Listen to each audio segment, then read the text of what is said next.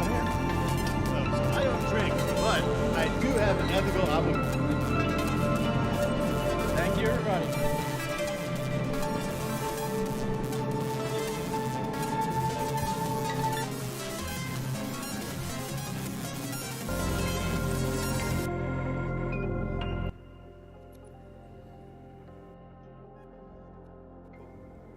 All right, so my name is Michael, and this is the title of my talk. It is Laundering Money. If you're here to learn about laundering money, you're in the wrong place, because this talk is laundering money. What we're going to do today is do some laundry for free on machines that would really rather that you pay for them. In other words, what we're going to do is save, that's right, laundering money. And from whom are we going to save it? A company called CSC ServiceWorks, who is the villain of this talk. And that is despite the fact that to the untrained eye, it's going to look like I am the one doing all of the bad things. But I promise you, I know we are the protagonists. This is our target. It is, these are the washers in my building. They are CSC branded. And these are the dryers on the other side of the hallway. They are Speed Queens. Speed Queens are the most popular model of commercial washer and dryer in the United States. And I made that up, but it's probably true. The manuals for these can all be found online. They're extensively documented, and the manuals tell you how to hack the machine. But the problem is that CSC, because they suck, have modified the base Speed Queens so that nothing works, right? You're in the right place. So here's a comprehensive list of things that do not work. And I have to do this because if I don't, inevitably someone is going to come up to me at the end of me that I've wasted my time and that he saw a TikTok video and all you have to do is press 2 buttons and the machine will do whatever you want. It's not true. So we're going to start with the stupidest tricks. Who played video games? And you used to the hardware store, buy a washer that was just quarter sized and put it in the machine and it would give you credit for a quarter. These days the washers cost more than the quarters do, but it's the principle. There's a type of person who is willing to spend 40 cents to make sure that the other guy gets 0 cents, and it's nice to meet you too. The second bullet point here is that if the first one fails, if it knows that the washer is not a quarter, you can drill a tiny hole in a real quarter, tie a string around it, and go fishing like Wile E. Coyote and just pull the quarter back out. Doesn't work. These machines have trapdoors in the coin slot mechanism. So, manual mode, the 2-button trick from TikTok, puts the machine into something called manual mode, which, believe it or not, is documented in the manual. There are several ways to get into manual mode, which gives you admin privileges, and none of them work because CSC has changed the base model and all the circuitry. There's also a dip switch to turn off the entire payment system. Doesn't work. And I'm from Baltimore, and there's a guy up the street in Philadelphia who has a video on YouTube where he just takes a pocket knife basically and shorts out these 2 wires. This doesn't work on my model because my model doesn't have those wires. All right, but who is CSC ServiceWorks? Well, what do? They take these laundry machines, they outfit them with a pay module, and they put them into condo buildings and apartments, and the residents pay to use them, and in exchange, CSC is supposed to maintain the machines. There are 3 ways to pay. The first is a refillable chip card. The second are these 2 stupid apps. And the third is with quarters, the old-fashioned way, right? But a picture is worth 1,000 words. And so here's a picture of what CSC actually does. I hope you can see that. It's quite impressive because it's not possible to give a lower rating than 1 star. And there are 343 reviews up there. But the Better Business Bureau sucks. So what if you trust Yelp? Ooh, we're getting better at least. But Yelp has been known to manipulate ratings. So what if we ask Google? Yikes. Okay. Well, this is unfair because what does a 1-star rating even mean? We need to be able to put this into context somehow to really, be able to judge what 1 star means. I'm from Baltimore. So to put this in context for me, I decided to find out what former residents think of the Baltimore jail after they've been released. You've heard it here first, folks. Having any sort of business relationship with CSC ServiceWorks is less fun than jail. And not just any jail, Baltimore jail. All right. Now, yes, a picture is worth 1,000 words, but words are also worth words. Specifically, each word is worth 1 word. So I'm going to use some words to tell you about the dark patterns that CSC uses to steal money from its customers, and for 2 reasons. Because, right, in a minute, I'm going to rob these guys, and I don't want anyone to feel guilty. That's the first reason. But the second reason is that this is a security-minded audience, and some of these are actually kind of good and would be funny if it wasn't my money they're stealing. The first dark pattern is with the refillable chip cards, which have the same downsides that any gift card have, right? If the company stops supporting them, or if they change the machines, if you lose it, if it's you're fucked. These specific card machines, they have a separate refill machine and some fine print in the lower right-hand corner of the refill machine that says that they do not accept $1 bills. Oh, they accept $1 bills. What they won't do is put $1 on your card. Through the REPL. You can have precompiled bytecode modules, and we'll talk about the structure of those. But then you can also take those precompiled modules and cook them into the file, into the MicroPython firmware at build time. I ran into the president of CrowdStrike backstage. Hey, listen, Mike is a great guy, huge fan of his work, really. There's tools for working with the other portions of this. There's no tools for going back from a frozen module. And so in badge life, a lot of CTFs that use badges will hold secrets and keys and code that they don't want you to see as part of the CTF inside those frozen modules. The feature is there for efficiency. So the feature is there so that you're not wasting additional memory loading .py or loading the .mpy file into 100 people with a stupid card with money on it that they can't spend, that they've already paid for. And the only way to get it back now is to just snail mail the card to them and pray, because you don't even know how much money is on the card because they stole the fucking card reader. The machine settings also don't work in your favor. When I originally did this work, the machines in my building were $1.85 a piece, and you could only put $10 at a time on your card. And if you've ever tried to spend $10, $1.85 at a time, you can't. So when you lose that card, they get some of your money. Now, they've since remedied this by raising the price to $2, but also fuck them for raising the price. If you put quarters into the coin-operated machines, you lose the ability to change any of the cycle options. So if you try to change from, say, cold water to hot water, and you forget after you've put a quarter in, you can't. You have to take your laundry, move it next door, pay again, and then run with the hot water. All right. I don't know too much about the apps because I would rather die than install an app on my phone, but I do know that the apps will take your money at any time over cellular data, but you can only redeem the credit if the building's Wi-Fi is up and if CSC servers are working. Finally, the oldest dark pattern in the world is to just have shitty customer service. Once they have your money, they don't want to answer the phone, and they especially don't want to give it back. They also do not fix the machines, which you may recall, if you were paying attention, is the one thing that they're supposed to do in exchange for your money. And the last one doesn't fit anywhere, but I threw it in there. They lost a RICO lawsuit for doing RICO shit. So I've concluded that CSC's business model is just stealing quarters from old ladies, because what are you going to do about it? Well, what am I going to do about it? This is me. Why do I care so much? So I've been in the industry for like 20 years doing programming, system administration, hacking. I was one of the teenagers who got in trouble for taking down MySpace. These days, I do more benign stuff. I file CVEs against open source projects and contribute fixes. I'm a Gentoo Linux developer. I have a PhD in math. Doesn't matter. Nobody cares. All you need to know about me is that I really hate being taken advantage of, especially when it's for a small amount of money, and especially when the implication is that I just won't do anything about it. Now, this is DEF CON, so there are a lot of people here who are way better than me with electronic what's-its and thingamabobs. However, I do have a very particular set of skills. So I'm going to use those skills to give myself a refund. Why?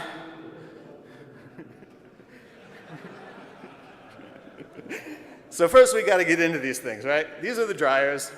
That's the front view. That's the top view. Those are Phillips screws. And this is a Phillips screwdriver. This is a 20-minute talk. I'm not sure what you expected. The washers are a little bit harder. right? There's a tubular lock on the front of that thing, and so we've got some options. The first option, hardcore mode. If you know how to pick tubular locks, that'll get you right in, but there's a problem with this. Now, there's an entire village of people here who would love to discuss the intricacies of lockpick law with you, and then they would tell you not to pick any lock that doesn't belong to you. I'm not one of those people. Follow your heart. Do what the fuck you want to. Now, we can sidestep that issue, though. Right? Inside the door of the washers, there's a sticker that says Alliance Laundry Systems. Now, I guess they supplied these machines to CSC before the retrofit. And I might have got the idea to just type in Alliance Laundry Systems into Google. And I'm not sure if you can read the fine print, but that says Alliance Washer Dryer Key that I've typed into the search box. And you only get one result. And it's a key that costs $5.80, which I am more than willing to risk to look cool up here on stage. And what do you know? Not only does it open this one, it opens them all. Now, once we're inside, of course, we have to actually give ourselves a refund somehow via subterfuge. And so there are some caveats here, right? Chronologically, this is where all the things that don't work would go in my story. And once you have physical access to a machine, hacking it really shouldn't be that hard. But there are some extra constraints here that make it difficult. First is that I can't break the machine, right? My neighbors use these machines to do laundry. I like my neighbors, and you really don't want to be on the bad side of someone who wakes up at 5 in the morning on a Sunday to do laundry. Really, though, I can't break the machine, because if I break the machine, the property manager is going to get involved. They're going to call the board. The board is made up of my neighbors. I like my neighbors. I don't want to waste their time. But seriously, I can't break the machines. If I break the machines, the $2 joke doesn't go so well. What are they going to do? Sue me for $1,000?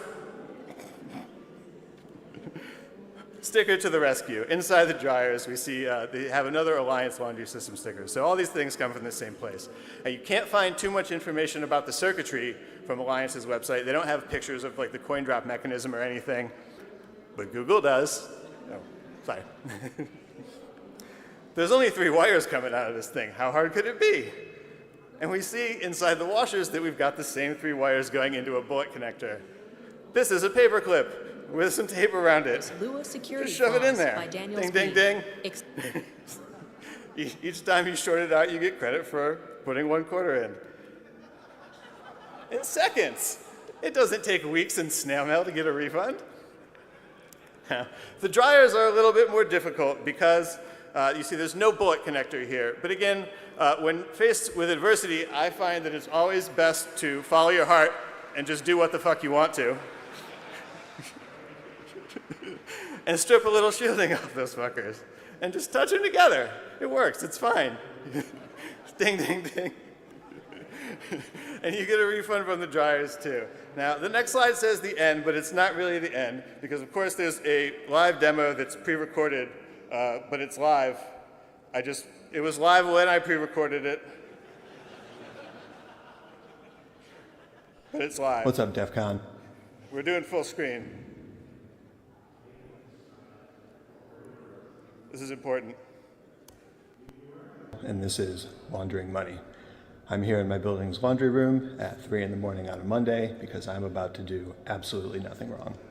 Before we get started, I've got to attach my phone to my YoPro so that you can see what I can see. So bear with me for a second. I think that should just about do it. And since I've already told you how this is going to go, we can just jump right into the demo. So over here on my right, we see a bunch of stupid washing machines. And the first thing that we need to do to get some free money out of these guys is to get into this service panel. Now, obviously, the best way to do that in terms of how cool it makes you look is with this Covert Instruments tubular lockpick. This is much more than a lockpick. It is actually an impressioning tool, which means that you can save your game once you've picked the lock. And that is why I do not have to stand here for 30 seconds and jiggle this thing back and forth to get the lock open. However, you'll notice I've closed the panel back up, and the reason for that is because, as it turns out, in the state of Maryland at least, it is illegal to use a lockpick to commit a crime. And so instead, I have here with me my Great 100 key that I have purchased from Alliance Laundry Systems. And what I'm going to do is open the service panel with this guy. Once it's open, we can immediately identify the trio of red, black, and white wires running in from the coin drop mechanism. And to perform the cha-ching operation, I'm going to be using this custom hacking tool here that you can find at any Radio Shack. And all I'm going to do is insert the ends of it into the holes occupied by the red and black wires.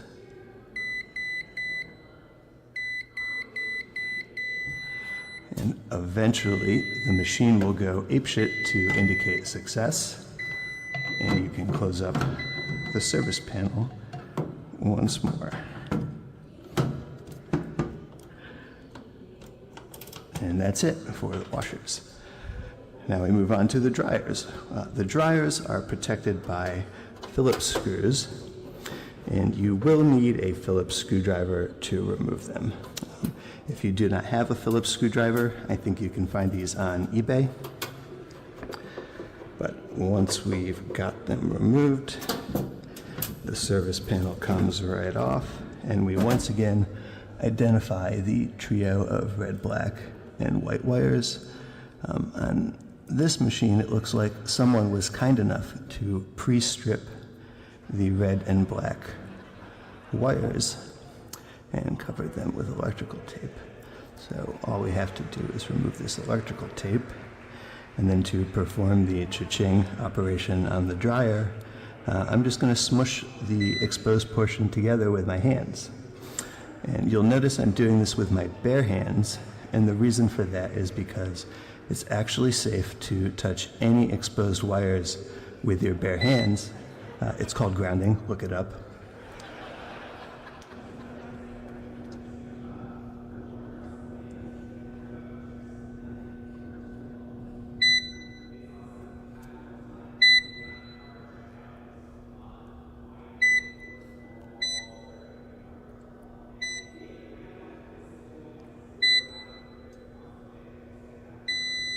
Once again, the loud screeching noise from the siren indicates that everything is fine. We can replace the electric tape and close the panel back up.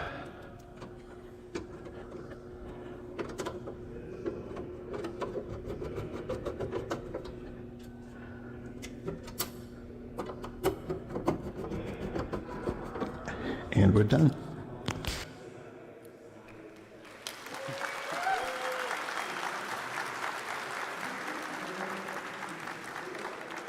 But wait, there's more.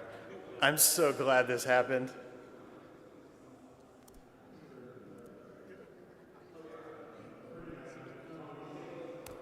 DEF CON, it's your boy back in the LR with an update.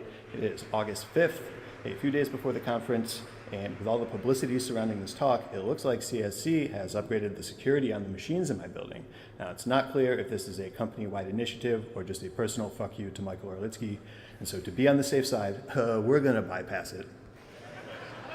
The first thing that they've done is to replace the old shitty tubular locks on the washers with new shitty tubular locks. So unfortunately, the Great 100 key will no longer open that up. But if you have the Covert Instruments tubular lockpick, of course, it comes right open. So fuck out of my face with that shit.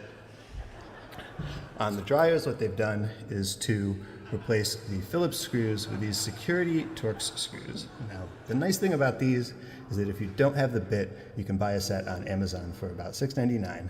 And the nice thing about $6.99 is that if you don't have it, what you can do is completely ignore everything that I just said and get a standard flathead screwdriver and just shove it in that bitch. Now, what I want you to do next is close your eyes and acknowledge that through the power of Christ, anything is possible, and then slowly begin to turn the screwdriver.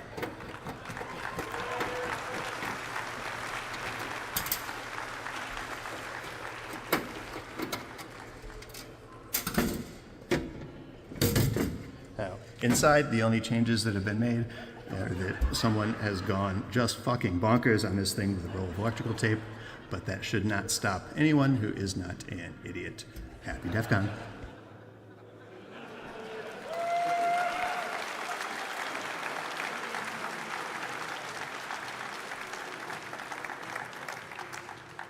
This is all completely legal. Thank you.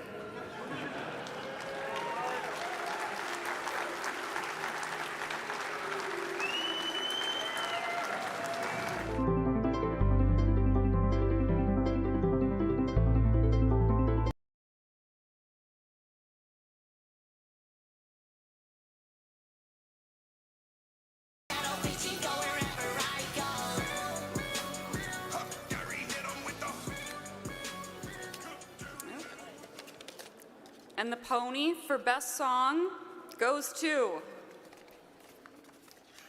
Uwu for Touch Some Grass. Let's go. A good reminder for us all. Do we have someone? Yes. I think we have someone to Awesome. accept the award. Finally. SSL library myself. I mean, who wouldn't want to take credit for As this, close you to the know? version as I can get, and as Nice. close to the same options as I can figure for theirs. Hi, so my that I name is can use Int80. that I'm the rapper as in a sort group of a called Rosetta Dualcore, Stone for the- and also in a group called the Troubleshooters, and also in a group called No Friends. And I am not magical malware girls. However, we do have a collaboration in the mix, and I have been nominated by Uwu Underground to accept this award on their behalf. I will say I get asked a lot as a rapper, what do you think about AI-generated music? And as a rapper, I do not consider myself a real musician because rapping does not require talent.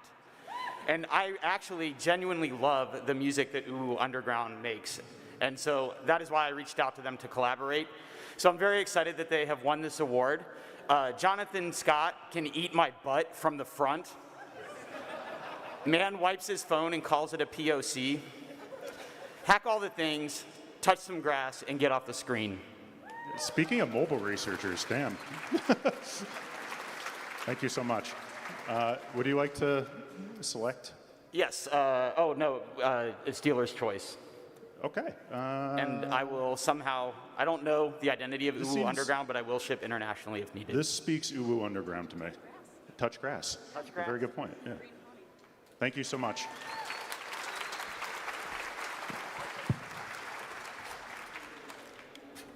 All right, wonderful. Next up, we have the pony for most innovative research being presented by Ryan Spears. Welcome to the stage. Good morning, everyone.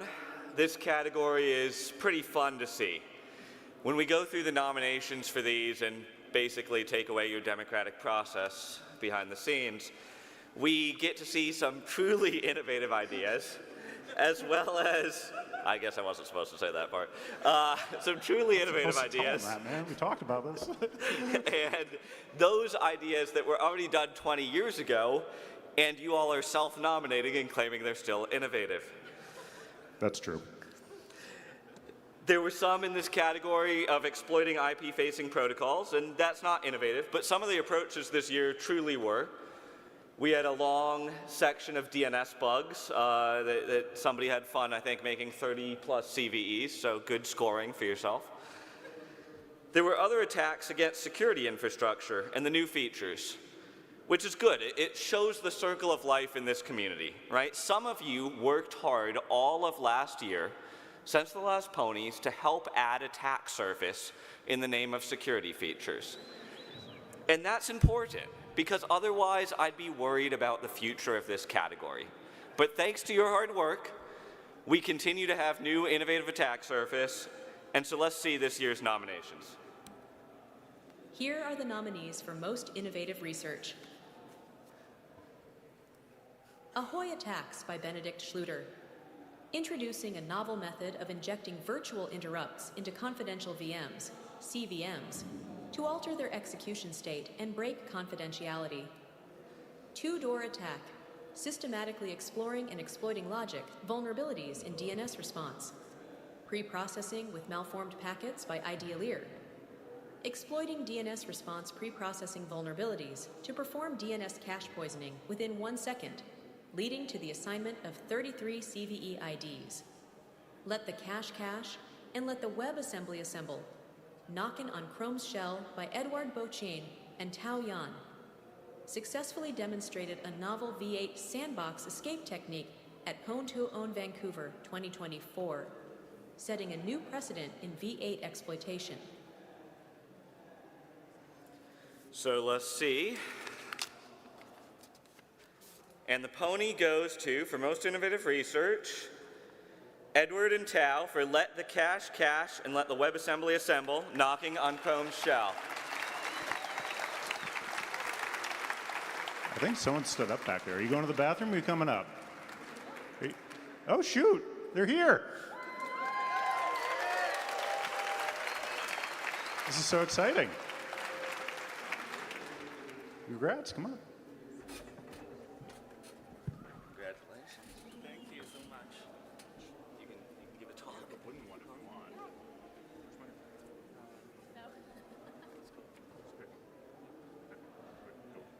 Yes, exactly.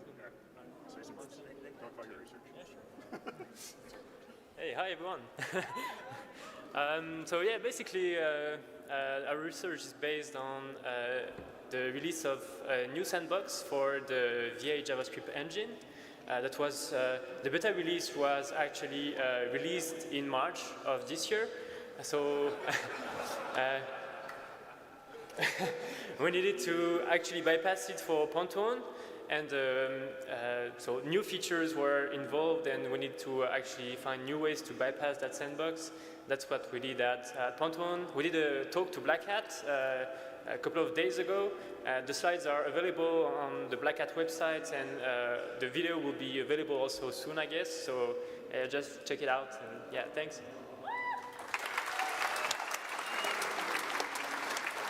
Thank you. Thank you so much.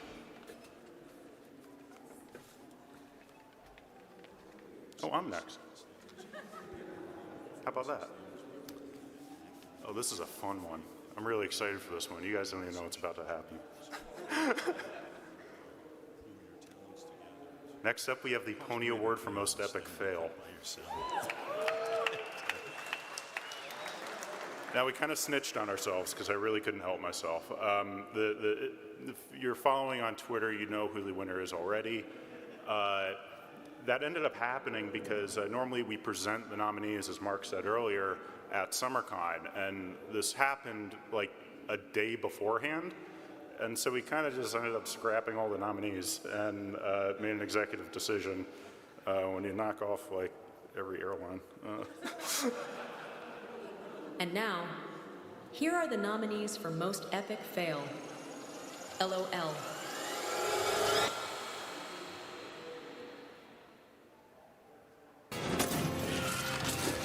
Today's adversaries move fast. CrowdStrike moves faster. CrowdStrike, we stop breaches. Wow, you're a winner! How about that? Well, do we have anyone here who would like to accept this Pony Award? Oh my goodness gracious, we do.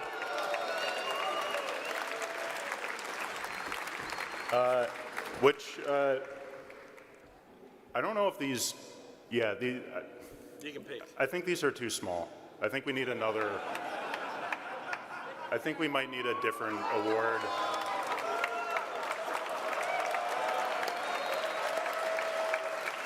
Look at that. I can open the envelope if we need to, but please, it's all yours. Can I put it down there? Yeah. That's a big trophy. Hey everyone, Mike Santonis, president of CrowdStrike.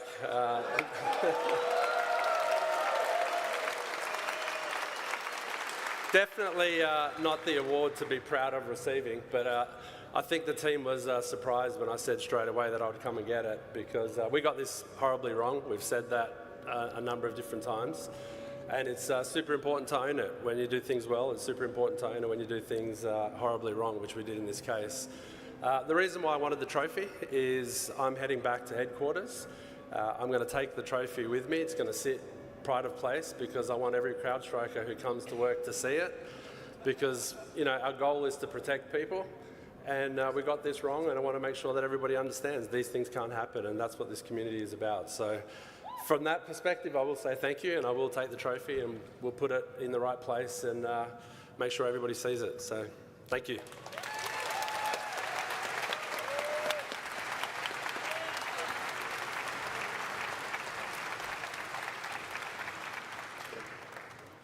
See, people are mad at us for giving out like negative awards, but then you get people like really, you know, taking it and speaking to it. It's good. I'm very happy.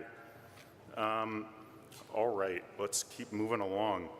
Next up, we have the pony for most underhyped research being presented by Ong Kui, the CEO of Red Blue Security and one of our sponsors. All right.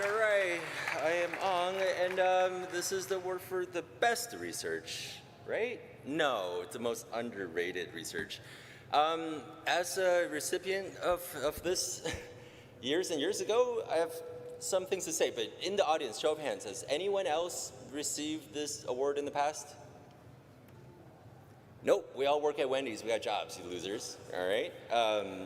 So some of the things that I want to, for example, I want to give examples of really innovative, impactful things that have changed our lives that most of us don't even care or know about. So I was reading this paper that is also very underrated. It's the breeding behavior of blind Mexican cavefish in river-dwelling cavities of types, right? That's important. That's literally going to change the world and stuff. Some other examples, Gregor Mendel, right? He made peas, do their business, and created the theory behind genetics and hybridization. Awesome, important work. People gave him a high five for that 16 years after he died. So, there's always something to look forward to. And then, also plate tectonics, right? Remember, for thousands of years, 2,000, 1,000, people thought the world was always the way it is, even though, even any 5-year-old can look at all the continents and say, if I squish them together, don't they all kind of fit, right? So yeah, that was the paper that was written, let me check, in 1596, and it was officially accepted in 1959, that plates move and the round thing, they shift, and there used to be Pangea, right? So last example, the wonderful man, very, very, very underrated, Thomas Midgley. Does anybody know who Thomas Midgley is? Show of hands. All right, underrated indeed. This is a man, in 1 decade, invented leaded gasoline and chlorofluorocarbons, right, to make the world kick ass. So, he's pretty underrated too, right? So in that context, let's look at some of the most underrated research of this year.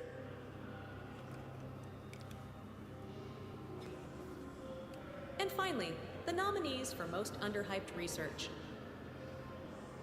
CNO Eval, Runtime Dynamic Code Execution in Objective-C by Code Colorist.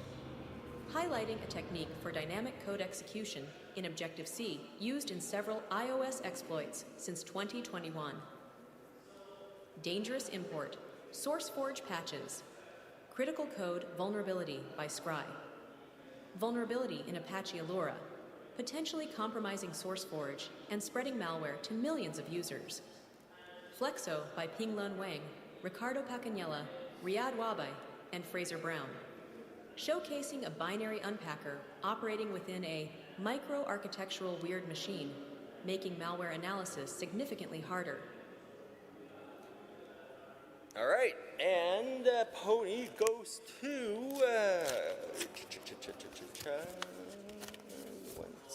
one second. CNO Eval, Runtime Dynamic Code Execution, Objective-C. Anybody here? Anybody? Bathroom? No, he's going to the bathroom. Wait, yes. Oh my gosh, let's go. What are you forgetting? Come Sir, on. no running at the... I'm not sure what order. If you want to talk about it because you're excited or you want to grab a pony out. Yeah, talk, go.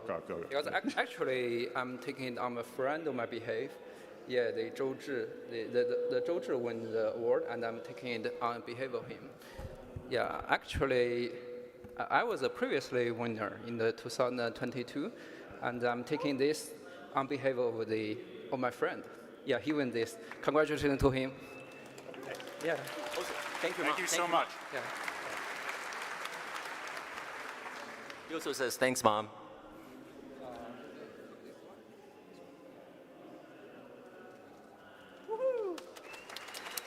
Thank Thank you. All right, thank you so much. That's another thing. Like, I love it when, like, you know, accepted on a friend's behalf.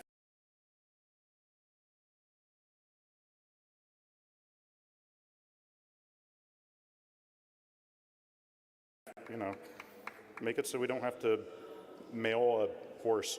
Fun fact, designing these things. So these were all manufactured, certainly not using any type of child labor in a undisclosed basement in the DC metro area. Paint fumes, oof. I'm in New York. Have you ever had to buy 11 My Little Ponies off Amazon? Do you know what that does to your ad targeting? 11 My Little Ponies into a backpack and then taking the train down because I really didn't want to explain it to a TSA agent. But you get a really weird thrill just thinking like nobody on this train knows I have 11 My Little Pony horses in my backpack right now. Up until they were buying podiums for it and demanded that I open it up and pull one out and start measuring it on the train, which I had to do. So thanks, guys. All right. Moving right along, we have the pony for best privilege escalation being presented by Nika.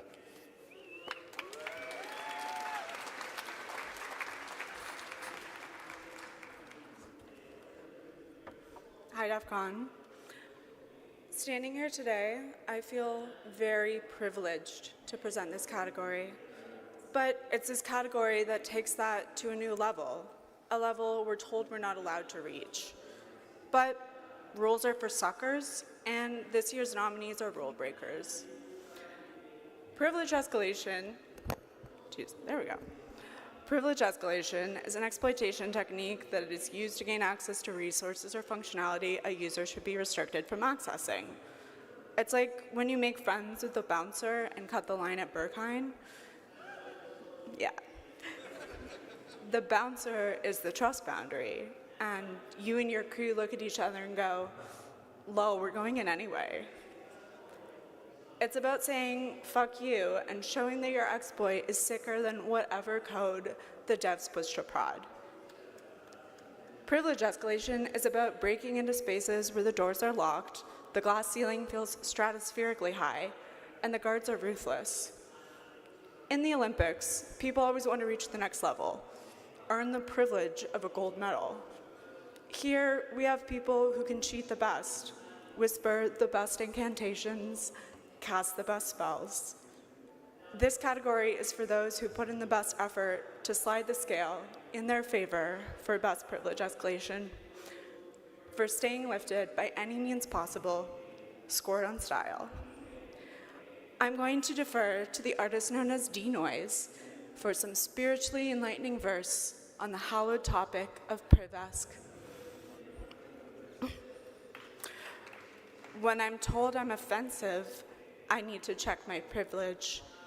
Anti-authority system. Here are the nominees for Best Priv-esc.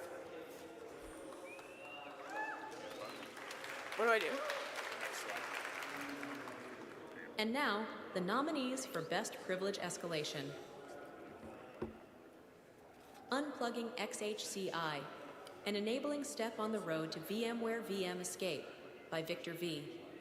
Detailing a successful VMware Workstation escape exploit from the Tianfu Cup 2023 by removing the XHCI USB controller within the virtual machine, triggering a use-after-free vulnerability. A registry window to kernel memory by M. Jerkzik. Highlighting memory corruption in Windows registry handling, providing direct access to kernel memory, and turning Rigidite into a kernel memory editor. Windows streaming service UAF used at Pwn2Own Vancouver by Chompy, exploiting an improper object reference count update in the Microsoft kernel streaming server, causing a use after free for a virtual table call, earning $15,000 at the competition. And the pony goes to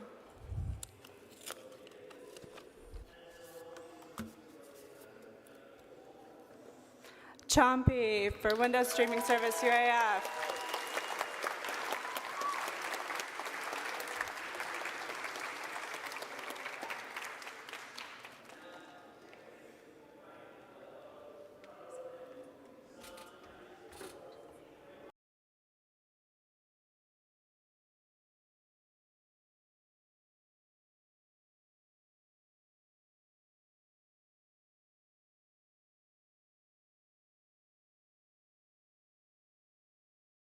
Okay,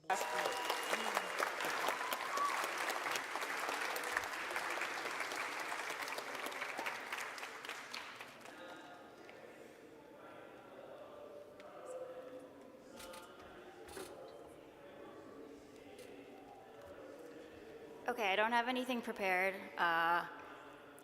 Didn't even know if I was gonna come. I don't know who decided to make this at 10 a.m. on Saturday after DEF CON, but I'm here. A little underdressed, everyone looks amazing. Don't have that much to say other than I'm super grateful for my management and my team that public research. I know that's not a common thing.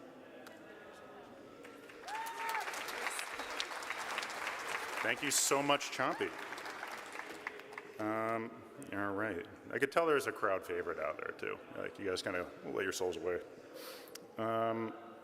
Let's see. Next up, we have the PWNIE Award for Best Remote Code Execution being presented by Ryan again.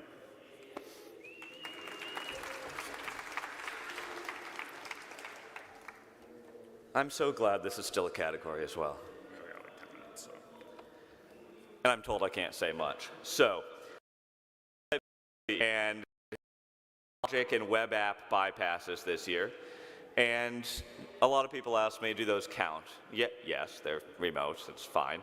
But we also all too often talk about web drive-bys and 0 and 1 clicks. And this year we had a lot of nominations. Took advantage of Exchange and just parked it in your inbox and let the computer click it over and over and over for you. And then we, of course, had nominations of the classic patterns. And everyone made sure this year, again, thank you to the community for leaving in buffer overflows, use after freeze. We and the nominees appreciate your dedication to these patterns. Otherwise, this could get boring or more interesting. So now let's see for the nominees. Next up, here are the nominees for Best Remote Code Execution. Jump Server Pre-Auth RCE Exploit Full Chain. Exploiting insecure random number logic in Python to achieve authentication bypass, resulting in pre-auth RCE. Half measures and full compromise. Chain of 3 vulnerabilities to Pwn Exchange by Piotr Bazidlo. This Microsoft Exchange RCE chain consists of 3 vulnerabilities, enabling RCE by any domain user. The overlooked pattern, Path to Pre-Auth RCE by RootOX Koshel, a critical pre-authenticated remote code execution vulnerability affecting all Windows versions from Server 2008 to Server 2022 and Windows 10 and 11. So the PWNIE for Best Remote Code Execution goes to, let's see, RootOX Koshel for the overlooked pattern CVE 2024-380 Path to Pre-Auth RCE.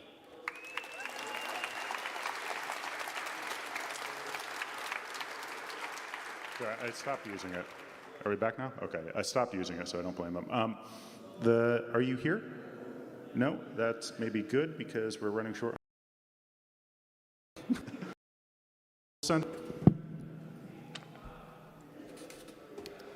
All right, next up for the lamest vendor response, we have Winona. Hey, what's up, guys? My name is Winona. I'm a former reverse engineer now in law school, but I am not anyone's lawyer yet. Don't tell me all the shit you do, Ian. First off, I have the distinct pleasure of introducing the lamest vendor response. Although I do want to say thank you guys all for coming. Like, the hacker community is so wonderful. Like, who else is going to come all the way out to the devil's armpit of America and go party all night and then show up at 10 a.m. for an awards show with people who are as hungover as you guys are? There's also Gatorades up here if y'all want them. I brought some of them just for you. On the lamest vendor response, the reason why we give this award out is that when a company makes business decisions that runs against the hacker ethos, we want to call that out. Things that are damaging, things that actively result in us having to clean up their stuff, or even just things that are just in poor form. That being said, you know, it says, hey guys, not cool, and it hopefully will pressure them to change their habits a little bit. Of course, the hacker community is super diverse. We have a lot of different opinions. And if you don't agree with some of the nominees up here, I truly hope that we hear from you next year. Please tell us who you think your lamest vendor is, and we will gladly bring them up here. So now let's hear the nominees. Hit what? Arrow? Oh. The nominees for lamest vendor response are Linux CVE CNA. The Linux kernel team is giving every bug a CVE, not just the vulnerabilities. What could go wrong? Xiaomi's Pwn2Own infrastructure fail. Xiaomi disabled parts of its infrastructure, including its global app store, to stop Pwn2Own contestants from pwning. Kaspersky Antivirus, trying to claim a bug bounty from Apple for triangulation. Can't pay out sanctioned entities, guys. Sorry, sucks to suck. And the Pony Award goes to Xiaomi for their Pwn2Own infrastructure fail. 我们的小米朋友在吗？可以上台吗？ Come on up, please. No? Nobody? Nobody? All right, we're really running low on time, so we're just going to keep moving. All right. I also have the distinct Winona honor, again. yeah, it's me again.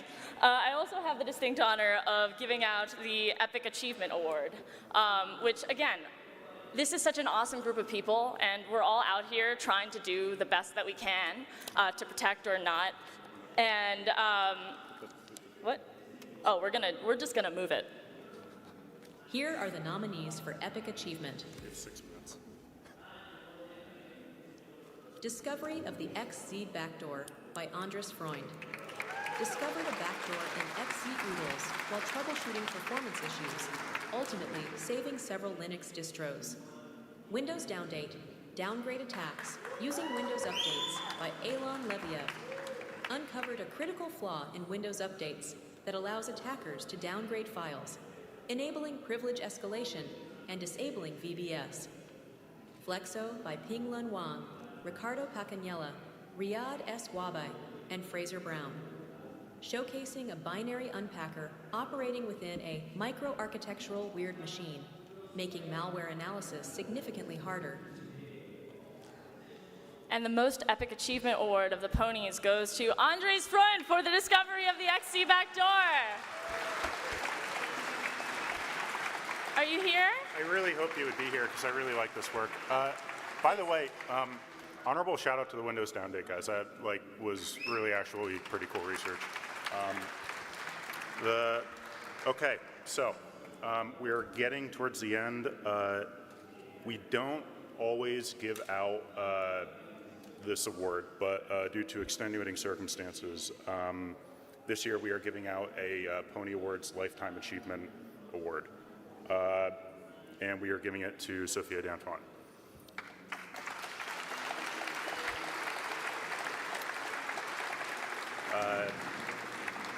Many of you may be unaware, but Sophia passed away earlier this year. Those of you familiar with margin research or the Pony Awards are likely aware that it wasn't just me doing this these past few years, I was doing it with Sophia.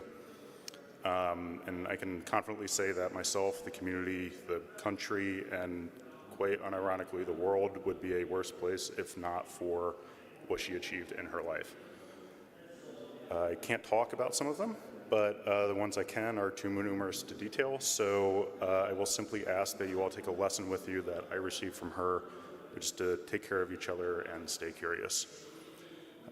So speaking of curiosity, here is a curious and delightful and smart individual. I'd like to welcome Sophia's sister and the president of Margin Research, Claudia D'Antoine, up to accept the Lifetime Achievement Award.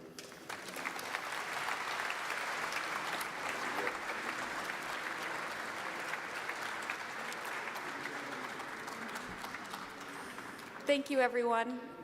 I know we're running a little short on time, but I just wanted to thank everyone here at probably the largest conference I've been to in the last couple of months following my sister's death. Whether any of you knew her as Sophia, as Calaquendi, through her work in hacking for Soju, doing training with the folks at Binary Ninja, or even her work on a lot of policy stuff. She interacted with most, if not all, elements of what this conference stands for, and it's a great honor to be accepting this on her behalf. Thank you all very much.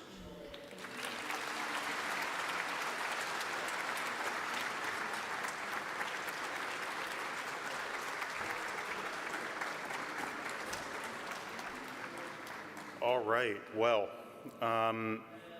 that's all, folks. Thank you so much for coming to the 2024 PWNIE Awards.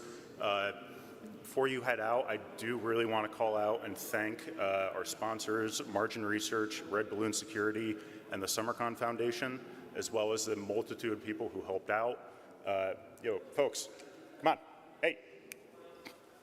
Come on, herd the cats, let's go, Alf as well. We've got Neil Durkin, Claudia D'Antoine, Mark Trumpor, Dawn Bosino, the entire PWNIE Awards construction crew, every presenter, the nominees, the winners, and honestly, most of all of you for coming out at 10 a.m. on a Saturday, DEF CON.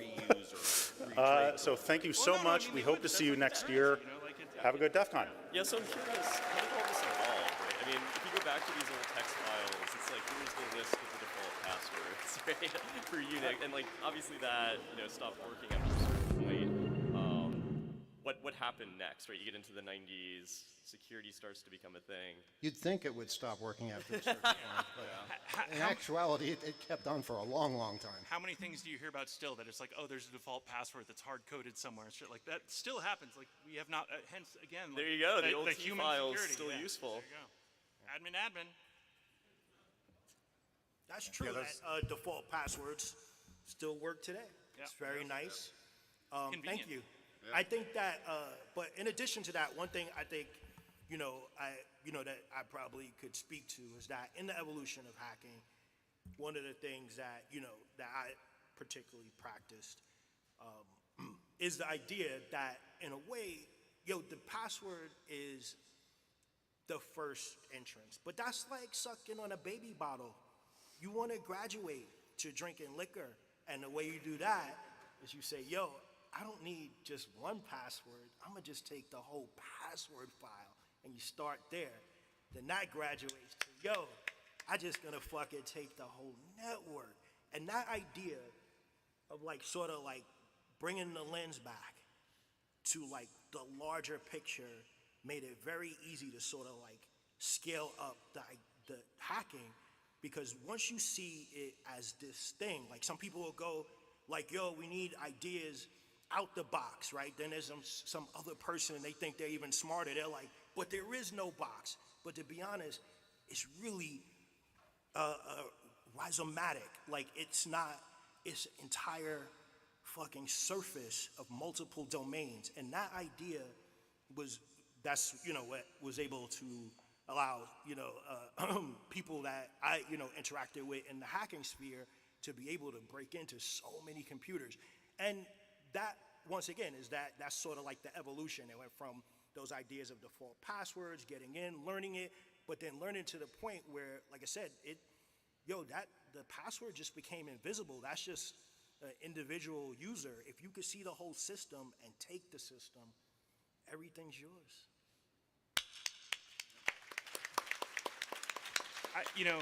John, you might be able to talk a little bit more about this, because this is, I think you have more personal experience than many of us, you and other people in MOD, about you own the phone system, and you could do things with that are still kind of mythical, turning people's home phones into pay phones and stuff like that. Sorry, allegedly. So maybe you can talk a little bit about more owning the system and what that was like, and both from an experiential and I don't know, talk around that. That's nice of you to say. I mean, one of the things, first of all, thank you for that. I probably wasn't going to talk about the magic of phone hacking. What's interesting is that it is like this hidden network that controls everything. Right now, a lot of it has shifted to the idea about mobile, but the original phone system that still works is amazing. Its complexity, so many things came out of those initial engineers who designed the system, but how robust it is. I mean, like, it was literally built to survive nuclear attack. Like, you look around your town of any size, and there is going to be like a hardened building that's the old phone switching office. That's right. And then System 5 actually paved the way for like what everyone uses today. So that idea about the phone system, you could control everything. There was like, you could make service orders, you could change things. Yes, I did. I love changing people's, you could turn it into a payphone.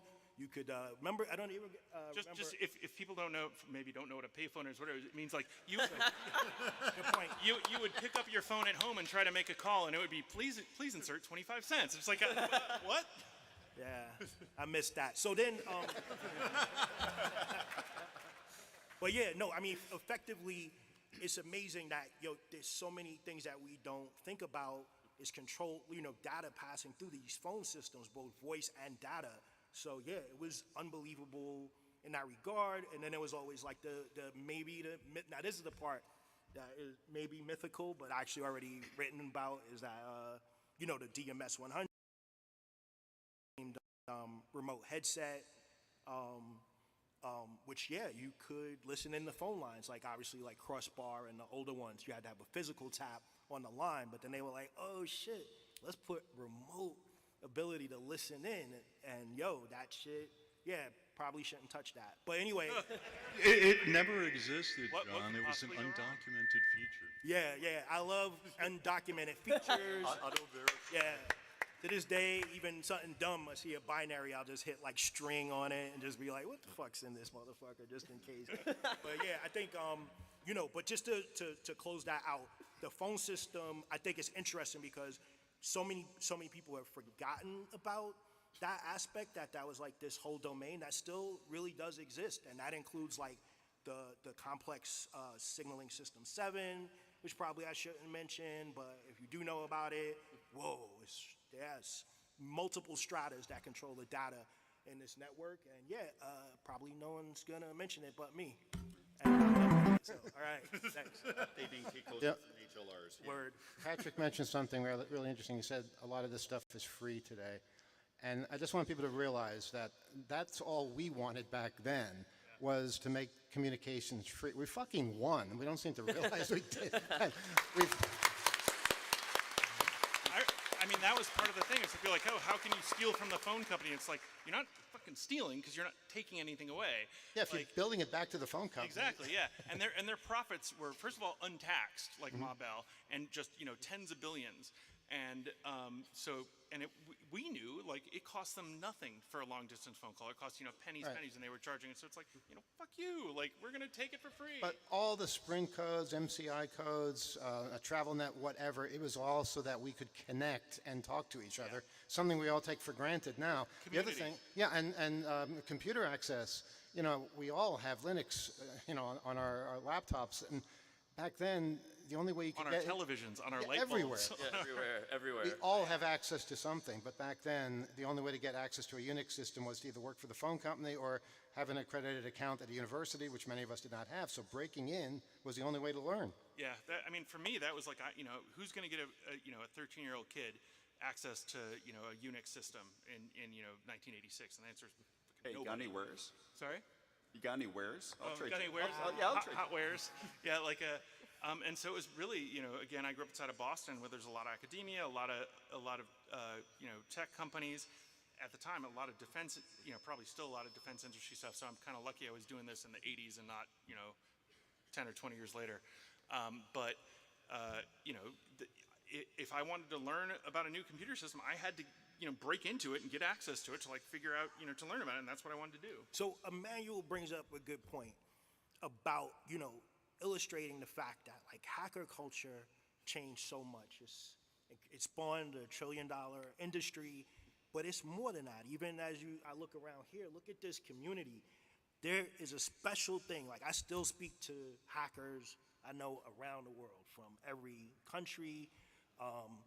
Sometimes they don't like me because maybe I hacked their country. But yo, that's how understanding comes together. But the main thing, hacker culture, it's incredible. So could I just tie it into like the 90s, that 80s and 90s cruxible. So now there were hackers that predated us, right? Tap, blah, blah, blah. I don't know what they listened to, Grateful Dead or Arlo Guthrie. There's nothing wrong with that.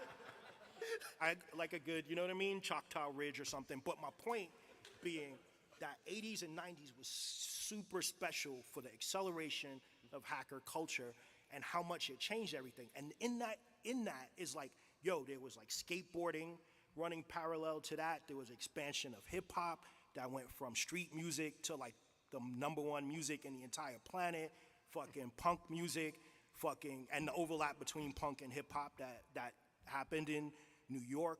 All these amazing cultures that are part of the tapestry of our life all coincided with the rise of hacking. All these communities, all these people who develop like rich digital identities to this day. Like I'm sure everybody here, like even the goons, everybody has these alternative names that represents that. But all of that kind of started with the anonymous names and additional pieces. And like I said, the things that Manuel mentioned that, you know, in a lot of ways that caused like conversations about free phones. If that's what the consumers want, that's what we're gonna give them. And there's so many examples of how hacker culture has done that. And even to today, pushing things like, you know, right of repair or like, you know, or even the GitHub, that nature of like, yo, you know, like I have a car thing, for instance, you know what I mean? And they shut it down, but like it doesn't matter. Yo, the community's gonna come together, recode that shit, and you know what I mean? I'm gonna turn it into like a toilet flusher with music, but that's not the point. The point is that is an outgrowth of all that hacker culture that is embodied here in this room today. So I just wanted to mention that. I think that's a really good point. Like, especially you mentioned GitHub, and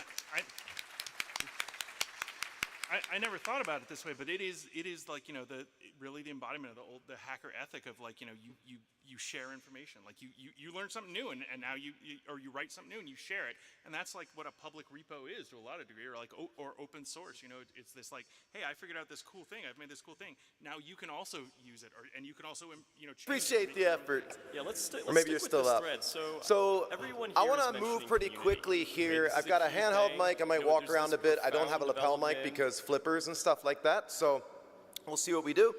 But I've got a lot of slides, and I want to make sure I get through everything. So I've got a quick agenda that I will start with. Let me quickly introduce myself for those of you who may not be familiar with who I am or my work.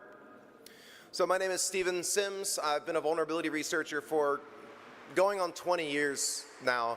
I was lucky enough early on to have computers in the house and be able to have access to video gaming and all the fun things early on, and editing hex edit, you know, using a hex editor and hacking, all the things you guys have already done. So let's move on beyond that. I've sold a lot of exploits over the past couple decades. I corrected myself there. I thought it was over 30 browser exploits, but I didn't want to fib, so I went back and counted, and it ends up being 29 of them.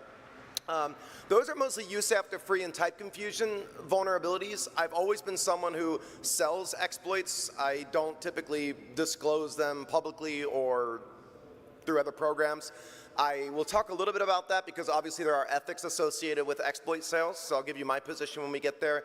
I found a couple kernel vulnerabilities on Windows, one RCE, which you can get a lot of money for nowadays.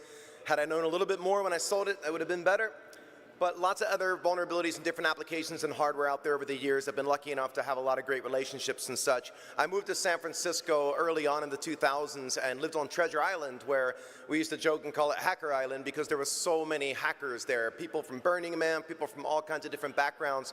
But it was just a free-for-all, and it was pretty incredible. Lots of people from CDC lived out there and others, and you know, you learn pretty early on to how to properly use a handle and not get yourself doxxed out there. I'm also, like I said, a musician at the SANS Institute. I'm the Offensive Operations Curriculum Lead, and I have a couple courses there on advanced exploit development. I am one of the co-authors of Gray Hat Hacking, if you've heard of that book series. We're talking right now about doing a 7th edition, so hopefully that comes to fruition. And then I also run a weekly stream you might have heard of called Off by One Security, where I do my own stream solo, and I also have a lot of guests on, and have been lucky enough to have some really amazing people on, and that just makes it all great. And I appreciate so many of you have come up and say thank you for the stream, because that means a lot to me. That's what I do it for, is to give back to the community. And if any of you are ever interested in being a guest, I'd love to hear from you. All right, so quick agenda. We're going to start off doing a quick history of mitigations. We're not going to cover all of them. There's dozens and dozens of them, so we can't get through them all. But we'll touch briefly on them, kind of show you where we were, where we are today. Microsoft MSRC was generous enough to get me some really cool cutting-edge data that has not been published yet. So you'll get to see some vulnerability information from Microsoft's perspective in relation to RCEs and local priv and other types of bugs. Then we'll quickly go through payouts. I did a stream last Friday on nothing but payouts and all the different types of buyers out there. And I got a lot of hate and a lot of love from that one, which I expected because, again, it involves your morals and it's very ethical considerations to have. We'll quickly look at the role of machine learning and AI in general in vulnerability research because that's obviously a hot topic as of late and will continue to be. And then we're going to switch over into being technical because I don't want to do a talk without being technical, and we'll get into looking at one specific mitigation that is implemented in the Windows kernel. And my main point of wanting to show you that is so that if you yourself want to understand how a new mitigation works that comes out, if you want to figure out how to bypass it, how to work around it, or other things, or how effective it is if you're a defender, you need to go and debug it. It's really the only way you can learn other than taking other people's published information. So every time a new mitigation comes out, I love to jump in to debuggers and disassemblers and go and understand it as best I can. And then we'll do some takeaways. That is the agenda. So the golden years, I'm not one, it's not my right to say what the golden years of hacking is, but I have been doing it long enough, and I remember, reading, it was before my time, but Aleph 1, Smashing the Stack for Fun and Profit, and other papers released around that time. OpenWall, work that Brad Spengler was doing, so many other brilliant researchers, and when I personally think about what the golden years is, it's before all these mitigations became really effective. You'll see on a diagram that I put together coming up in a moment that there are certain years where stuff got real serious, and it's only gotten harder and harder since then. So I would say the golden years of memory corruption bugs is long over, but still possible, and those bugs are very valuable now, and you'll see that in a moment. But you see here Windows up at the top, and we can go way back to Wentrust from Escape and WAG. That was what became Emmet, or at least some of the controls or mitigations there became the Enhanced Mitigation Experience Toolkit, which of course now today is Exploit Guard. But Windows, it wasn't until XP Service Pack 2 where mitigations were a thing. I remember when that dropped and admins were freaking out because it was over a gigabyte update and there were a lot of new mitigations published. You can see them listed there. I'm not going to go through every one of them, but notable ones like data execution prevention, that's huge. And then stack canaries. Linux down below, I was doing some research, and thankfully Brad Spengler pointed me to a great talk from maybe a decade or so ago that really went through every single mitigation when it came out, the bug classes, and gave credit where credit is due to all the brilliant researchers. And that's a really hard thing to do. There's a lot of confusion when you go out there trying to find out who the original source was that published a technique for exploitation or some documentation. And I try my best to give that credit. So the information there under Linux, all the way back to 1997, I mean, people were thinking about security way back in 1997, especially on the Linux side of the house, which, as expected, is always first in that realm. But OpenWall was a big one for that one. macOS, you can see, was a bit late to the game. ASLR, like randomization, didn't come out till like 2011. That's way behind Vista even. So all the operating systems now, though, are at a pretty good state. Some notable mitigations. This is not complete by any means. I put this together. There's always possibilities. There's mistakes. A lot of times mitigations come out like before the official OS release of that mitigation.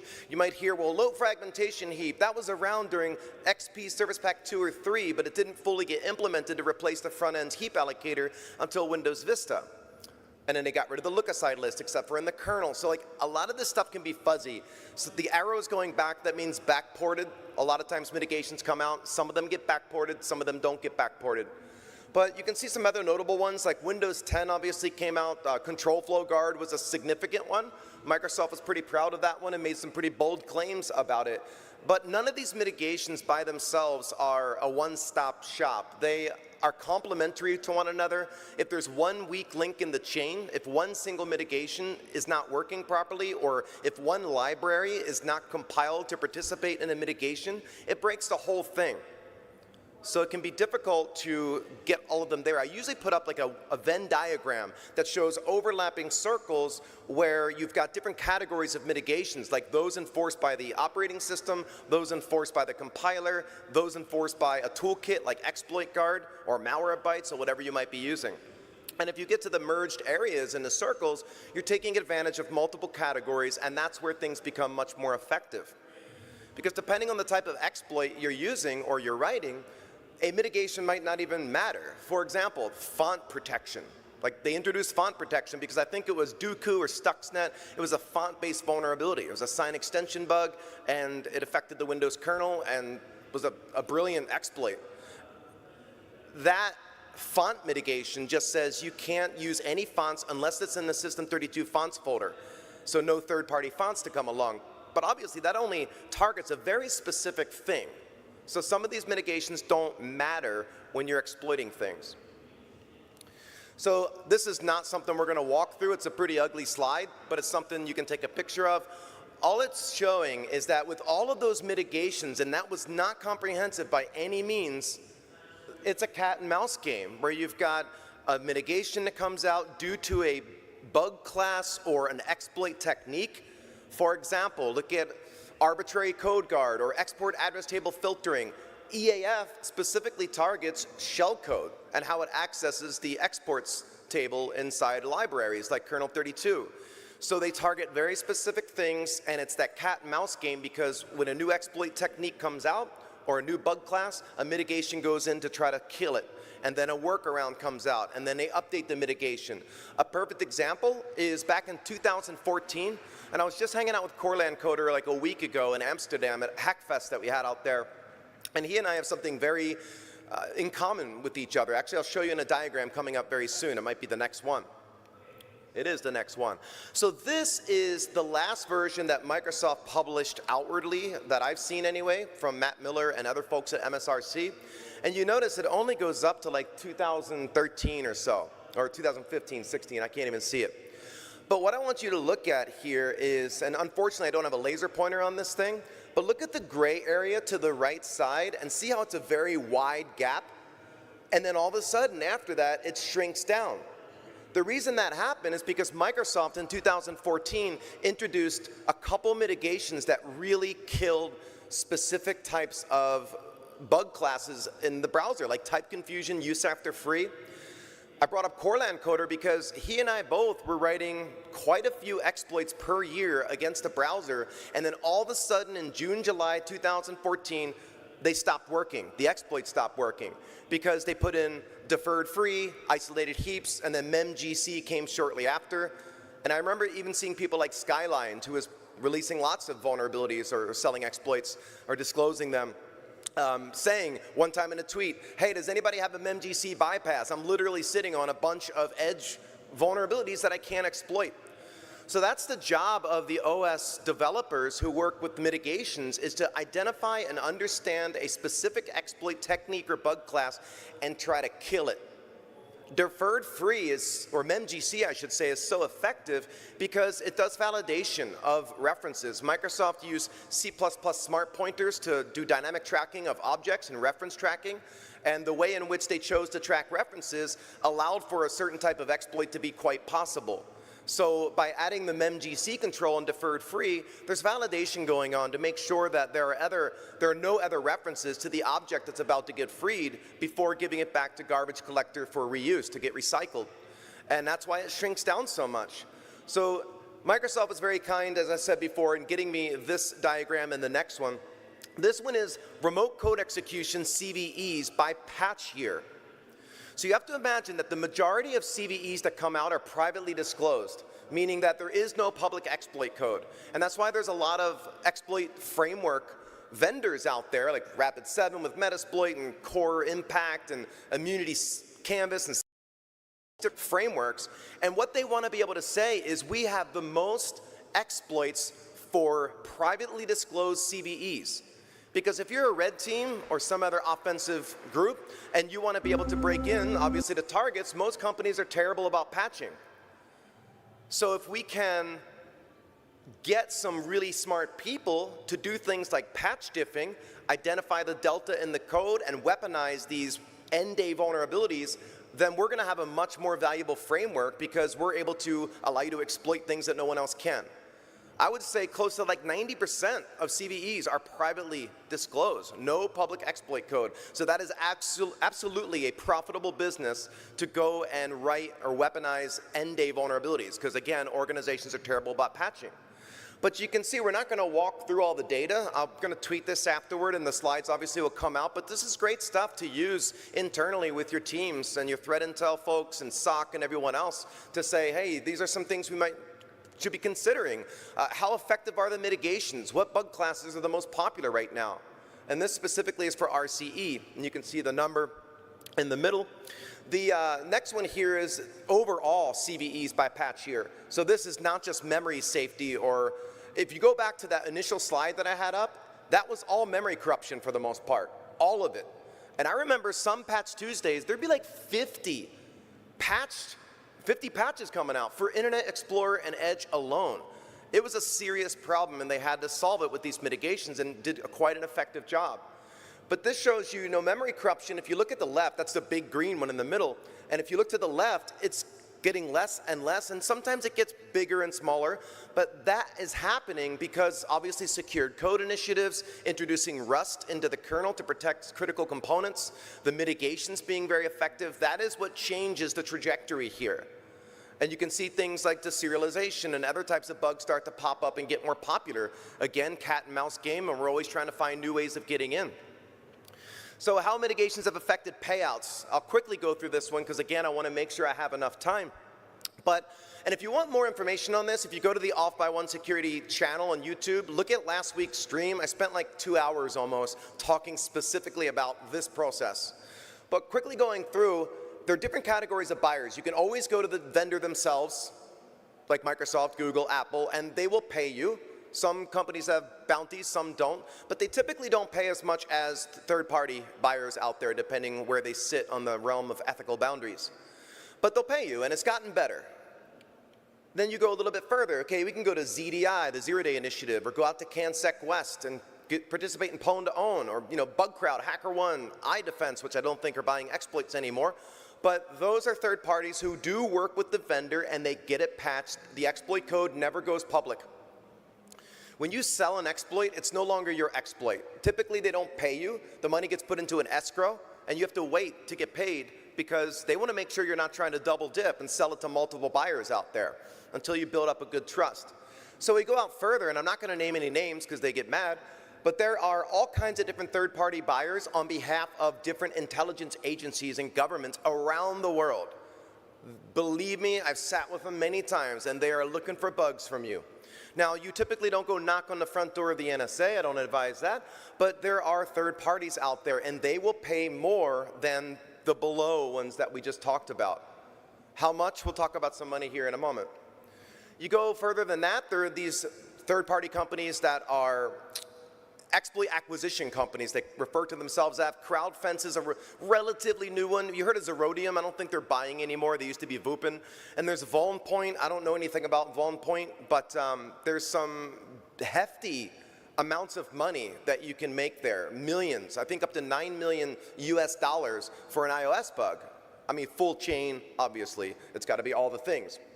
And then you've got kind of the most unethical place you can go, which are random people. This is where you got to be really careful because you don't know who you're selling to and you don't know who they're selling it to. You don't know who the buyer is. But this could be over Tor, Telegram. People, if you start getting known for selling exploits or having the skills to find 0 days and weaponize them, especially in today's climate with how hard it is, they will find you. But you've got to be really careful when you're selling this stuff to protect you and your family and other things. I really, again, recommend watching that stream if you're interested in that space because I go into some good detail about that. So examples of how much you get paid for some of this stuff. Now this example is one from me personally. I've always sold things. I don't sell to unethical buyers though. Personally, that's my choice. Yes, you get paid less, but that's, your choice. So someone like iDefense or ZDI, back in 2014, before those mitigations I told you about dropped, you could expect to get 10 to 30,000 US dollars for like a USAPTA-free exploit. And back then, you typically didn't need a big chain. Maybe one exploit or two, like an information disclosure bug to bypass ASLR if you needed it. But if anyone remembers, and I'm sure some of you do, JRE6, the Java Runtime Environment 6, MSVCR71.dll. That made me a lot of money because they didn't add dynamic rebasing to that module, and it also had all the gadgets you need to get around data execution prevention. So it's a beautiful thing. So if you found one remote code execution USAPTA-free against a browser, that's all you needed. There was no sandboxing on Internet Explorer Edge back then. And so you could expect to get paid that amount, but now it's a lot harder. On the more unethical side of it, you can expect to get paid 10 to 20 times more. So you can see an example there from CrowdFence. They say offering up to 400,000. That's straight from the website. Another example is iOS, zero-click. Apple created something called Blastdoor to try to triage text messages coming in to make sure code execution isn't occurring. Like, it's going to be a lot harder to jailbreak or root that phone because of Blastdoor. So you got to have like 4 to 6 0 days chained together at least. And it's not one person out there doing this anymore. Back in 2014, you and yourself could find enough to get around all the things and get code execution.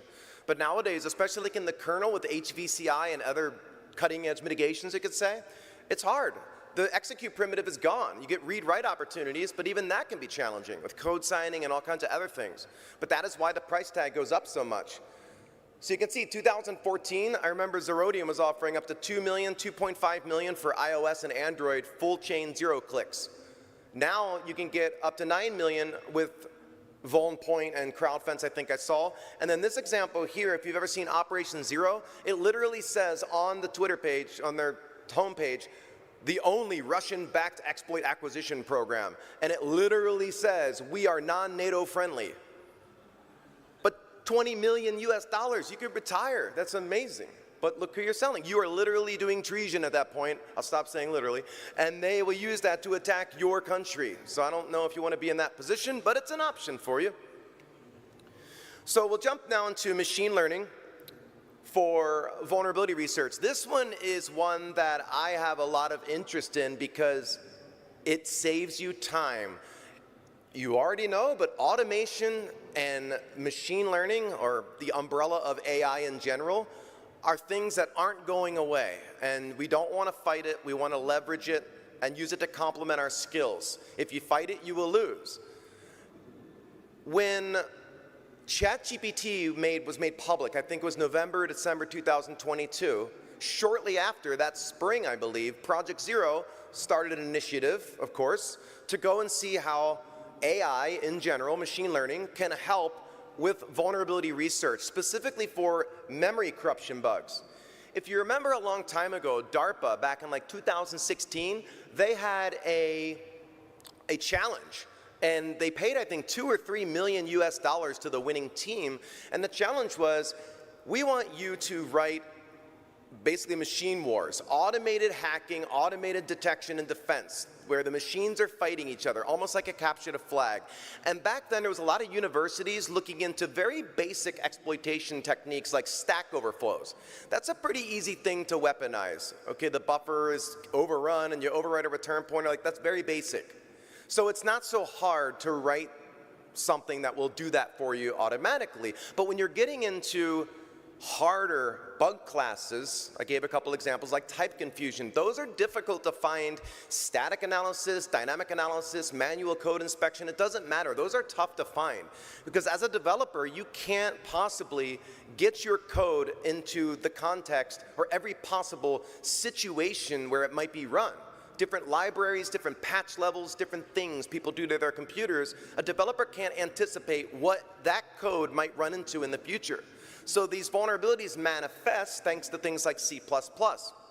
A lot of people ask, well, why aren't we already on Rust? Why isn't the Windows kernel rewritten entirely in Rust? Now, I can't answer that 100%, but I can give my opinion, which is, wow. Theirs is louder than mine. That's amazing. All right, okay. That was cutting me off. So Rust Remember when HD Moore and the Metasploit team, they were on Perl early on? Metasploit came out in 2003. And at one point they said, we need to get off Perl because the language wasn't growing at the same pace that they needed it to. And so they were going to choose between Python and, what's the other one? Ruby, right? And they chose Ruby. And I remember talking to HD Moore at DEF CON a long time ago, and I believe it was the Ruby developers were willing to work with that project because it became the largest open source Ruby project to improve the language to meet the needs of the developers. So the language developers working with the developers of the framework. I imagine it's a similar thing where C++ has been around for a long time. It's very mature, it's very powerful. So a couple things you get from that. You've got developers with decades of experience who can't just overnight over to Rust, and you've got limitations in the language that might not allow it to do the things that C++ can do.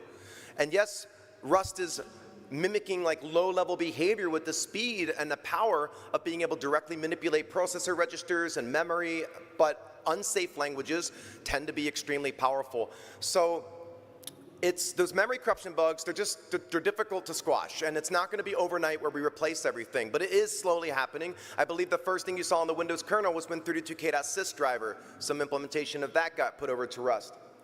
So anyway, from a high level, because I can't really go into what Google's doing at nap time, I read the paper. That's what they called it, was Project Nap Time. And I had been working on a similar thing, but as a single person, so they've got a team of people. I've also talked to multiple other teams out there who are doing the same thing. And that is, how do we create agents, different agents that serve different roles? They do different things, because just like humans, if you try to give AI in general, and again, that's an umbrella encompassing term, for everything underneath it. If you ask a single agent or LLM to do everything for you, it's not going to do a great job. But if you break it down, just like humans, don't ask one developer to go rewrite Microsoft Office Suite. That's too much. Break it down into different groups, different agents and roles. It's going to be a lot more possible. And the gist of that, they did make some really impressive progress, and they're going to continue working on it, of course, but said, as it quotes on the slide, there's still a long way to go. We're not going to be replaced anytime soon because there's so much nuance that it can't have, like humans can have, the way we think. It'll get better, of course. But going into that a little bit more, this is an example of something called Crew AI, if you've heard of that. There's multiple frameworks out there for such, open source. And it has this concept of the agents and these roles that things serve. So you can see on the right, we're saying we want you to be a threat intelligence analyst. This is what your job is.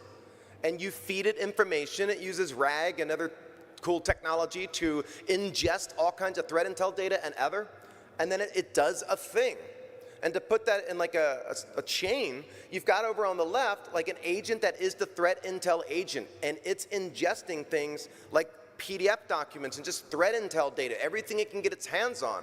And then the result of that, the output, like the list of MITRE ATT&CK TTPs as an example, because everyone knows that one, gets fed into two other agents. One's the red team side and one's the blue team side. One's doing detection engineering and generating Sigma or some kind of other rules out there, and the red team side is using it for continuous automated red teaming and pen testing. So they're consuming and ingesting the same data, using it for different purposes. A lot of companies are getting into this now. A lot of managed SOCs out there are doing exactly that. Here's your Yara rules, here's your Sigma rules, whatever, from it. This is a pretty ugly slide, but it's one that I put together because this is what I'm working on personally, and I have been for some time now. I am not anywhere close to where I want to be, and if Google's not getting the best results in the world, like meaning can replace humans with VR, or the other way around, then I'm certainly not going to be able to do it alone. But I have made some good progress, which is I feed into an LLM all the different CVEs, all the Project Zero or other public research out there, all GitHub, Pastebin, anything I can feed it around exploits and patch diffing, binary diffing, and all that data. So one thing I do a lot is end-day vulnerability weaponization. I download on Patch Tuesday, unless I don't have time. You get used to looking at this stuff. You look at all the CVEs, you look at the knowledge base articles, you try to figure out which ones are most likely exploitable. And you're probably still wrong, and you learn a lot, that's what you gotta keep telling yourself, because it's very frustrating when you spend 2 weeks looking at a patched vulnerability that you realize you cannot weaponize because of mitigations or some other factors. Because even if a mitigation can 100% stop a vulnerability from being exploitable, they're still going to patch it. Because what if somebody turns a mitigation off? Or it's just, it's good habit to clean that stuff up.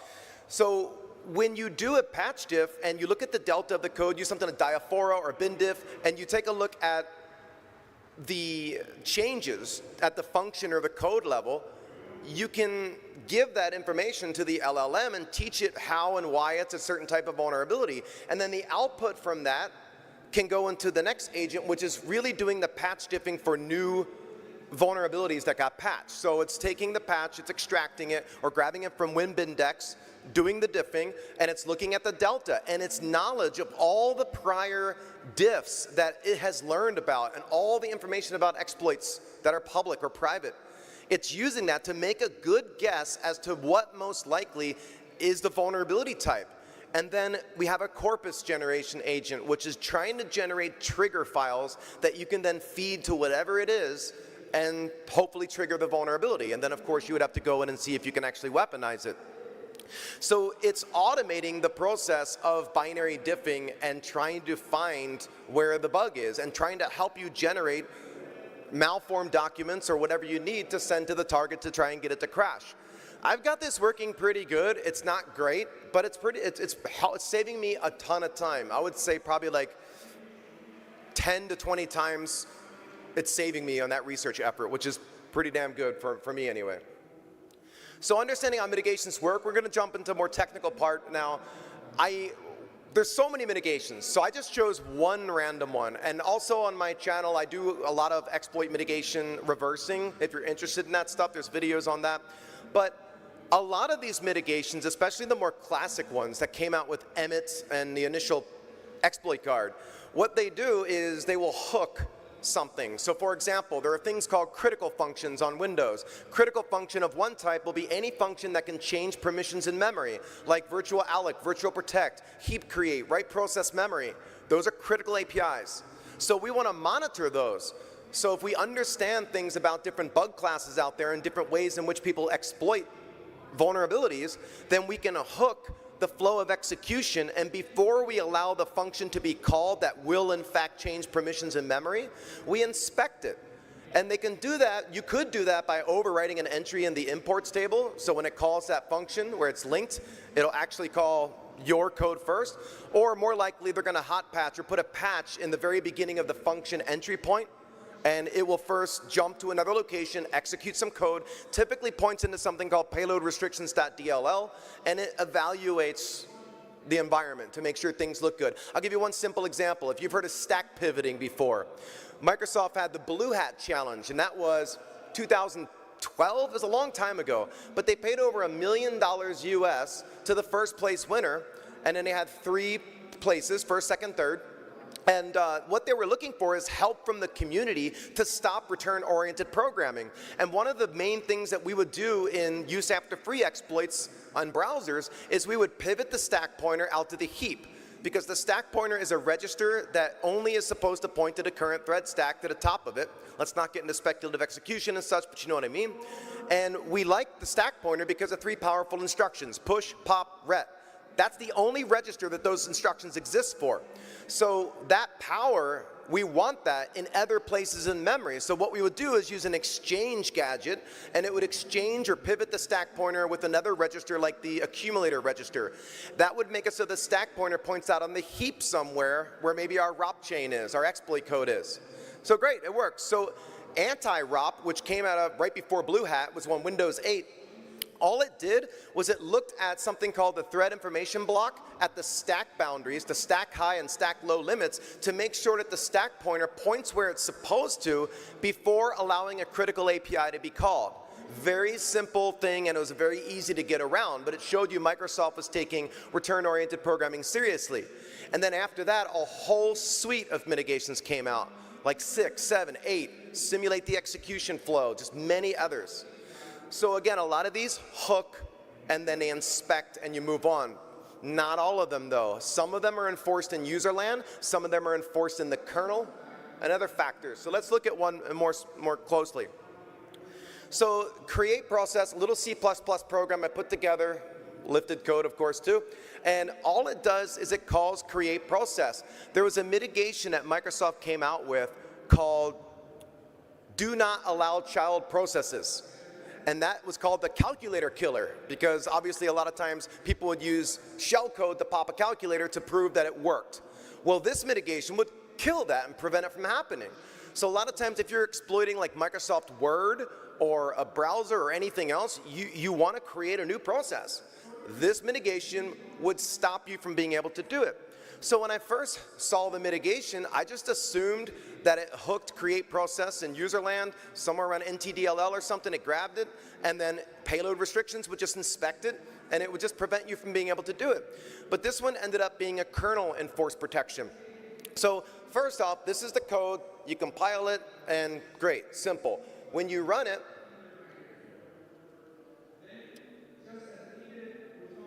sorry, make sure this seems to be acting weird here. All right, there we go. So when you run it, you can see on command line right there, a calculator pops up. You know, exciting, right? But that's what its job was. That's what it was supposed to do. It's just pass in an argument and it executes and creates a process with that argument. Simple. Then I go into exploit guard. That's a little snippet on the top right. And I turn that specific mitigation on. You can see there's audit mode and then there's enabled mode, and I just enabled it. And then when we try to run it, you can see the command prompt in the middle, it said create process failed. Okay, the mitigation is working. Down at the bottom, you can see that as a defender, you want to watch these things. So here's one thing, I'll take a step back. A lot of administrators are afraid to turn on these mitigations, the ones that aren't turned on by default by Microsoft. And Microsoft's kind of in a catch-22 situation, because if they turn all the mitigations on that are available, they might break your applications, because your developers have to adhere to the way in which these mitigations work. But if they don't turn them on, then you're mad at them because they didn't protect you. So they're kind of in a bad spot. So they wait till things are mature enough. A perfect example would be shadow stacks. If you've heard of shadow stack, it's a relatively newer mitigation, though not in theory. Early 2000s, someone mentioned the idea of that. It creates a copy of return pointers, and it requires at least an Intel Tiger Lake CPU. So obviously not everybody's running one of the newest processors, and they're not just going to turn that on by default. So they have to wait. So a lot of these, you do have to go on and turn them on. I remember Microsoft released a paper a long time ago and said the adoption rate for the Enhanced Mitigation Experience Toolkit, EMIT, was under 5%. So under 5% of organizations were actually using EMIT in any way, shape, or form, because the admins maybe don't understand how the mitigations work at a very technical level, and they don't want to do the screen test. There's also performance hits associated with these mitigations. One nice thing you can do, though, is turn on that audit mode. It's almost like an intrusion detection versus intrusion prevention, where it tells you about a potential problem, but it doesn't actually block it. So you've got the power to do that, and then you can look in the event logs. There's a specific event log area for user land mitigations and kernel land mitigations, and that's what you're seeing at the bottom there. When I ran that program to execute the calculator, that new log popped up that said a mitigation was blocking it. That's right there what told me it was kernel enforced.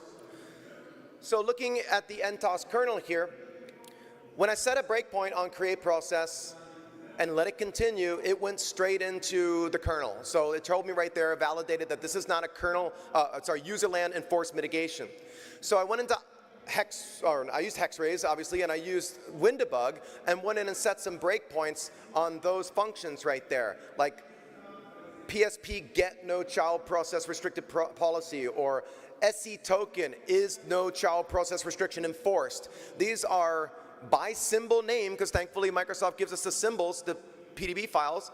We can go and look for things that look like they might be associated with the mitigation that we're curious about. So I set the breakpoints on there, and then we run it. It immediately gets hit, but look where it gets hit. It gets hit when I'm in the command prompt trying to start that C++ wrapper program, the create process program.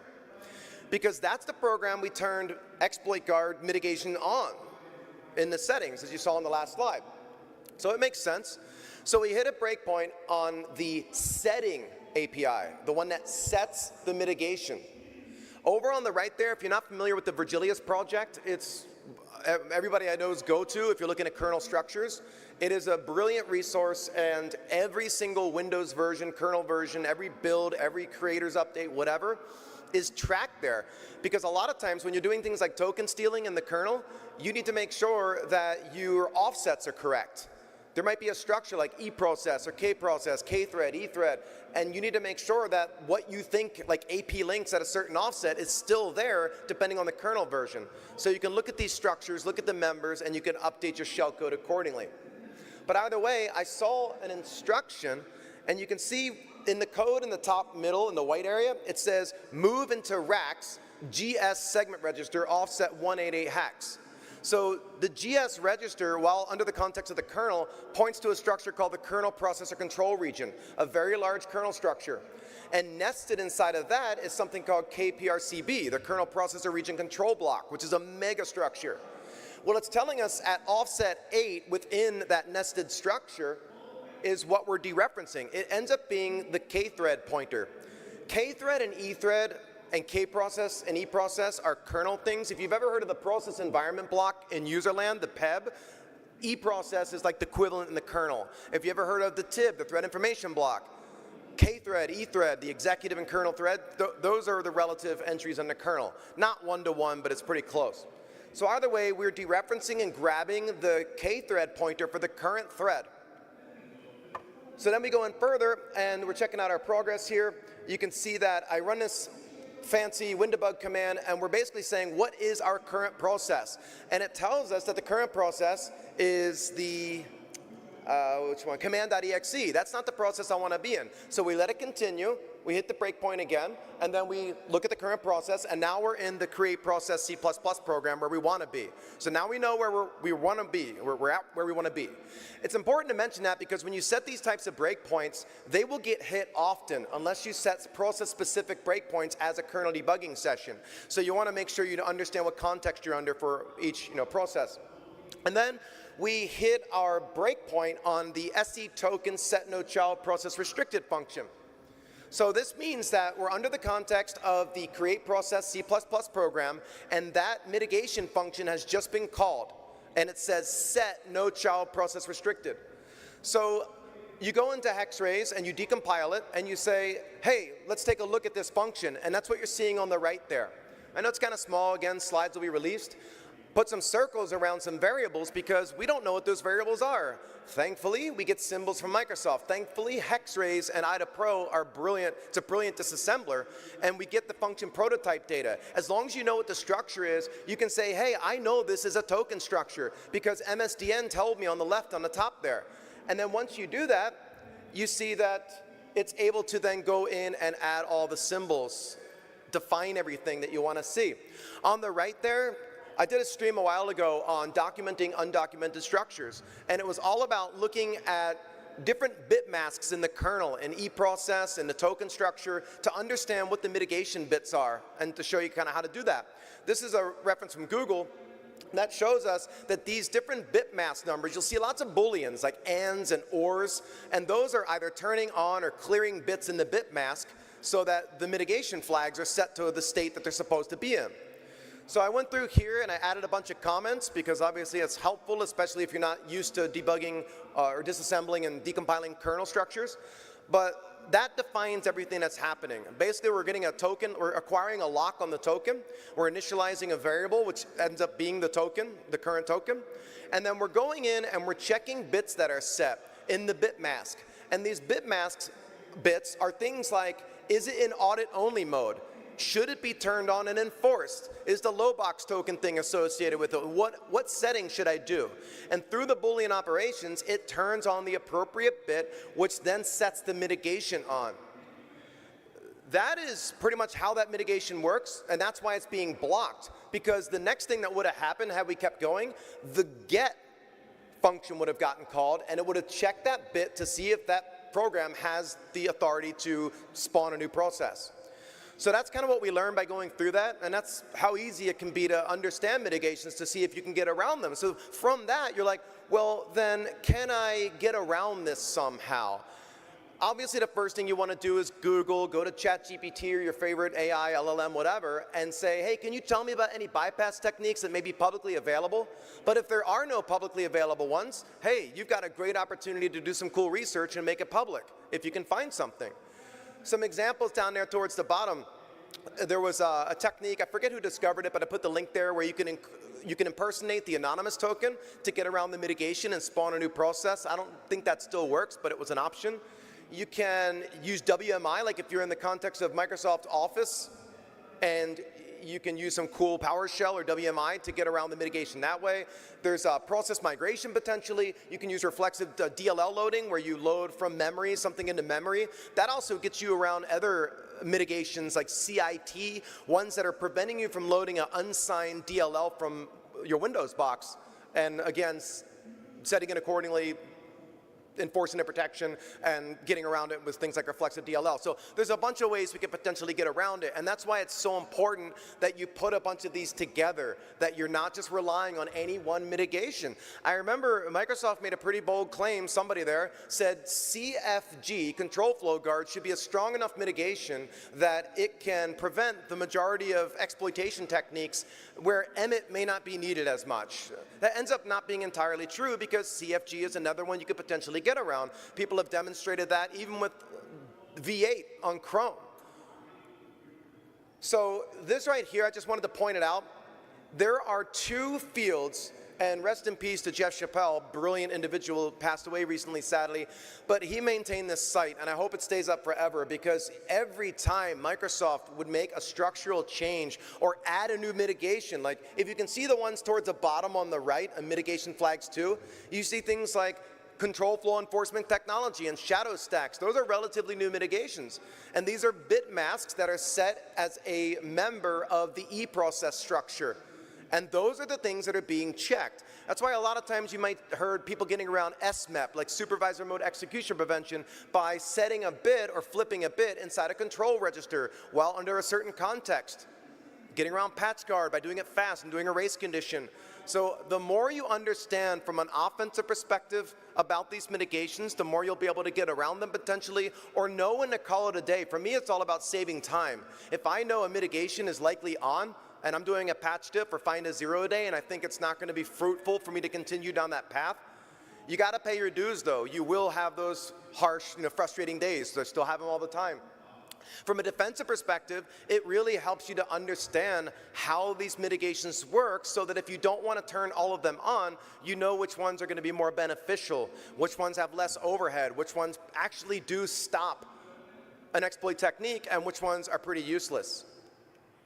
So some takeaways, I think I went through some already, but it's a lot of nuance, and I think that gives us power where AI won't take over our jobs anytime soon, because the circumstances in which you will be doing your research requires something that machine learning just can't do right now.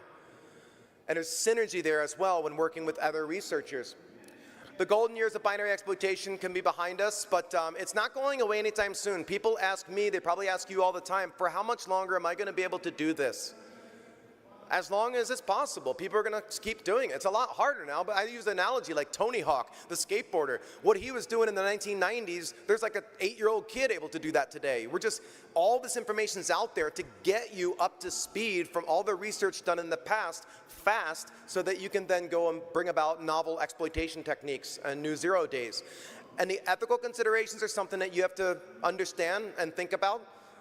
There's new acts and new legislation out there, like Paul Mall and such, that we have to worry about.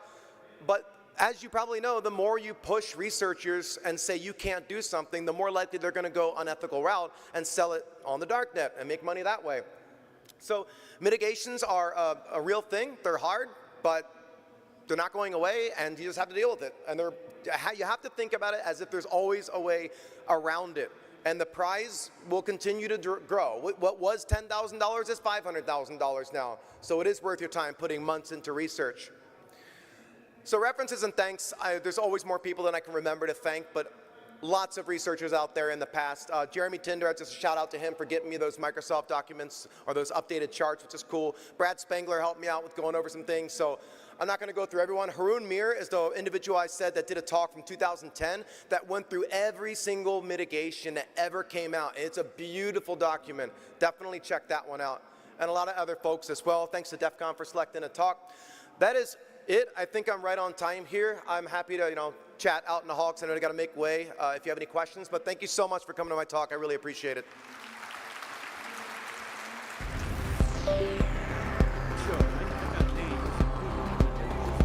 Amazing. One of them did the invention of wing flutter analysis in 1943 because all the engineers went to war. So she was not a Rosie of the River, she was a wing flutter analysis designer. She went into computer programming in the 1960s. But on the decriminalization of hacking and the whole concept that vulnerability uncovery, disclosure, exploration, cleanup, limitation should be normal, and it's okay, and it's the idea of what we now call a security researcher, right? So that's okay, that's legal, that's fine, that's normal. We did complaints to the FBI like there was no tomorrow on that one. We really did. I got into computer security because of a computing warfare exercise with a toy national top secret on my hard drive. I had to take out all computers, foreign and domestic, to prove that I could move a secret from a top secret computer to merely a secret computer, just because I wanted the computer update. Yeah, I mean, I think it's fair to say that there are Could you repeat that entire question? No. So actually, sir, can you fill in the blanks in this document I have on the screen? Oh. Unfortunately, no.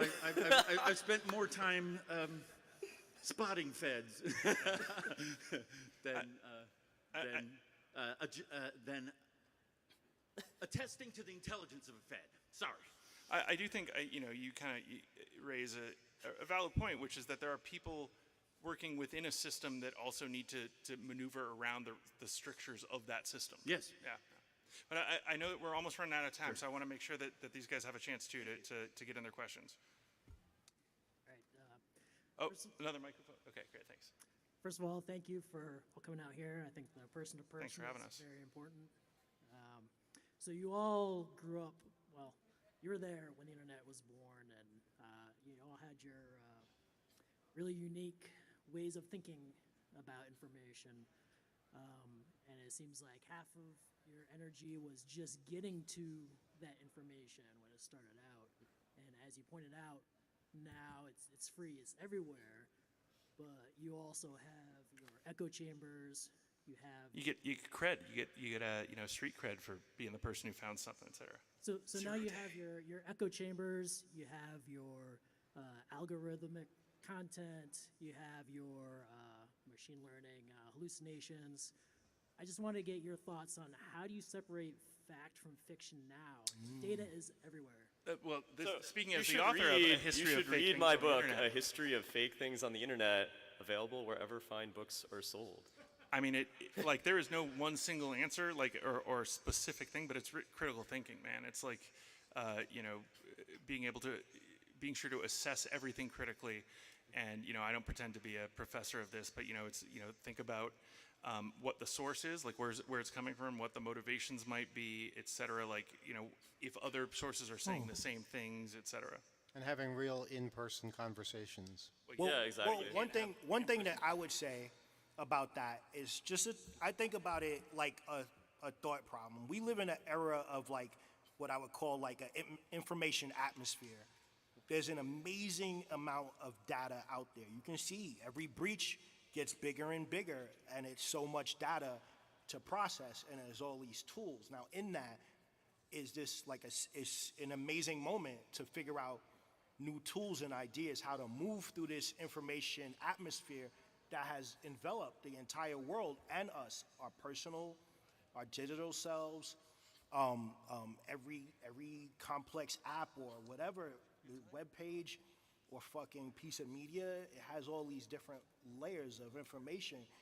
So I'm just proposing back to you the idea of like thinking about it that way as a way to like, to tackle it. Because in a way, in some ways, figuring out how to navigate that, not as an abstract, can help you like reorient on what data is real. I mean, in some ways, much misinformation and culture jamming. I don't know how many people in here into culture jamming at all. That's a whole other track. But the idea of it, the idea that there's so much voluminous information out there that you can actually get lost in your own data and not able to really concentrate and make sense of your own thing. There's that term about hyper-normalization and the ideas about that, you could actually be overloaded with information and lose yourself. And I think you see that a lot in society, but it's an evolutionary process as we try to figure out how to discern through the information atmosphere what's real and pull that out. And in some ways, it doesn't even matter if it's not real. If you believe it, it's all that matters. I don't know about that. Whoa, yeah, check that film out actually, Hypernormalization by Adam Curtis. It covers like all of this, and Masters of Deception are in that film.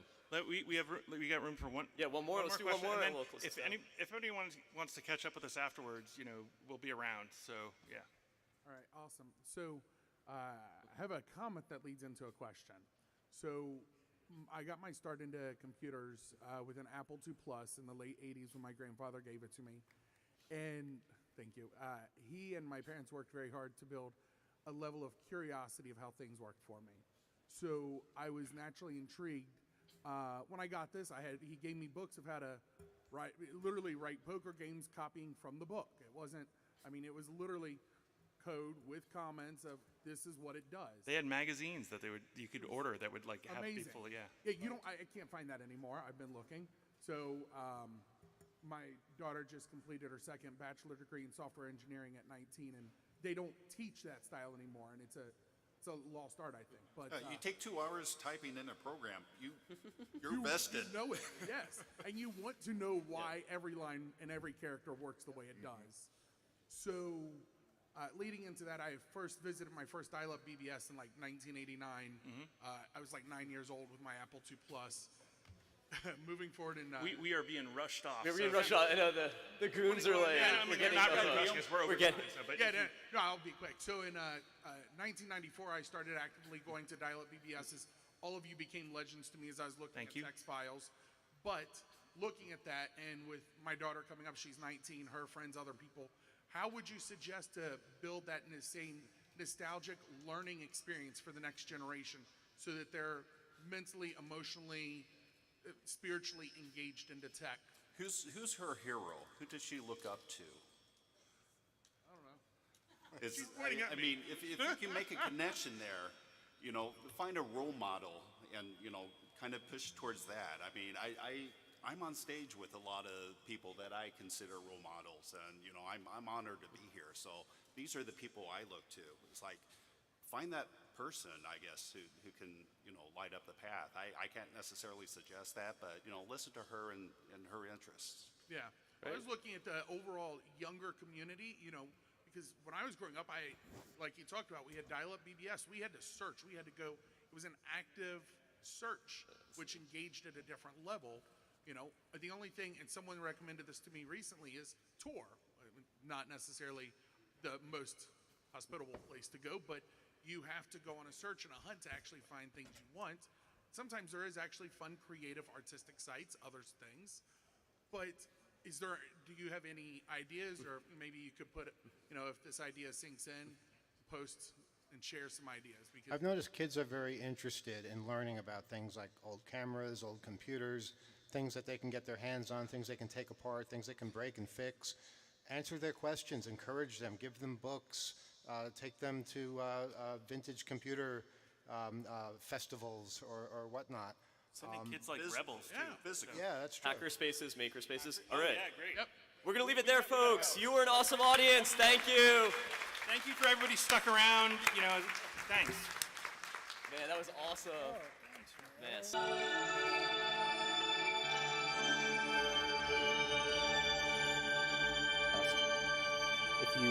want to do that, or for anything that uses a Windows API, that means there's now the potential for you to get memory corruption vulnerabilities in something written in Rust, which is counter to what everyone tells you about Rust. So be on the lookout for that if you're a bug hunter, that if you see something calling a Windows native API from a Rust program, somewhere in that code it is unsafe. Poke at that boundary. And then I'll show some references, and if anyone has any questions, you can step up to that mic in the middle and I'll be happy to answer them. I don't know how much time I have left, but I'll answer any questions I can. Pages or resources that may be transferred from a website to a client in an HTTPS session. The conclusion is that if we know the domain that the client communicated with, and we know that there is a large file that is being downloaded along with its approximate size, then that means that we can also very accurately guess the name of the downloaded file. For instance, if we know that 95 megabytes were downloaded from code.visualstudio.com, then we can confidently say that the latest VS Code installer was probably downloaded. Think of the most popular installers for software that you use, like VS Code, for example. Entering the VS Code download page leads you to a single download button for a single VS Code version that matches your OS and is the newest one. Turning it off. This installer has the size of 95 megabytes, which is larger than any other resource in the website. Thank you especially to the goons and the other volunteers who are out here busting their humps so we can have such a great time. And thank you all for coming. I thought I had 50 minutes. I have 45. I'm going to talk fast. And instead of Q&A, there's a bookseller in the book signing areas bringing in some of my books. You don't have to buy a book. Just come over and say hello. I'm going to sit there until everyone who's got a question has had a chance to ask it. So that's opposite the vendor area gates after this talk. That's the housekeeping here.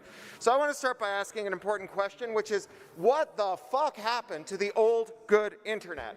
I mean, our bosses were a little surveillance happy, and yeah, they were totally up for sharing their data with the NSA, and if there was ever a toss-up between our user security and growth, they always cashed out for YOLO. But Google search, whatever else we could say about it, it worked. And Facebook actually used to give you a feed that shows you the things that you asked to see. Uber used to be cheaper than a taxi and pay the drivers more than a cab driver. Amazon used to actually sell products, not this shine-grade, self-destructing, dropship garbage from brands you've never heard of, whose names consist entirely of consonants. Apple used to defend your privacy rather than spying on you with a device you're not allowed to modify to turn off the surveillance. There was a time where if you searched for an album on Spotify, you'd find the album, not a playlist with the same image and title as the album, but which consists of a bunch of things that someone paid to put in that playlist. Microsoft used to sell you software. Yeah, it was very buggy software, but now they don't even do that. They just let you access apps in the cloud, and they watch how you use those apps, figure out which features you value the most, pull them out of the basic rate and sell them back to you as an upsell. What, and I cannot stress this enough, what the fuck happened? So obviously I am talking about enshittification. And from the outside, here's what enshittification looks like. First, you see a business that's being good to its end users. You know, Google puts the best search results at the top. Facebook shows you a feed of posts from people you asked to follow. For a cab. Amazon subsidizes goods and returns and shipping and puts the best match for your product search at the top of the search results. And that's stage one. That's the part where they're good to end users. But there's a hidden part of stage one. Call it like stage 1A. And that's the part where they're figuring out how to lock in those users. So if you're Facebook, the users just do it for you. You joined Facebook because there were people on Facebook you wanted to hang out with. And other people, they joined Facebook because they wanted to hang out with you. That's those old network effects in action. And with network effects come a collective action problem, because you love your friends, but god damn are they a pain in the ass. Sure, you all agree that Facebook sucks, but can you agree on when it's time to leave? No way. Can you agree on where to go if you're going to leave? Hell no. rare diseases hanging out. And your bestie is there because that's where they talk with the people in the country that they moved away from. And then there's that friend who coordinates their kids' Little League carpools on Facebook. And the best dungeon master you know is there, and she's not going to leave because that's where her customers are. So you're stuck because even though Facebook use comes at a high cost to you, your privacy, your dignity, your sanity, it's still less than the switching cost you'd have to endure if you went somewhere else. All those friends who have taken you hostage and who you are also holding hostage. Now, sometimes companies lock you in with money. Amazon gets you to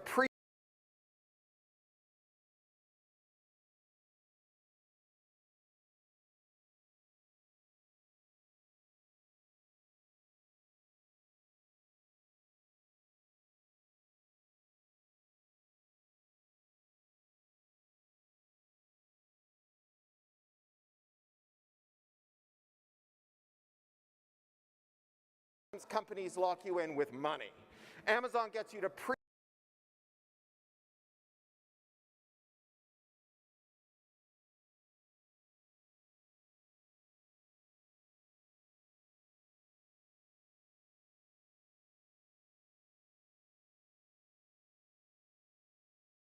We got all the contents of the...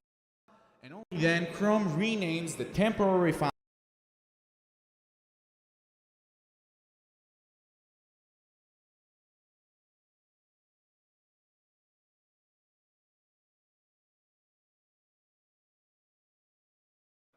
Now, sometimes companies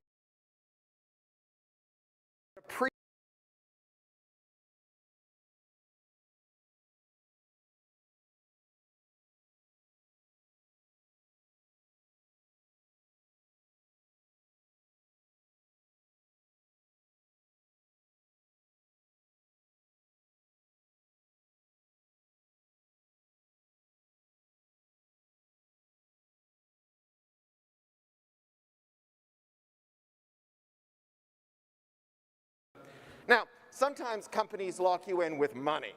Amazon gets you to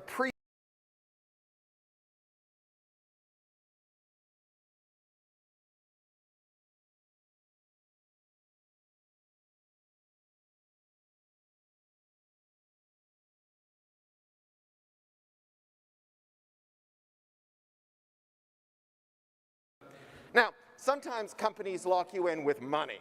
Amazon gets you to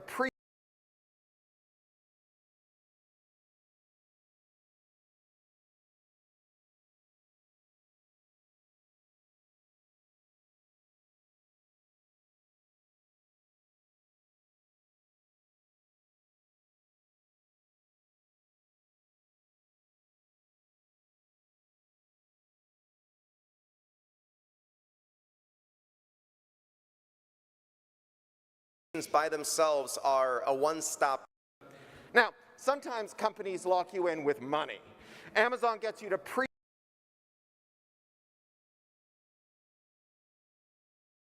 That's enough. What the fuck happened?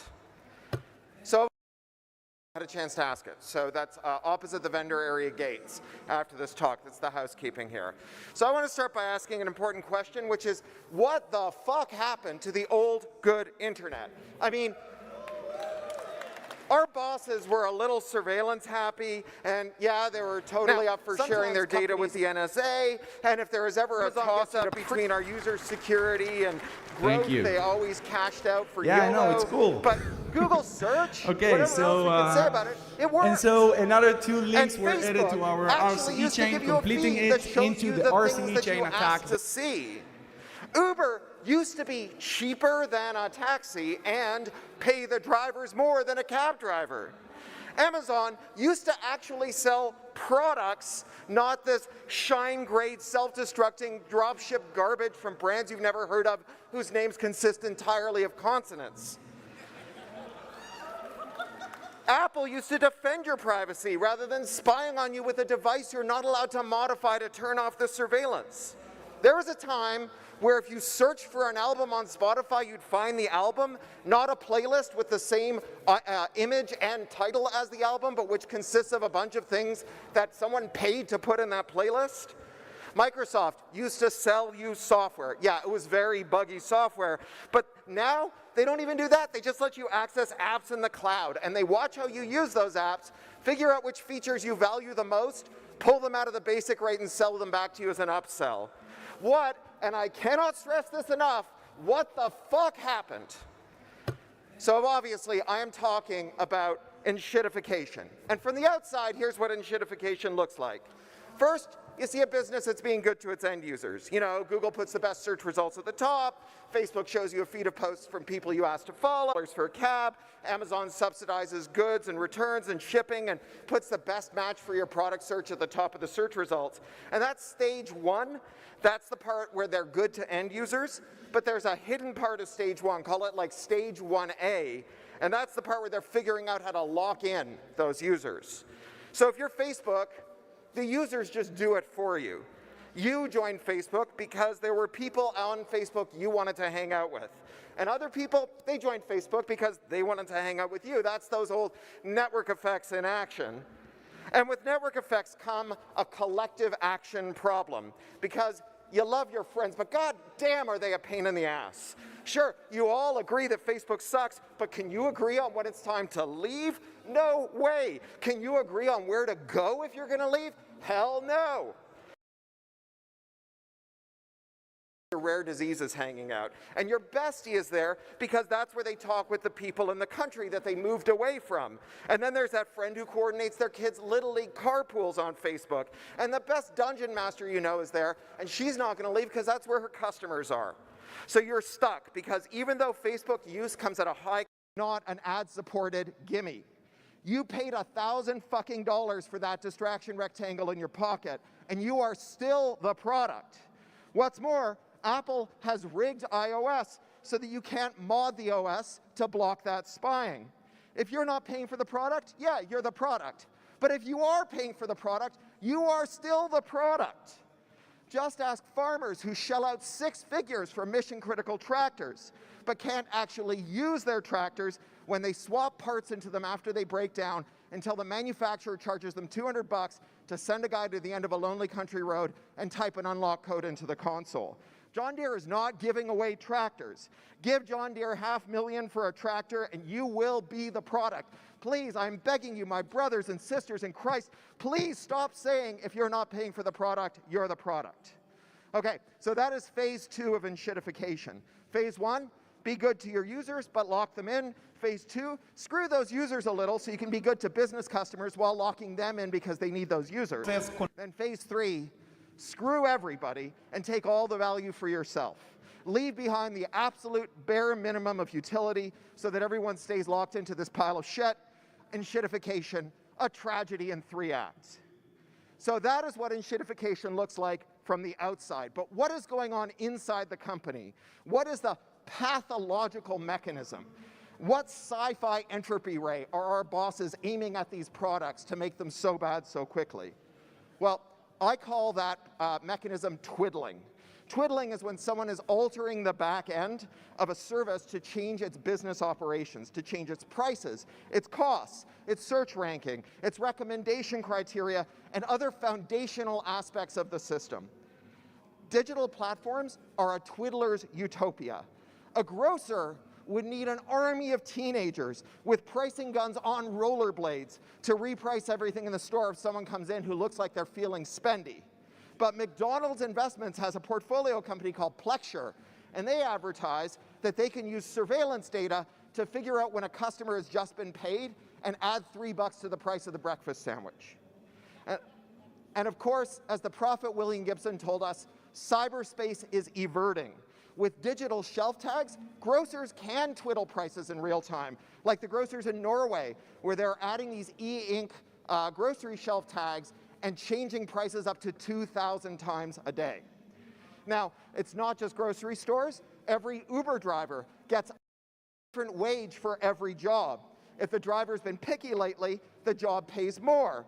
But if the driver's been desperate enough to grab every app that job that the app is offering, the pay goes down and down and down. The law professor Veena Dubal calls this algorithmic wage discrimination. And it's a prime example of twiddling. And every YouTuber, every TikToker, they know what it's like to be twiddled. You spend weeks or months working on a video, you spend thousands of dollars, and then the algorithm decides that no one, not even your subscribers, not searchers who type in the name of the video, will actually see that video. Why? Who knows? The algorithm's rules are not public because content moderation is the only security discipline in which we still say that there is security through obscurity. We can't tell you how the Como algorithm works, otherwise you might figure out how to cheat. YouTube, in other words, is the kind of shitty boss who docks your paycheck every week for violating rules, but won't tell you what those rules are in case you figure out how to break them next week without him docking your paycheck. Now, twiddling also works in some users' favor, of course. Sometimes platforms twiddle things to make things better for some of their end users or business customers. So the best example I know about this comes from the Forbes journalist Emily Baker White, who broke a story about how TikTok has a feature on its back end that its strategic managers can use called the heating tool. When a manager applies the heating tool to a performer's account, that performer's videos are thrust into the feeds of millions of users without regard to whether or not the recommendation algorithm would organically recommend that to those viewers. Now, why would they do that? Here's an analogy from my dewy boyhood growing up in Toronto. There was a traveling fair that used to come to Toronto every summer called the Canadian National Exhibition.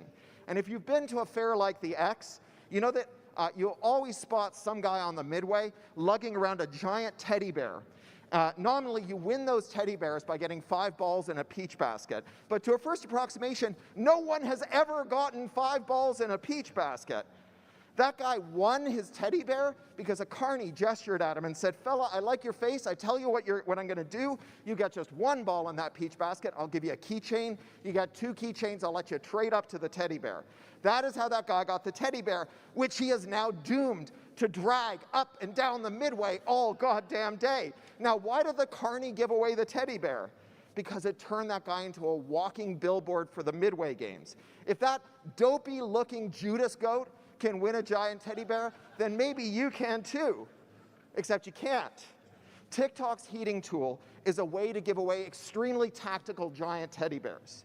When someone at the TikTok Brain Trust decides they need more sports bros on the platform, they pick out 1 bro at random and they make him king for the day. They heat the shit out of his account. That guy gets a bazillion views and he starts running around in all the sports bro forums, trumpeting his success. "I am the Louis Pasteur of online sports bro content." The other sports bros pile in and they start retooling to make video that complies with the idiosyncratic requirements of TikTok. And when they fail to get giant teddy bears of their own, they assume it's because they're doing TikTok wrong, because they don't know about the heating tool. But then comes the day when the TikTok Star Chamber decides that they've got enough sports bros on the platform, so they take the heat off that one lucky sports bro, and maybe they start heating up some lucky astrologer. Giant teddy bears are all over the place. Those Uber drivers who the New York Times lavished so much ink on, who are making $100,000 a year driving for Uber, or the Substackers who are rolling in dough, or Joe Rogan's $100 million Spotify playout. Those are all people who are the unwitting recipients of giant teddy bears. And those giant teddy bears are a goddamn bargain, because every dollar you spend on a giant teddy bear turns into $5 or $10 worth of free labor from people who think that they have a shot of earning one of their own. Now, platforms can play games with every part of their business logic in highly automated ways. That allows them to quickly and efficiently siphon value from end users and give it to business customers, from business customers back to end users, and then back again, hiding the pea in the shell game at machine speeds until they've got everyone so turned around that they can take all the value, they can take all the value for themselves. That's the how. How the platforms do that trick where they are good to users, then they lock those users in, then they take something away from those users and give it to business customers and lock them in, and then they take the value for themselves. So now we know what is happening, we know how it's happening, all that's left is why is it happening. Now on the one hand, there's an answer to this question that's pretty goddamn obvious. The less value that a business gives to its suppliers, its customers, its workers, the more value there is left to divide among the executives and the shareholders. Companies, but that why doesn't tell you why now. After all, companies could have done this shit any time over the last 20 years, but by and large they didn't, and when they did, they turned themselves into piles of shit, and they got treated like piles of shit. We avoided them, and then they died. Remember MySpace or Yahoo Search or LiveJournal? I mean, yeah, you can go to those domains today and find a bunch of AI slop and programmatic ads, but those sites are gone. And there's the clue. It used to be that if you enshittified your product, bad things happened to your company. Now, there are no consequences for enshittification, which is why everyone is doing it right now. So we'll break that down. There are 4 forces that discipline technology companies. The first one is obviously competition. If your customers find it easy to leave, then you have to worry about them leaving.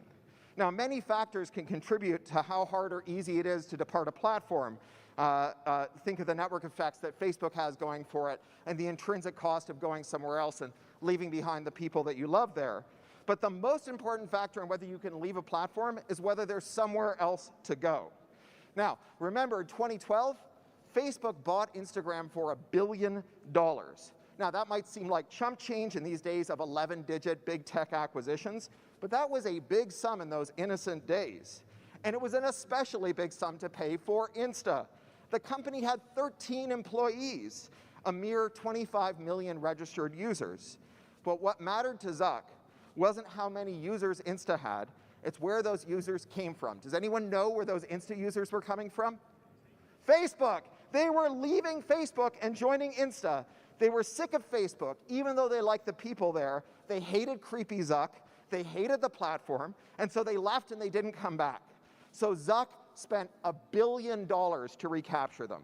A fact that he put in writing in a midnight email to his CFO, David Ebersman, explaining that he was paying over the odds because his users hated him and they loved Insta. So even if they quit Facebook, the platform, they would still be captured by Facebook, the company. Now, on paper, that acquisition is illegal. Normally, that'd be hard to prove because you'd have to prove that Zuck bought them for an anti-competitive purpose. But in this case, Zuck just tripped over his own dick. He actually put it in writing. But Obama's DOJ and Federal Trade Commission, they let it slide.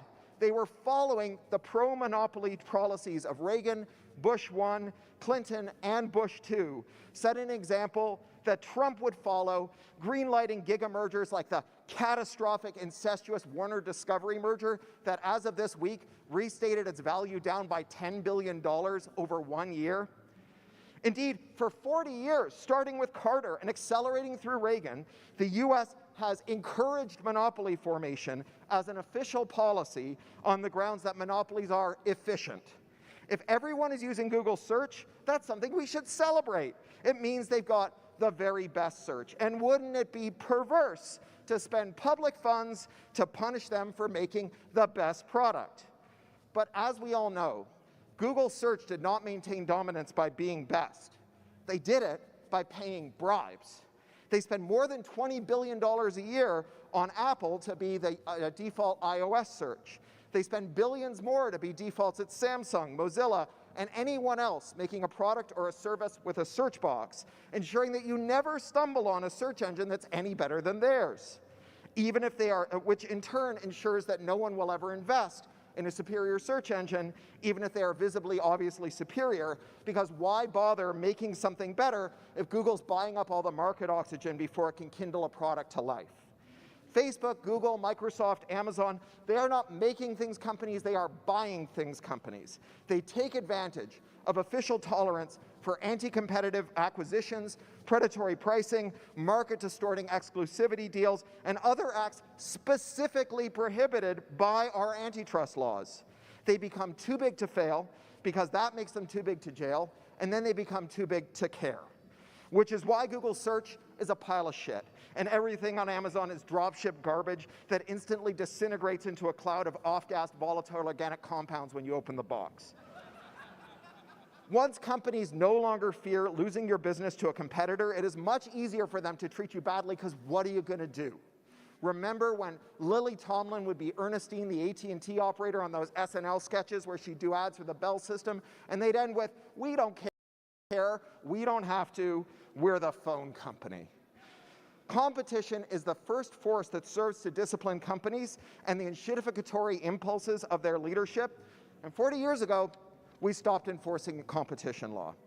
Now, it takes an especially smooth-brained type of asshole, that is, an establishment economist, to insist that the collapse of every single industry, from eyeglasses to vitamin C, into a cartel of 5 or fewer companies, has nothing to do with the policies that we embraced that deliberately encouraged monopoly formation.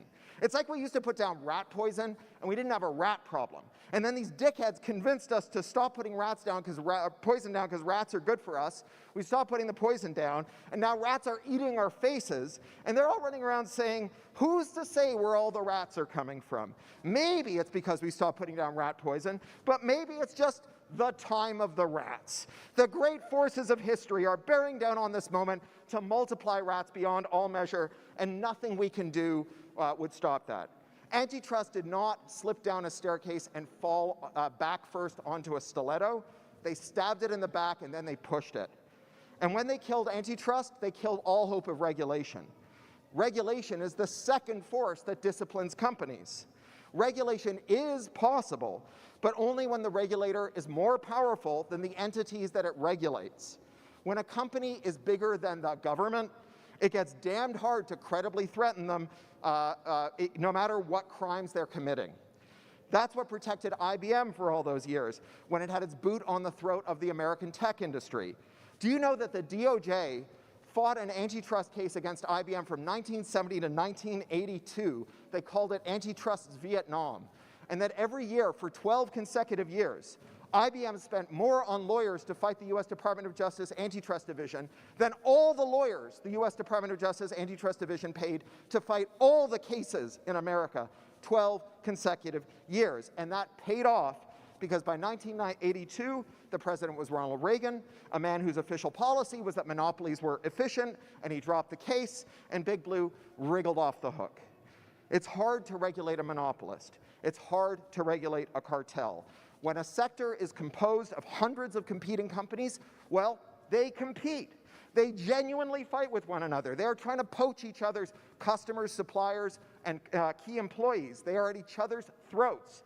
It's hard enough to get a couple of hundred executives to agree on anything, but when they're legitimately competing with one another, really obsessing about how to eat each other's lunches, they can't agree on anything. The second one of them goes to a regulator with some bullshit story about how it's impossible to build a decent search engine without fine-grained surveillance, or impossible to have a secure and easy-to-use operating system without giving a veto to the vendor about which apps you run, or how it's impossible to administer an ISP unless you slow down connections to servers that haven't paid for premium carriage, there's going to be some other company saying, no, that's bullshit. We managed it. Here's our logs. Here's our quarterly cash books. And here's our customer testimonials. And they proved that these guys are lying. 100 companies are a rabble. They are a mob. They can't agree on a lobbying position. They're too busy eating each other's lunch to figure out how to cater a meeting where they would discuss a common lobbying position. But let those 100 companies merge to monopoly.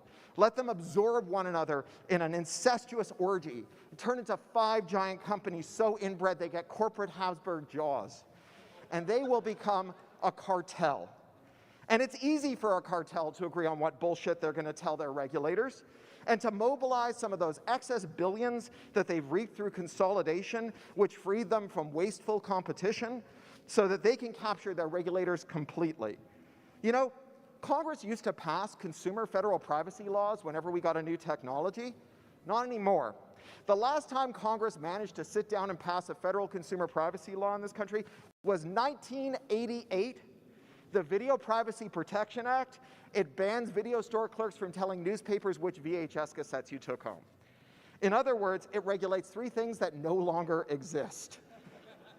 The threat of having your video rental history out there in the public eye was not the last or the most important privacy threat we have faced since 1988, and yet Congress has completely failed to pass a privacy law.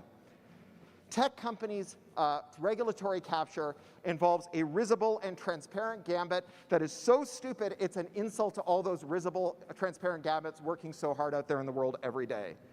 That gambit is that they claim that when they violate your consumer, your privacy, or your labor rights, that it's not a crime because they did it with an app. Algorithmic wage discrimination is not wage theft. We did it with an app. spying on you from asshole to appetite. Not a privacy violation. We did it with an app. An Amazon scam that tricks people into paying 29% more than the best match for their search, they did it with an app. Once we killed competition, once we stopped putting down rat poison, we got cartels. The rats came and ate our faces. And the cartels captured their regulators. The rats bought out the poison factory and they shut it down. So companies are not constrained by competition or regulation. But you know what? This is tech, and tech is different. It is different because it's flexible, because our computers are these marvelous things called Turing-complete universal von Neumann machines. And that means that any enshittificatory alteration to a program can be disenshittified with another program. Every time HP jacks up the price of ink, they invite a competitor to make a refill kit or a compatible cartridge.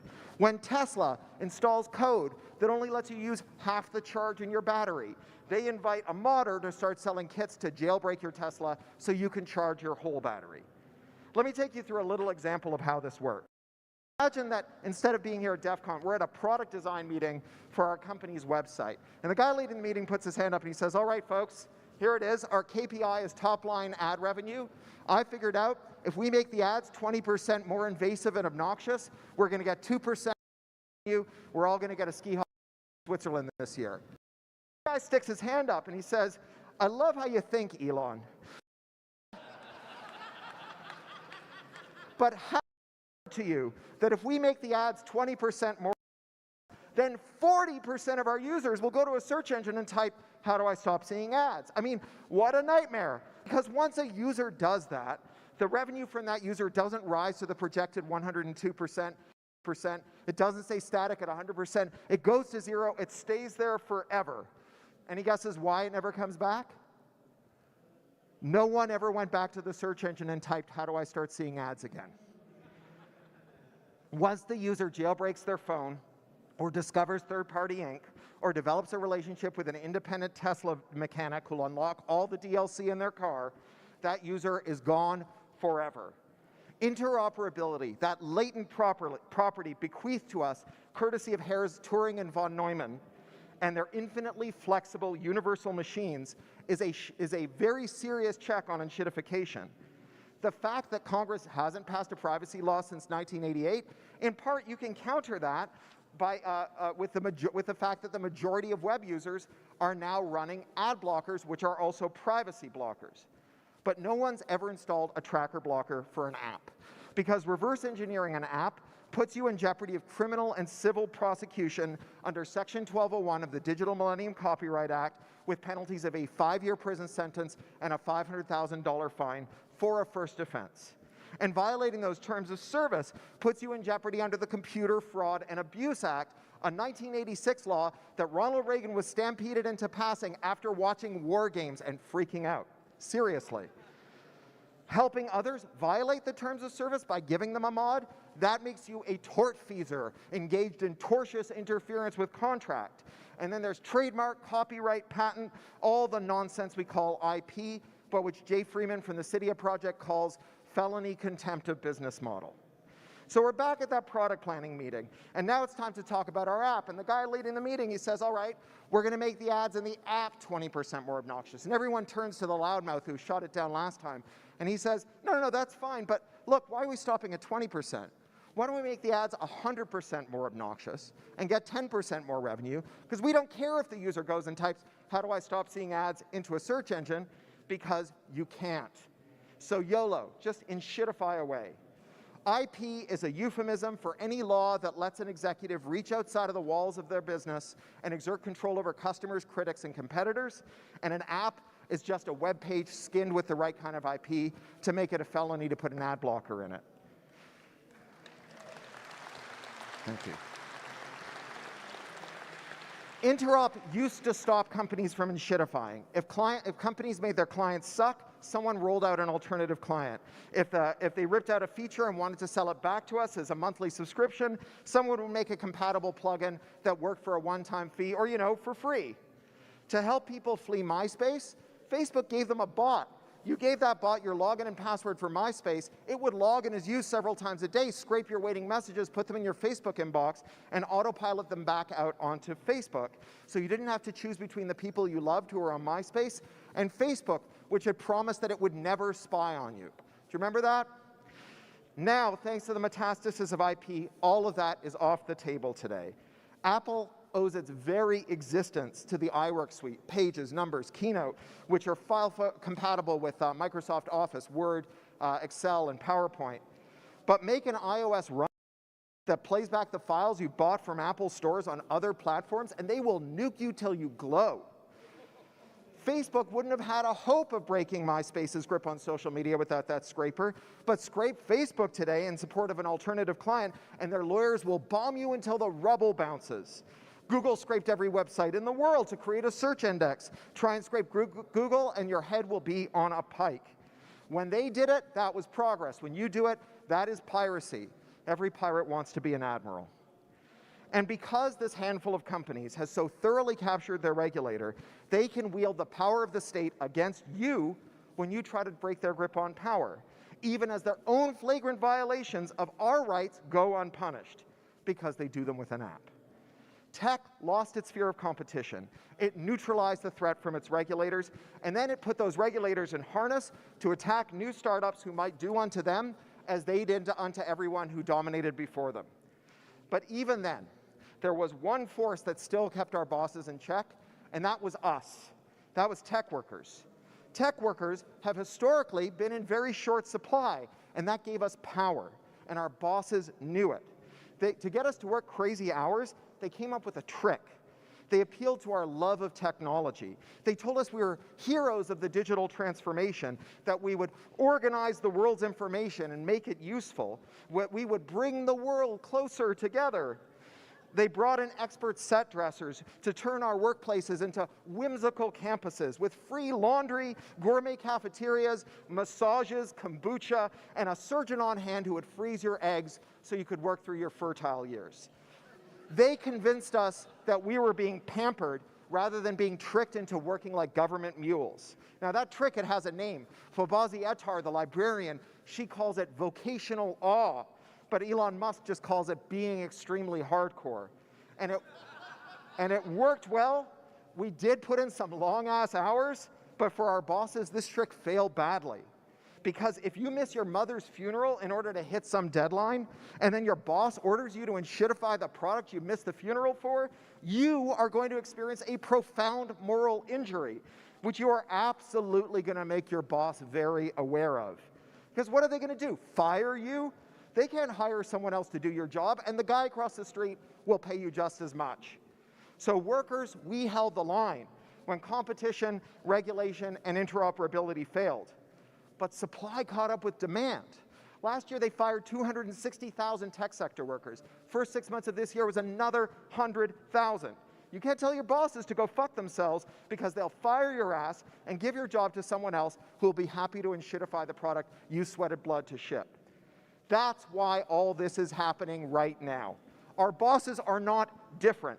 They did not catch a mind virus that turned them into greedy assholes who don't care about our users' well-being or the quality of our products. As far as our bosses are concerned, they have the point of that business was to charge the most, deliver the least, and share as little as possible with suppliers, workers, and customers in order to retain money for shareholders and executives. They are not running charities. Since day one, our bosses have reported for work every morning, grabbed the giant lever behind their desk labeled enshittification, and pulled on it as hard as they could. But the lever didn't move much. It was gummed up by competition, by regulation, by interoperability, by the tech workforce. And as those sources of friction melted away, that enshittification lever started moving pretty freely. Now that sucks, I know, but think about this for a sec. Our bosses, despite being wildly imperfect vessels, capable of rationalizing endless greed and cheating, nevertheless made a series of actually great products and services, not because they were better people then, but because they were subject to discipline. So it follows that if we want to end the enshitocene, if we want to dismantle the enshitternet, if we want to build a new good internet that our bosses can't wreck, we need to make sure that those constraints are durably installed on our new internet, wound around its roots and nerves. And we have to stand guard over those forces so that they can't be dismantled again. A new good internet is one that has the positive aspects of the old good internet, the ethic of technological self-determination, where users of technology and the hackers, the tinkerers, the startups, and the others who serve as their proxies can reconfigure the technology to make it work so that it does what they need it to do and cannot be used against them. But the new good internet has to fix the defect of the old good internet, the part that made it hard for anyone who wasn't us to figure out how to use it. And hell yeah, we can do that. Tech bosses swear that this is impossible. You can't have a conversation with a friend without Zuck being present. You can't search the web without letting Google scrape you down to your viscera. You can't have a phone that works reliably without Apple getting a veto over your software. They claim that it's nonsense to even ponder this proposition. It's like making water that's not wet, but that is bullshit. We can have nice things. We can build for the people we love and give them a place worthy of their time and attention. To do that, we have to install constraints. The first constraint, remember, it's competition. We are living through an epochal shift in competition policy. After 40 years of antitrust enforcement in an induced coma, a wave of antitrust vigor has swept through governments all over the world. Regulators are stepping up to ban monopolistic practices, to open up walled gardens, to block anti-competitive mergers, and even unwind the corrupt mergers that were undertaken on false pretenses. Now, normally this is the part in this speech where I'd listed all the amazing things that have happened over the past 4 years. The enforcement actions that blocked companies from becoming too big to care and that scared companies away from even trying, like Wiz, which just noped out of the largest acquisition offer in world history, turning down Google's $23 billion buyout and deciding to, just be a fucking business that makes money by making a product that people want that is sold at a competitive price. Normally, I'd be listing out FTC rulemakings here, or that ban non-competes worldwide, or the new merger guidelines that the FTC and the DOJ cooked up, which, among other things, make privacy something that has to be considered in mergers. I had a whole section of this stuff in my notes, an absolute victory lap, but I deleted it this week. I deleted it this week? Anyone want to guess? All right, this week, Judge Amit Mehta, ruling for the DC Circuit of these United States of America in the docket 20-3010 in a case known as United States versus Google LLC, found that Google is a monopolist and it has acted as a monopolist to maintain its monopoly, and ordered that Google and the DOJ propose a schedule for a remedy like breaking the company up.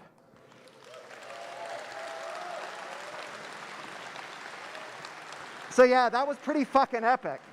Now, this antitrust stuff is esoteric, and I'm not going to shame you if you want to keep a little distance on the subject. Nearly everyone is an antitrust normie, and that's fine. But if you're a normie, you're probably only catching little bits and pieces of this narrative. And let me tell you, the monopolists know that, and they are flooding the zone with shit. The Wall Street Journal has published 100 editorials condemning Lena Khan, the chair of the Federal Trade Commission, for doing nothing and getting nothing done with public funds. Anyone out there know who owns the Wall Street Journal? No. Rupert Murdoch. Rupert Murdoch. Do you really think Rupert Murdoch pays his editorial board to write 100 op-eds about someone who's not getting anything done?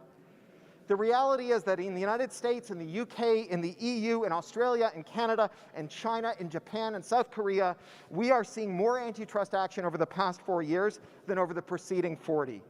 And remember, the competition law is pretty robust. The problem's not the law, it's the enforcement priorities. Reagan put them in mothballs 40 years ago. But that is an elegant weapon from a more civilized age, and it has found its way into the hands of people who sure know how to use it. And they are swinging for the fences. So next up is regulation. As the seemingly inescapable power of the tech giants is revealed as the sham that we always suspected it was, governments and regulators are finally going to kill the one weird trick of violating the law, but saying it's okay because we did it with an app. In the EU, they've got the new Digital Markets Act that requires dominant platforms to open up APIs so that you can move easily between services. And that's a very cool rule, but what's even cooler is how it's going to be enforced. Previous EU rules, they were called regulations, which meant that they had to be turned into law in each EU member state. And for big tech, that meant that all enforcement of laws like the General Data Privacy Protection Regulation started in Ireland, where they all pretend to be headquartered. And they pretend to be headquartered in Ireland because Ireland is a tax haven, and so they fly Irish flags of convenience. But here's the thing. If every tax haven has to be a crime haven, because any company that is footloose enough to pretend to be Irish this week could pretend to be Maltese or Luxembourgian or Cypriot next week. So to keep those footloose criminal enterprises happy, they have to stop enforcing their laws. That's why the GDPR is such a goddamn joke in practice, because the only way to get these companies held to account for their GDPR policies is to go after them in Ireland, where the Irish Data Commissioner barely gets out of bed, and when they do, they usually spend most of the day in their pajamas eating breakfast cereal in front of the television. Now, all of this is hardly a secret. The European Commission knows that it's going on. So with the DMA, the Commission starts all of the enforcement in the federal courts, which have no way in which they are beholden to these big tech companies. In other words, we violate privacy law. Excuse me. We violate privacy law but it's okay because we did it with an app that worked for so many years. It's now a dead letter. And here in the U.S., the dam is finally breaking on getting a federal privacy law for us. It's been a minute. And the thing is, there are a lot of people who are very angry about how poor privacy law is in America, not because they're worried about privacy, but because they're worried about other stuff. Maybe Grampy was on Facebook and you think that's how he became a QAnon. Or you think maybe Insta made your teen anorexic. Or you're worried that cops rolled up all the demonstrators at that Black Lives Matter demonstration using Google location data. Or you're worried that they did it to the January 6 rioters. Or that you're worried that red state attorneys general follow teenagers across state lines into abortion clinics. Or you're worried that black people are being discriminated against in lending and job applications. Or that someone made AI deepfake porn of you. A federal privacy law with a private right of action would do something about all of those problems. That makes a very big coalition for privacy law, which is why we're seeing a procession of imperfect but steadily improving privacy laws working their way through Congress. So I work for the Electronic Frontier Foundation. If you sign up for our list at EFF.org, we're going to send you emails when those laws come up. And you can call up your Congress jerk or your senator, and you can talk to them about it. You can make an appointment to drop by their offices when they're in their home district and explain to them that you're not just a registered voter from their districts, that you're the kind of tech person who goes to DEF CON. And then you can explain the bill to them. And that stuff makes a difference. So how about self-help? How are we doing on making interoperability legal again? I'm nearly done. 2 minutes. Sorry. My mic stopped working for a minute. How are we doing on making, I'm seriously almost done. Stop clapping so I can finish. How are we doing on making interoperability legal again? Well, we got these state right to repair bills that ban parts pairing, that ban using DRM for parts. These bills are pushed by a fantastic group of organizations called the Repair Coalition at repair.org, and they'll email you when one of these bills are going through your state house, and you can meet with your state reps and explain to the JV squad what you just explained to your federal reps. And the prime mover behind repair.org is iFixit, and iFixit's founder, Kyle Wiens, is here at DEF CON. So when you see him, shake his hand, thank him for his service, but tell him you've signed up for the mailing list as well. Now on to that last workforce and my last page, I promise. The thing that used to stop tech bosses from going bad, and that's you, the tech workforce. For years, your bosses tricked you into thinking you were founders in waiting, temporarily embarrassed entrepreneurs, momentarily drawing a salary, not workers. Your power came from intrinsic virtue, not like those lazy slobs in their unions. Now, that was a trick, and you got scammed. The power you had came from scarcity, so when scarcity ended, the industry started ringing layoffs, your power went away. The only durable source of power for tech workers is as workers in unions. Think about Amazon. Hold on, I gotta finish. Stop clapping. Think about Amazon. Warehouse workers have to piss in bottles and have the highest rate of on-the-job injuries of any comparable company in the industry. Whereas Amazon coders get to show up for work with facial piercings, green mohawks, and black t-shirts that say things their bosses don't understand. They can piss whenever they want to. That's not because Jeff Bezos loves tech workers. It's because they're scared you'll quit and they won't be able to replace you. Another William Gibson quote, the future is here, it's just not evenly distributed. You know who lives in the future? Amazon warehouse workers. They are living in your future.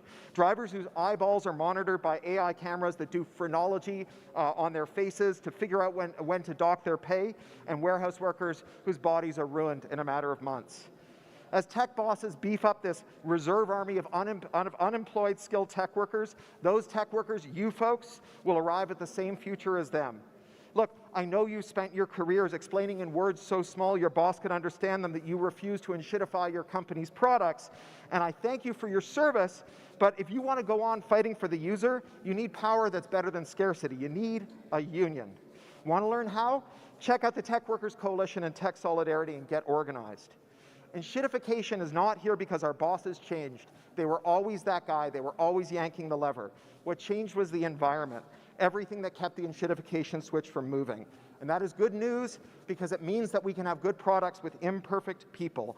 A new good internet is in our grasp. An internet with the technological self-determination of the old good internet and the grease skid simplicity of Web 2.0 that let normie friends get in on the fun. Tech bosses want you to think that UX and enshittification can't be separated, and that is self-serving bullshit. We know it because we built the old good internet, and we've been fighting a rearguard action to preserve it over the past 2 decades, and it's time to stop playing defense and go on the offense. To restore competition,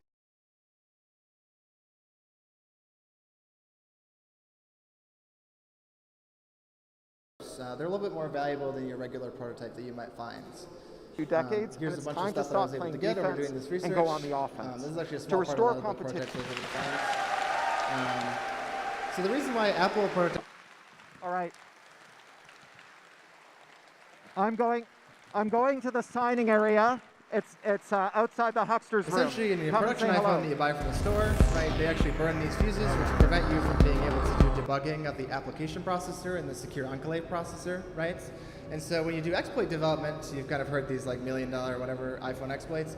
Having one of these phones is key because it allows you to really easily debug your exploit to pull it off essentially. So there's like a big gray market spawned off of this. Apple actually has researcher devices that they'll give you if you follow a bunch of legal procedures to get yourself. But there's still people that don't want to deal with that, so there's still this big gray market, right? But there's these TLDR, there's these super rare iPhones which are useful for security research, right? This is sort of what that looks like. They have different fusing states. If you have the debugging cable, you can basically plug the iPhone in and say, yes, this is a def-fused iPhone. So again, around November 23rd, 2023, I had my pipeline alerted to a bunch of listings being created at once in China. They were all iPhone 14.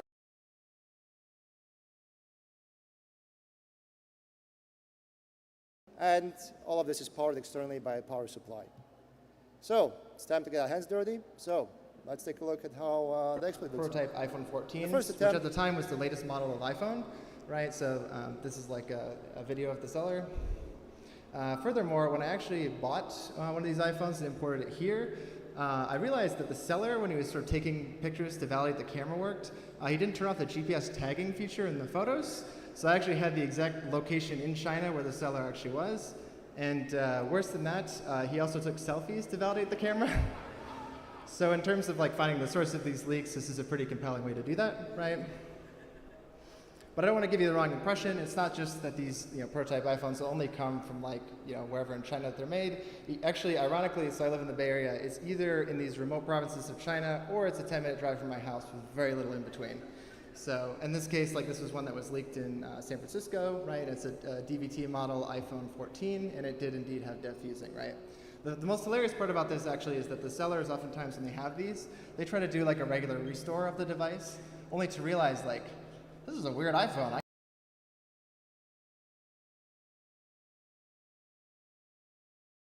I can't restore this. I have no idea what's going on here. And they're just like, I'll sell it for parts, whatever. And so, cool. So we kind of covered a couple examples here. We talked about time capsule. We talked about these rare prototype devices, right? Let's go to the place where these things are made, right? So in this case, the assembly line is for Foxconn for Apple for the most part, right? So I looked at a lot of these Chinese listings, things that had like, a bunch of labels that appeared to be related to Foxconn, right? And I started to realize that there was a pattern that was starting to emerge when I looked at these things, right? So if it's used inside of Foxconn, I started to realize that, hey, it usually has this like, 3-letter, 4-letter, 6-digit combo thing that they use to label like internal equipment. And so I created a quick rule that anytime something like this shows up in China, why don't you let me know and I'll take a look at it, right? I'm sure all of you can sort of see where this might be going. Sometime later, I got an alert for a listing like this for only 180 yuan. This is like $28, I think, in USD. And when I took a closer look at it, it had all the markings that I wanted. And I looked at the bottom of it, and there was an interesting hole drilled in the bottom. And I was like, oh, okay, so like they basically took a drill press to this thing to like securely destroy it and get rid of the hard drive. But then I thought about it a little bit more, and I was like, wait a minute, let me look up a schematic of what this looks like inside. And I was like, okay, so if like the hard drive is here, and that means the magnetic platter is here, and they drilled the hole like here.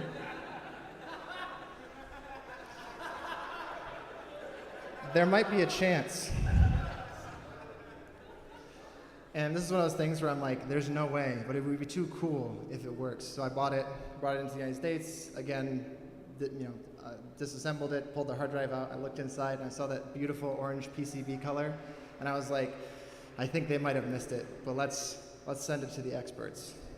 So I shopped around a little bit, found a cheap lab down in LA that said, hey, they gave me the honest answer, which is exactly what I was looking for, where they were basically like, all right, listen, you drilled a hole in the damn thing. Like, if you did that, you didn't turn it on, and there's not a bunch of dust and all these other things, then yeah, I think we can recover it. But don't get your hopes up, like, be aware, right? So I sent it down to them. They basically, after some time, came back to me and they said, hey, we popped this thing open. It looks like it just hit the PCB, and in order to recover it, we basically had to buy a working drive, go into a clean room, and swap the magnetic platter from one to the other. Obviously, after getting this email, I was like, so just to be clear, you're saying they did miss the magnetic platter? And they were like, yep, it pretty much missed everything. So it looks like there might be a chance here. There's not a lot of dust even on the platter, so I think we might be good. Sometime later, I got the email that I was looking for, where they said, hey, I got 99.99 whatever % of the data, and I was like, oh yeah, it's all coming together. But I was still like, if you do a lot of this research, you always try to like hold off on being too excited because your dreams have been crushed too many times by it not working out. So I was like, maybe somebody actually bought it, reused it, and then they drilled the hole in it. So like, maybe it's not actually the real thing, but it was. These are the wallpapers from it being used in the factory line. It was used to do Q&A ostensibly for, actually a couple things it looked like, but for iPad QA it looked like. It came along with a bunch of really tasty internal Apple software for sort of interfacing with their prototype devices and doing QA on the line, all of that good stuff, right? It came with internal credentials for the Foxconn factory and a bunch of other cool stuff. A lot of cool Apple tooling too, with a bunch of like, you could tell engineers came up with the name of these tools, right? Like pudding, whatever, so. Another funny story about this one is when I gave this one to Apple, like the first time there was a lot of communication when it came to the time capsule, like back and forth to coordinate it. The second time I was like, hey, I've got this random drive from the Foxconn line, did this forensics, I got all this data, I want to give it back to you. They were just like, here's a prepaid FedEx envelope. You just drop that shit in the mail, get it right to us. I was like, sweet. Great. So we've got some cool POC.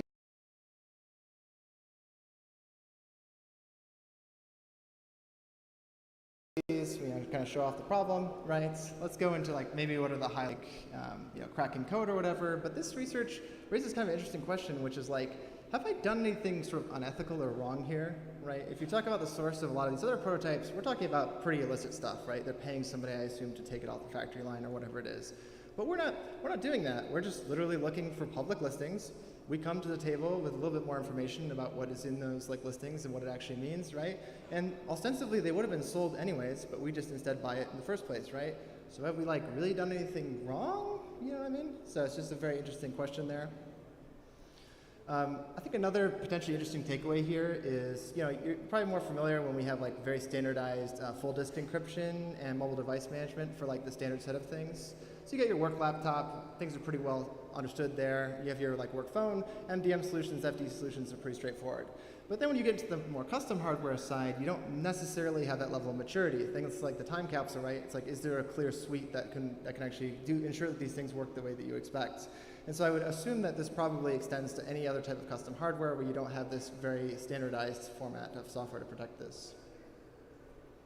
This one is probably obvious for anybody who's done anything related to hardware or who lived through COVID.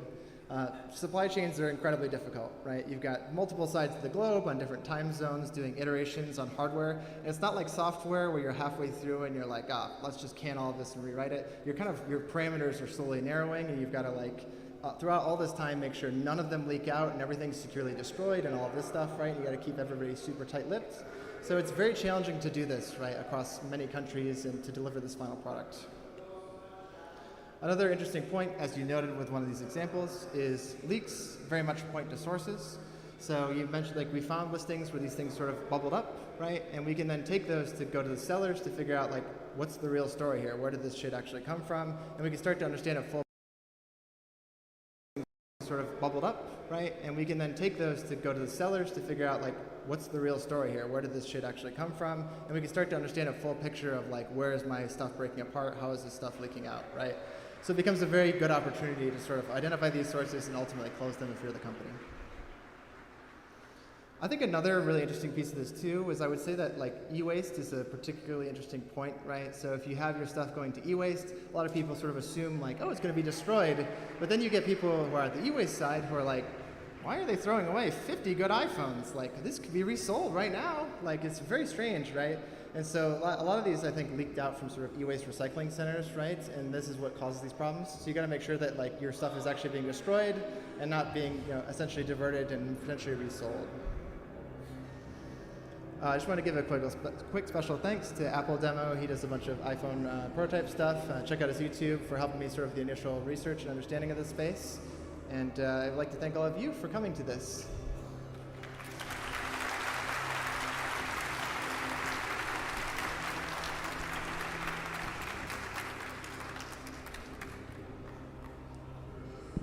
And the second one between the GDT register base and the 4-jump segment selector.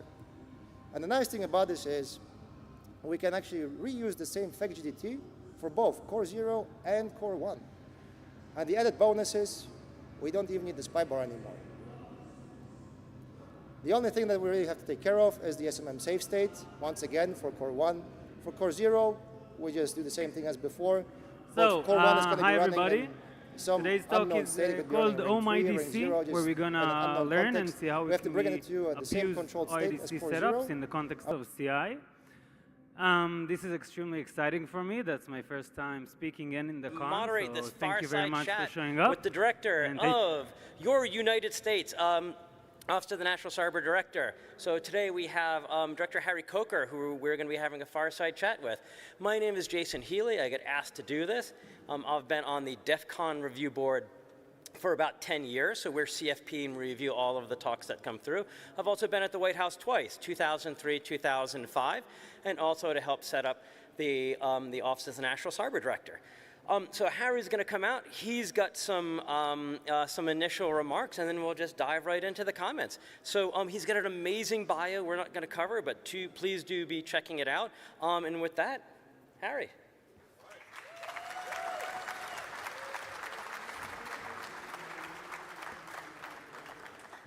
Thanks, Jerry. Sorry. First things first. All right. That's a healthy pour. That's a healthy pour. As I tell all the bartenders I work with, pour it like you don't own it. So that's what I did.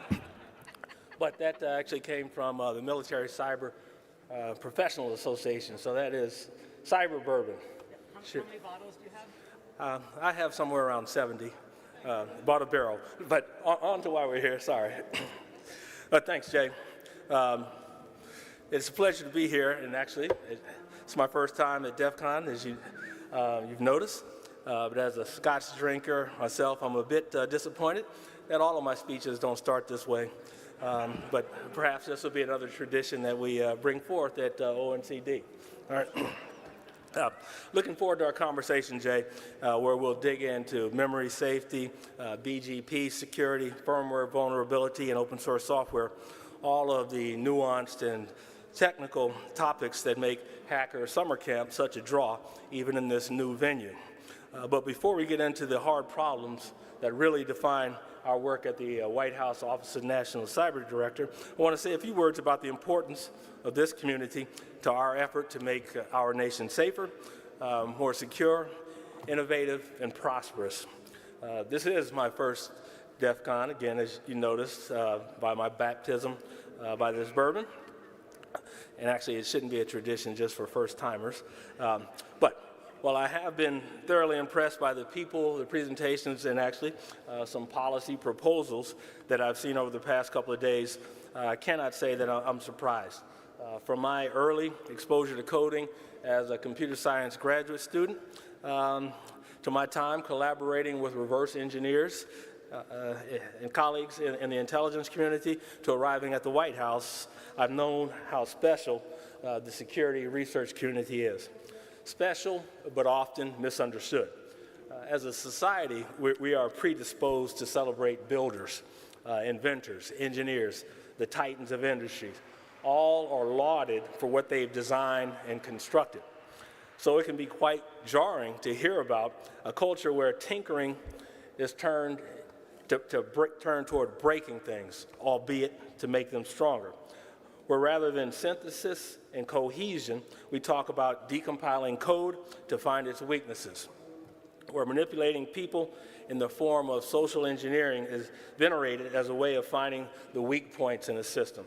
And if there's one place in the world where these concepts are particularly foreign, it's Washington, D.C.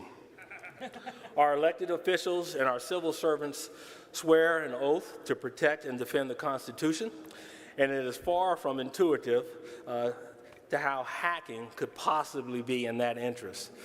I can see where they're coming from, but my personal experiences urge me to challenge them to think a bit deeper, to understand that for folks in this community, the desire to take things apart is rooted in a hope that they will be made stronger, to recognize that the internet, decentralized, governed largely by a simple set of rules written decades ago, is a miracle of human ingenuity. And that miraculous as it may be, the internet also needs protecting. That ethos of trying to make the internet a safer place is what makes this community so important and vital to our way of life. It's why it's so important for me to have made this pilgrimage out to the desert, along with so many of our cyber colleagues. And I've got good news for you. My voice is not alone in Washington. The chorus is growing. Jay, I know that when you were actually serving on the National Security Council staff decades ago, you weren't even allowed to come to DEF CON. Today, not only are the feds here in force to learn and to celebrate the work of this community, we are recruiting.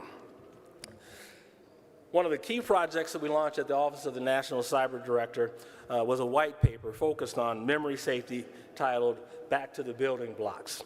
I will admit to being a bit surprised to see such a technical product come out of the White House. Yet after reviewing the report and learning about the research and consultation underlying it, I was completely convinced that it was vital that the White House shine a spotlight on the need to adopt solutions on the most critical vulnerabilities. The White House endorsing formal methods is now a bit of a meme, and I could not be happier. These are outward signs of progress. At least as important, though, is the cultural change happening in Washington. For the first time, we are seeing policymakers consider how to leverage unique aspects of the security research community to solve some of the very hardest problems in cybersecurity. Some of that is manifesting at the operational level as collaboration, not simply information sharing. And that has been increasingly the norm at NSA's Cybersecurity Collaboration Center and CISA's Joint Cyber Defense Collaborative. And it does extend to more strategic proposals too. Just yesterday, ONCD and our partners in the government's open source software security initiative released a report summarizing key findings from a request for information that we announced right here at last year's DEF CON. Importantly, that summary also describes actions that we are taking in response to the feedback from this community. Some of those actions are inherently governmental, For instance, we are proud to announce that the Department of Homeland Security has committed $11 million from the Bipartisan Infrastructure Law to launch the Open Source Software Prevalence Initiative. Along with partners at our national labs, the initiative will assess the prevalence of open source software and operational technology used by critical infrastructure owners and operators. We know that open source underlies our digital infrastructure, and it's vital that, as a government, we contribute back to the community as part of a broader infrastructure efforts. But many more of the recommendations go beyond what the government can do alone, and that's where you all come in. These policy proposals rely on the dedication of security researchers and their willingness to freely share their findings in order to work. In our conversations, we are developing a software liability regime too. We are increasingly aiming to leverage this unique community as part of novel policy. Officials from Europol, from the Netherlands, from Sweden, from Australia. And as you're going to see for the first time, which I haven't published before, I got a lot of documents about Anom. That photo, the top one, that's me trying to slyly take a photo outside the FBI San Diego field office when there was a camera looking down at me, just making eye contact with it. And then that badge is from when I snuck into a law enforcement only conference in Vancouver. I just signed up my real name and they didn't know who I was, so they still let me in. Briefly, what I'm going to talk about. The phone, so that's the software, the hardware, the network itself, and for the first time, the FBI front-end interface. Then the structure of Anom, sort of actually how this pyramid scheme worked and how all the people interacted, and of course the FBI's role at the top. Then there's going to be a little bit more of a story, sort of like the one I opened with, but about a guy called Microsoft, not related to the tech company. He just calls himself Microsoft. He had a friend in prison called Linux as well. And these black boxes, which you're going to see, and why Anom started to grow out of control. And then, just briefly, what this means for the going dark debate. I'm a journalist, I'm not an activist, I'm not a law enforcement official. I can't really decide where this debate goes, nor should I. That's sort of up to everybody else in the room, right? I just want to tell you what happened when the FBI did actually get a backdoor. So let's talk about the phone. Here is my Anom device. I bought it on the secondary market off Gumtree or eBay or something, because when the FBI revealed they were running it, a lot of criminals tried to sell the phone stupidly. This was a Google Pixel 4a. It also came on Pixel 2s, Pixel 3as, Samsung Galaxies, and some Chinese phones as well. And these were the black boxes I hinted at that I'm going to talk about a bit later. They were just Intel NUC's next unit of computing.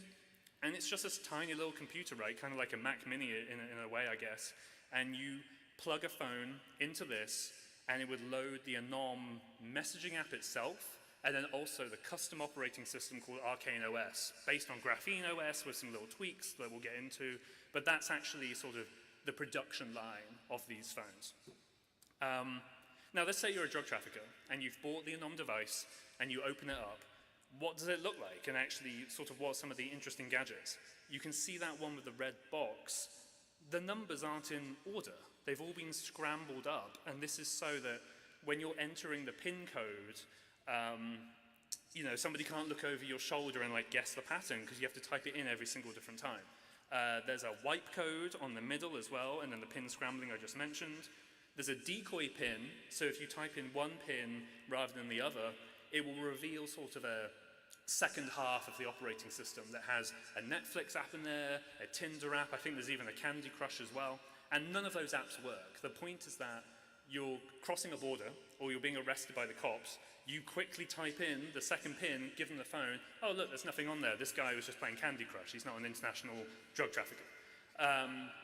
Then you have the Anom app itself, which was hidden behind a calculator. You would type in something like 2 times 2, press equals, the calculator fades away, and the Anom app reveals itself.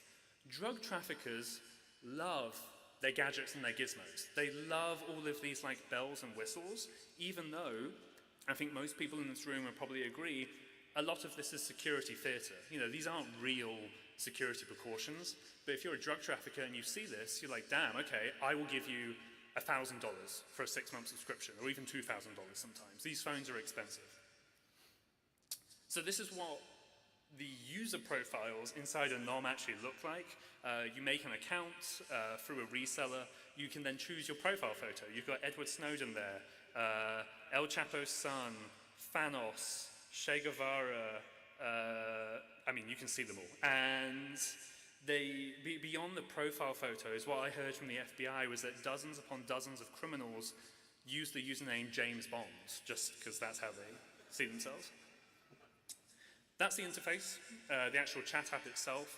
This is long away from just the PGP encrypted emails I mentioned. They were sluggish, they were slow.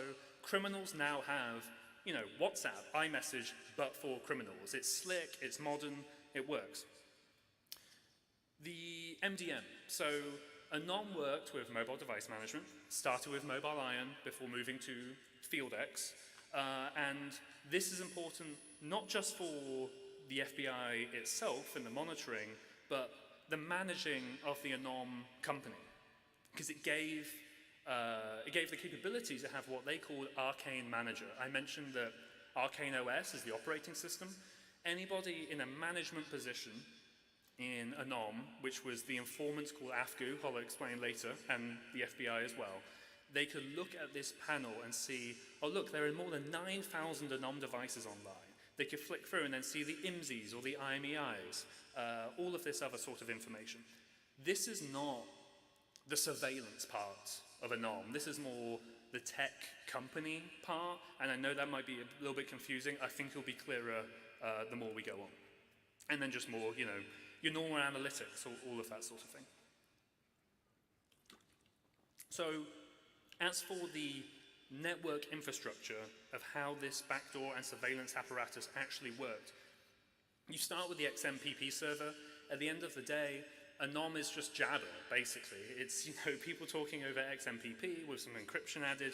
You then have a proxy server, which crucially hides the third-party country server, which is this country that collected all of the messages for the FBI, then a transfer server, then ingestion, then the FBI's front end.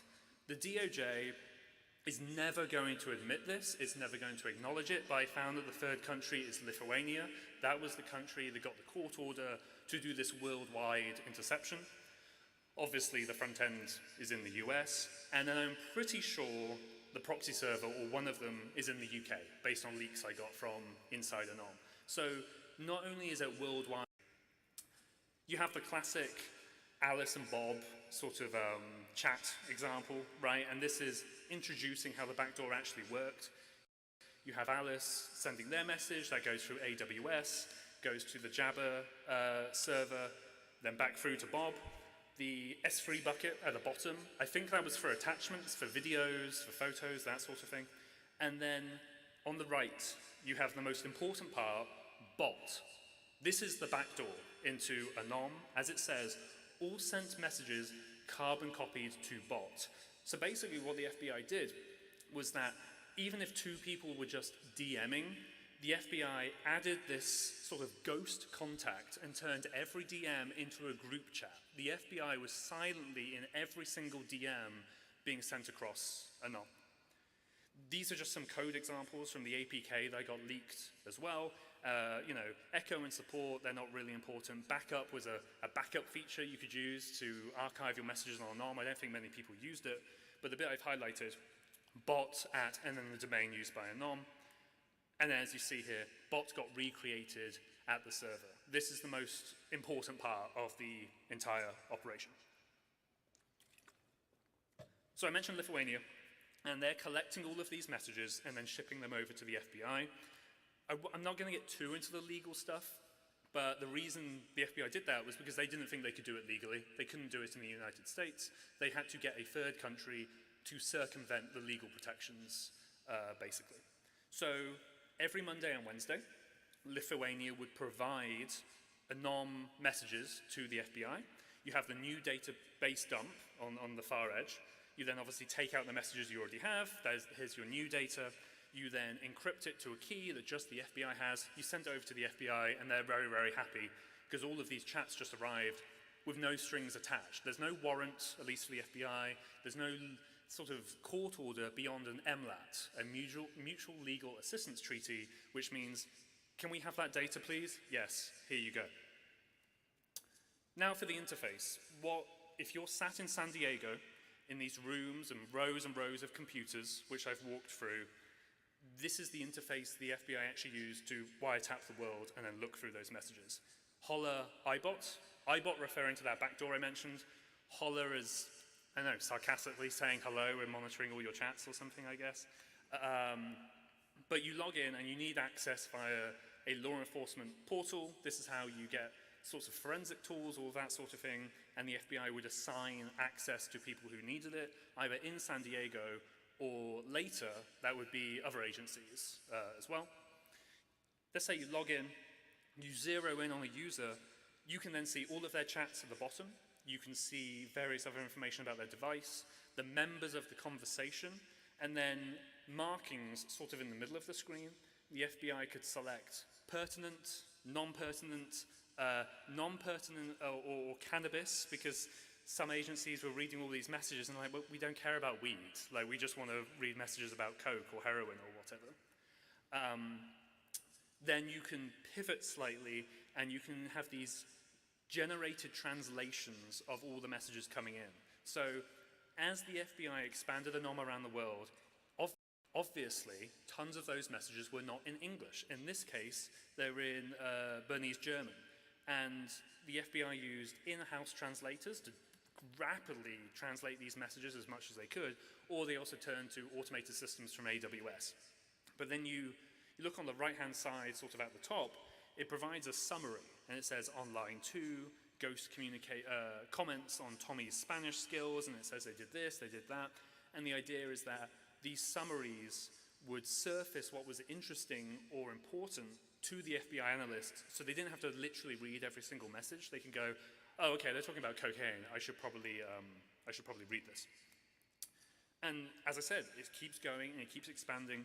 And this is just to give an idea of the sort of languages that were being spoken across Anom. You have Swedish, Serbian, Chinese, Croatian, Bernese German again, Albanian, Italian, and this just shows that the FBI is not policing inside the US borders here. It is really doing a worldwide surveillance operation. Of course, it's not just text messages being sent across the platform, tons of photos as well. Drug traffickers love to send photos of their product, or they say, hey, I'm parked here, and they also send selfies, as you can see in the bottom left-hand corner. What Anom also had, it would introduce features that were attractive to the drug traffickers, but they always had a secondary feature for the FBI. So one example of the images would be, the users could redact any part of the image they wanted. You know, I can blur out somebody's face, I could blur out maybe some bank details or something. The FBI got a raw copy of all of those as well. Similar with the voice memos. So later on, there was like a walkie-talkie sort of thing, or like when you send like a voice note on Signal, that sort of thing. And there was a modulation feature where you could select, please make my voice very high-pitched or very low-pitched, with the idea being, well, if the cops get it, they're not going to tell who it is because I sound like this or whatever. The FBI could reverse engineer it and get a copy of the original audio as well. Most crucially of all, I think, I mentioned Arcane OS, which beyond the Anom messaging app with the backdoor, the entire OS itself was backdoored. So while Anom allegedly turned off all GPS functionality in the devices, and that's what the users were told, you went into the settings and it's like, oh, I can't even select GPS, it must have gone. The FBI was collecting the GPS location attached to most messages. So whenever somebody sent a message, it could pinpoint their exact location as well. And I think everybody would understand that it's not always necessarily the content that's important, there's also the metadata, right? So by mapping out all of these messages, the FBI was able to figure out, of course, who is speaking to who and then in what context. So in the middle, red is just the device that the analyst may be looking at, blue are other people that they're talking to, and then green is a group chat. And I mean, it got to the point where you'd have members of the Comachero bikers gang, and they were having group chats about, we need to go kill this guy, we need to go beat this guy up. and the FBI could see all of the members of that group chat who were presumably involved or at least aware of this criminal conspiracy. So that's sort of how the phone works, how the backdoor worked. What about the actual company? Because the FBI was secretly managing this company, but it was almost an autonomous entity in its own right. It had to go out and it had to operate like a tech company, had to look like a tech company, so the criminals didn't get suspicious. So at the top, you have somebody called AFGU, AFG00. He is the informant who gave Anom to the FBI.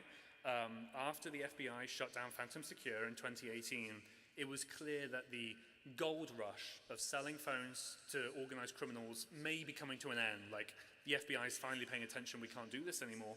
So AFGU approaches the FBI and says, I'm making my own company, and I've been working on it. It's called Anom. If I give this to you, could you give me a lower sentence for any sort of charges I may or may not face in the future? And he also got around 120K as well. Below AFGU are the big distributors. I would call these like the main sellers of Anom. These guys are ordinary criminals. They don't know about the back door. They are drug traffickers, primarily. The main one, Hakan Ayik, these are some photos from his wedding that I found online, and obviously blurred out his wife and child. But he is a top-tier drug trafficker, most wanted man from Australia. He heads the Aussie cartel, $1 billion cartel which controls, I think, 1/3 of the drugs going into Australia, lives in Turkey. And he was in this higher echelon of deciding where the phones go. And that's a spreadsheet I got leaked from inside Anom. And maybe it's a little dark, but you can see at the top, just in the drug trafficker's spreadsheet, it says last edit was done by Hakan. And you can see there, well, here's the brand of the phone, like the Pixel 4a or whatever, the person it's being sent to, and the quantity, and that sort of thing. So he's controlling the supply chain of these devices. Below those distributors, you have the resellers. They're sometimes called the agents. These are the guys who are on the ground. They're driving their Lambos to go drop off one of these phones. They are interfacing directly with the drug trafficking end users. And that's a desk of one reseller who's flashing some phones. In the middle, you have much the same thing using those Intel boxes I showed earlier. And then that last photo isn't actually from Anom. That's from another reseller of a different company I got. But, you know, luxury hotels around a swimming pool with escorts, that sort of thing, just to give you an idea of the sort of people who are selling these devices to drug traffickers. And crucially, the agents had access to something called the portal. This is basically a website they could log into, and they could manage devices. Okay, I have a new customer who wants to buy 5 new phones. I'll manage their subscription here, ship them the phones, all of that sort of thing. I think in total there was something like 150 agents, 150 people spread all around the world doing the FBI's dirty work for them, basically, and they had no idea. And then in the portal, you can do the wipe feature as well. Something which is very crucial for these encrypted phone companies is that you can contact them, be that Phantom Secure or Sky or EncroChat, and I'll talk about those in a bit, and go, hey, the cops got my phone, please wipe it, and then this is where they would do it, and they would push a button. Of course, with Anom, it doesn't matter. The FBI already has the messages right, but the FBI still had to do these sorts of things so Anom looks legitimate to the drug traffickers. And then, of course, at the bottom, you have the end user. You have the drug traffickers themselves. And I've read hundreds of thousands of Anom messages at this point over very months and months and months of going through them. And you can see the emojis there. I think you would be shocked at how casual some of these conversations are, where they're even talking about ordering assassinations, and they do it with like a laughing emoji, or hearts or whatever. Sometimes you have people asking for a bulk discount if they order 5 hits at once. Then you have the amphetamine in the middle, that's stamped with a Louis Vuitton logo. You then have, that's a Ledger, a hardware Bitcoin wallet, right? I was genuinely shocked by the amount of Bitcoin mentioned in these messages. I've covered cybercrime for like 10 years, you know, ransomware actors, normal cyber criminals. drug traffickers are making heavy use of cryptocurrency. And it's not just a couple of them. It's like, we're going to buy wholesale quantities of cocaine or methamphetamine in Bitcoin, which I was genuinely taken aback by. And then that's just, you know, a nice little amphetamine lab that came across Anom. So you have this pyramid scheme, basically, but there's another layer at the top of it. And of course, that's the FBI, who's actually secretly managing and controlling all of this. While they were pretty hands-off most of the time, as I said, they did call the shots on put that feature in, don't put that feature in, and they did sometimes intervene when stock got low. So there's one episode in the book where stock is running low of Google Pixels in Europe. Anom is buying so many phones off the refurbished market, you literally can't get a Google Pixel from some of these wholesale providers. So the FBI flies a Gulfstream jet packed with duffel bags of Google Pixels from DC over to the Netherlands. And then they leave them in I think the Dutch authorities leave them in a dead drop, the agents come and pick them up, and now Anom has more phones, and the sellers have no idea it was the FBI that actually shipped those Google Pixels. So, and of course the money trickles up from the end users to the resellers, to the distributors, to AFGU, to the FBI. I don't know exactly how much this operation cost. The FBI refused to tell me that in the interviews I had with them, but my understanding is that as the money went up, the FBI sometimes reinvested it back into the business as any good business person would, right? And it was really expensive, not only the hardware I mentioned, but you have to get the eSIMs, they have to be unlimited data, they have to be up all of the time, you have all of that infrastructure and networking I mentioned. If you have any downtime in an encrypted messaging app, I mean, as we all know, you know, when Signal or Threema or Telegram or whatever has an issue and we can't text our friends, it's very annoying. Imagine being a drug trafficker and your Anom app goes down. The FBI had to have it be very effective, very fast, and very efficient. There is another structure as well. So I mentioned I spoke to the coders behind the device, and that's AFGU again.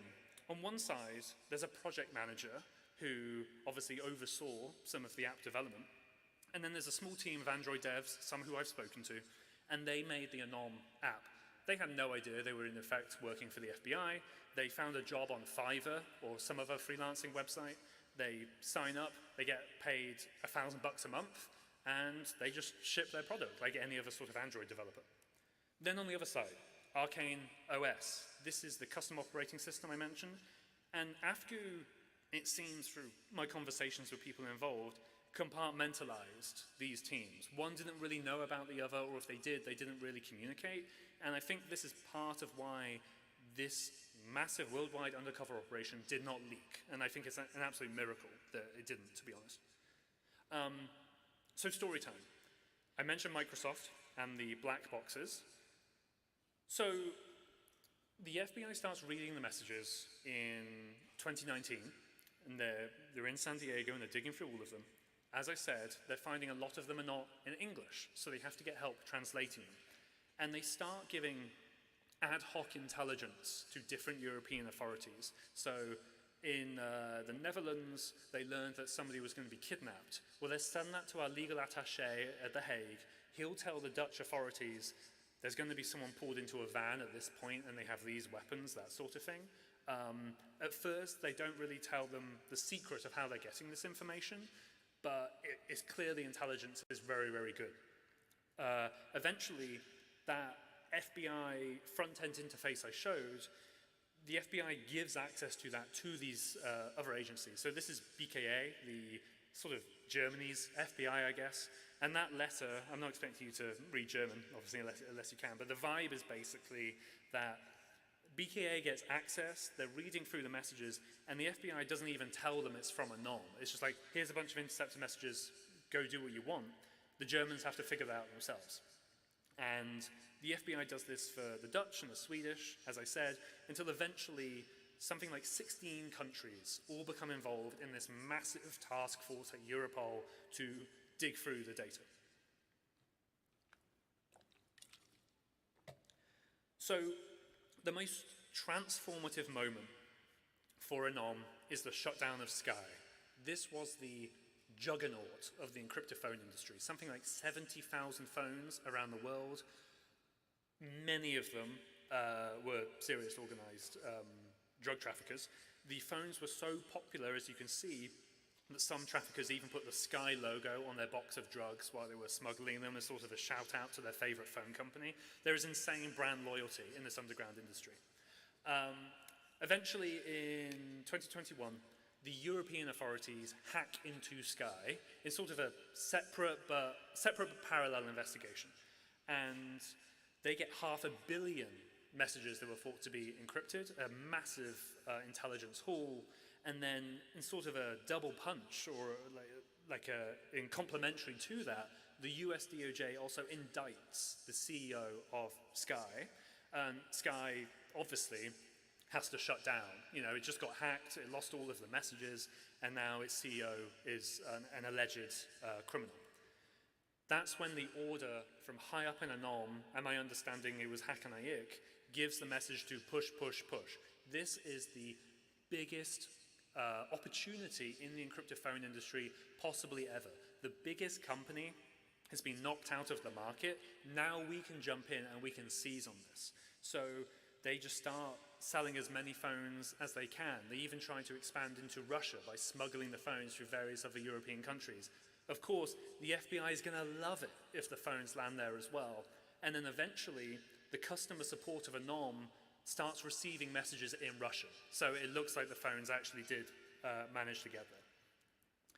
One of the people behind this expansion is this Microsoft person I've been talking about. He's the one on the left, sat down, and then the one on the left here with the fiery face mask as well. He is, I wouldn't say a top-tier drug trafficker, but probably a mid-tier.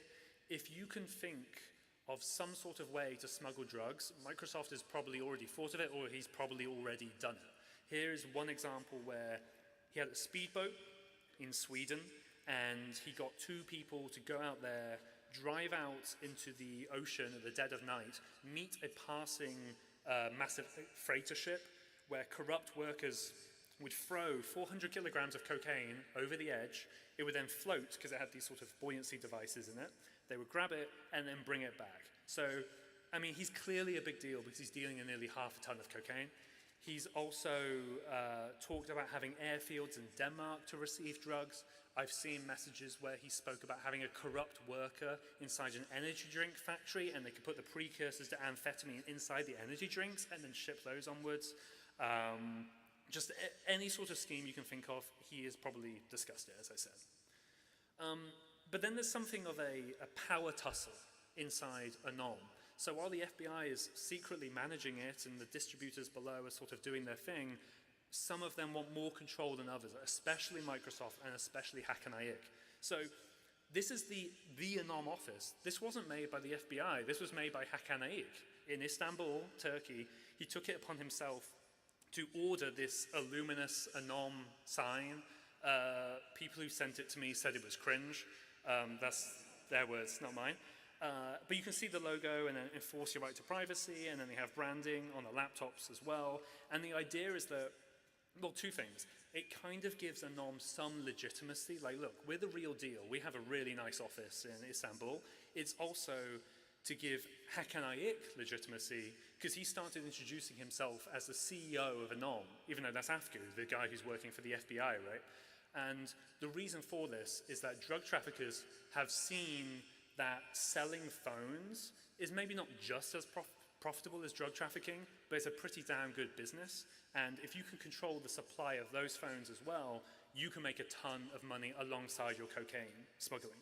So there's Microsoft giving a nice thumbs up in the Anom office. That middle photo is obviously the Anom sticker on a laptop. I don't think that's specifically the Intel black boxes, but they're flashing phones basically in Istanbul.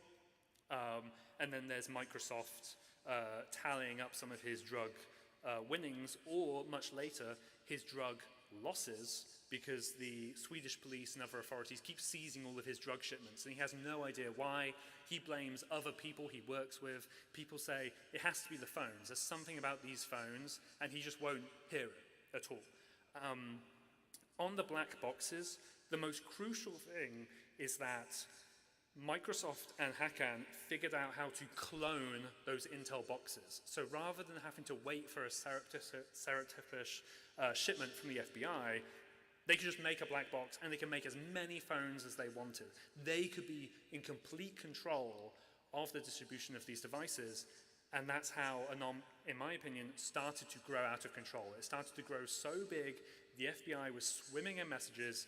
One of the agents involved said it was like trying to pilot a plane while it's trying to crash. You just have to keep going, you have to keep going. Which brings us, obviously, to this map, which is the sort of final tally of devices that were using the Anom backdoor. Orange is where are countries that contained Anom devices. Obviously, it's the vast majority of the planet. It was in more than 100 different countries, including, as you'll notice, North America, the United States. And again, I'm not going to get super into the legality of it, but people working on Anom, drug prosecutors and the people at San Diego FBI, they wanted to monitor phones in the US. They got very, very close. They wrote boilerplate language to put into the wiretap orders, all of that sort of thing. And then higher-ups at the DOJ basically never approved it. So although the worldwide operation was approved, the US one was blocked, much to the annoyance of some of the agents and the people involved. So what does all of this mean for the going dark debate? I don't really know, so I'm going to try and fluff through this a little bit, and I'm hoping that people who are a lot smarter than me can probably figure out what happens next. But my main takeaway is the FBI is going to do this again. When I snuck into a law enforcement conference where the FBI was speaking, right at the end, this operation was called, they are explicitly saying that they want to do something like this again. Well, if it's just targeting criminals, who really cares? You know, I'm sure people will have that sort of argument. Well, when the FBI came clean in June 2021 with running Anom, they wanted to also not just arrest drug traffickers, they wanted to shatter trust in the encrypted phone industry. They wanted to move criminals away from these encrypted devices to maybe face-to-face meetings that they could lip read or use cameras or whatever. I don't think that scales, but that was sort of the argument. In the wake of that admission by the FBI, some encrypted phone companies went dark. This is one from Cypher that said, you know, rather than doing this anymore, we're gonna shut down, basically. You still have some encrypted phone companies. There's one called No1BC, which means some Italian colleagues we revealed is actually currently used by the Italian mafia as well.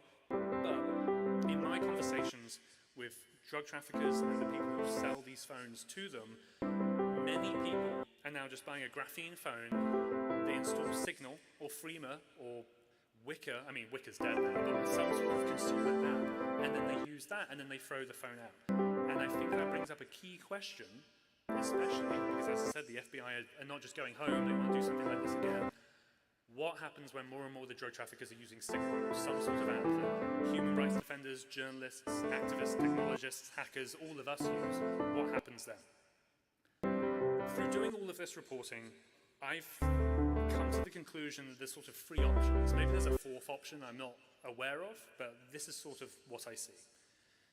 First, there's the front door, and I think we're all familiar with this. You know, apps give data to law enforcement when there's a legal request to do so. Discord does this every single day. Gmail and Google do it. Twitter, obviously. And that's, I guess, all well and good for non-encrypted services, but I don't think any of us would really want Signal or an end-to-end encrypted messaging service to start holding more user data so then it could be given to authorities, right? Signal, when it's compelled to do so, only provides the date and time an account was made and the last time it was used, a very, very small amount of data, and I think everybody probably likes that, except law enforcement. Then you have the back door, which is what I've been talking about. It's about Anom. Law enforcement compromising entire chat platforms. Anom, they also did EncroChat, they did Sky as well. That has massive latitude for collateral surveillance. I found that people on Anom included lawyers who aren't suspected of a crime. Their only crime is providing legal advice to drug traffickers, which is a very basic tenet of our justice system. Whoever you are, you should be able to get legal representation. And this threatens that. The last one is targeted hacking. I'm sure as everyone in this room will know, that relies on the very expensive market of exploits and offensive tools. You know, to get on an iPhone, you're going to need Safari or an iMessage exploit. You're going to need something to get out of the sandbox. You're going to need a kernel as well if you want persistence. So that's all very expensive, and that's going to be very, very hard potentially for agencies. Through my conversations with people who sell malware to Five Eyes law enforcement and intelligence agencies, it can be crafted in a way to collect only certain information from certain devices. Now, it can obviously still be massively abused. We've all seen NSO Group, Hacking Team, Finfisher. But if you were to put a gun to my head and I had to accept one of these, it might be targeted hacking. I'm not endorsing it. I'm sure many people will disagree. It's just out of those, that seems like the least bad. But again, I'm not sure. I'm hoping others now can take this debate and sort of run with it. But my main takeaway is that the status quo is not sustainable. The status quo is what led to Anom. The FBI didn't do this in a vacuum. It did it because it felt empowered to. It felt like this was a legitimate option to do. And I don't know what happens now, apart from them trying to do something. And I just really, really hope that now this information is out there in the book and this talk, and we're going to publish an article probably when I go off stage in a minute, I guess, or in a couple of days. But people need to talk about what actually happened when there was a backdoor. Are we okay with that? Do we want them to do this again or not? So thank you so much for listening. I will be at the Crypto and Privacy Village at 4 p.m. doing a very mini version of this talk. I'll also have copies of the book you can buy for $30. Please bring cash, because I don't know what else I'm going to do. And please subscribe to 404media.co. I really, really appreciate your time. Being an inconvenience. That's just customers so or even the LEA today and tomorrow and all these tomorrows. Cyber is an imperative, not an inconvenience. And so OSHA got me focused on that, and I was pleased that they incorporated cyber into their missions. Great. All right, so we're going to leave with that, right? Because we're right up about posting things out on port 80. And they even made a Stack Overflow post proving it. We had to do a little Lord of the Rings meme, you know. It's compulsory. We're from New Zealand. We have to. With any active investigation, don't be a malakas and don't get banned. So those two, the last, are my motto for the past couple of years. I have them as stickers. If you want them, come ask for them. So. The past couple of years, I have been joking around that I will be banned, which was mostly a joke and a tongue in the cheek thing. But right now, I'm trying to disrupt criminal rigs that handle more or less the tens of millions of dollars, and they are criminal rigs. So this is no longer a joke, but an actual probable risk for me. So this last night, when someone tried to enter my room by wrong, I literally thought that I was getting banned. This is not funny. A more probable situation, though, is me waking up again with this message. I don't know how many of you have waking up with this kind of message, either on your Google account or iPhone. But when you wake up and you see that government-backed attackers may be trying to steal your password, you are freaked out. So, I'm going to say it here in DEF CON. I also said it on Black Hat a couple of days ago. If anyone wants to burn his 1 million zero-day to get access to my email or my phone, I'm going to delete the photos from my kids and give him my phone for just $100K plus VAT. There's no reason to burn your 0 day for me. I want to state again that I had really low expectations into finding anything, and I didn't find as much as I would want. How did I identify panels? Those really nice people that are doing CTI, I'm not a CTI expert. I'm just a random guy who Googles and doom scrolls on Twitter.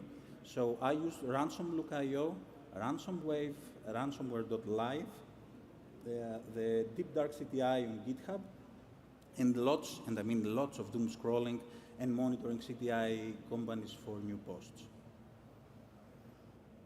The research had certain limitations that I knew from the beginning.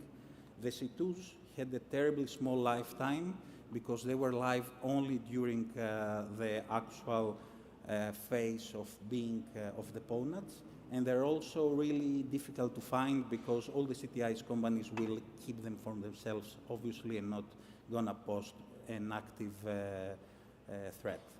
The data leak sites are very, very well looked after, and they're also behind TOR and Onion, so it gives an extra obstacle that I would have to bypass in order to get to them and test them.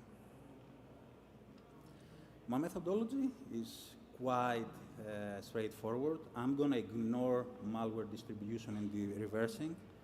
First, because I'm a simpleton and I don't understand reversing. This is mostly because I'm, as I said, a simpleton, and two, because I hate assembly due to my college years and a certain person who tried to teach me. I would just run the malware in a sandbox, extract all the URLs, and use data leak URLs found via CTI or other means. And then I will introduce you to a newer Toyota Corolla. The Toyota Corolla of security testing, also known as web application penetration testing, will get you from place A to place B. It's not sexy, it's not nice, but by getting you from A to B, it will probably also give you some info about ransomware groups and potentially a couple of RCEs. Methodology, boring stuff, but I have to say because those tools literally made the whole research. DIRSearch for the win, FFUF, burpsuit, the trifecta of TOR, which is TOR Expert Bundle, TOR Browser, and TOR SOCKS, which greatly helps to run any other tool. Coffee, and I mean a lot of coffee. AnyRun for running all the malwares. Several droplets on DigitalOcean, because as I said, they had a lot of operation security, so I was getting banned en masse. Sodan.io and Sensi, so that you could potentially find websites outside of TOR. And did I mention coffee? I mean lots of coffee. How I'm going to approach the whole thing.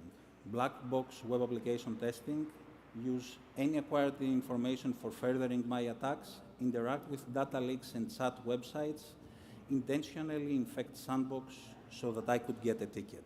And by ticket, I mean that we are going to see later that all the chats wanted a ticket so that they can identify what company you were in. My first step was, as I did with malware, just blatantly run DIRSearch and FFUF with a custom word list through TOR SOCKS. My results were disappointing. There were only 15 URLs that gave something interesting, which is not exactly interesting. Then I moved to manually check all of them. 5 of them were WordPress. A couple of them were leaking IP addresses, and some of them were cheeky. And when I say cheeky, I mean really cheeky. So one of them told me to fuck off. The other one told me to use the N-word. I'm not going to use it because I respect people. And the cheeky was Abyss, who said, just business, nothing personal. Keep that. So let's go. Much like Alice in Wonderland, let's take the little dumb bunny by hand and let's move inside the ransomware land, shall we? First one is Mallocs. I don't know who is familiar with that. They're also known as Target Company, Fargo, and Ton something, I cannot pronounce it. First appearance was of June 2021. They target mostly Windows machines and specifically MS SQL servers. They brute force SA accounts. Last year, they started using also some end days, and they are in the hundreds of victims. This is their index page of their data leaks. As you can see, they have a lot of victims. And the /malloc/private sign-in, they requested a private key so that I could chat with them. So I had to, as I said, infect something. I infected AnyRun. I got a key. Is it clear? I said, hello. The guy didn't respond, so like I said again, hello. Nothing back, sorry. I then decided to run dir search and ffuf. There was an Apache server status page exposed, which was leaking URLs, server IP addresses, and it was also leaking tokens to check other people's messages. But that was not fun enough.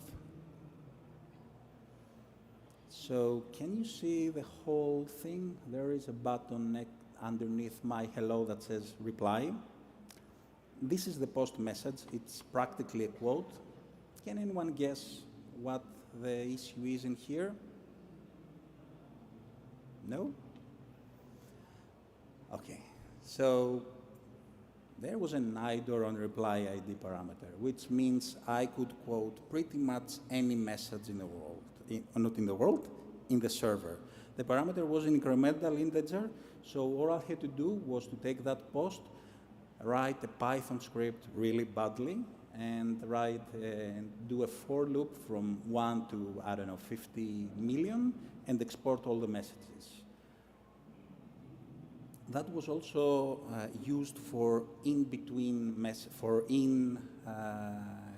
organization messages. So first, there's the boss, clearly a God complex.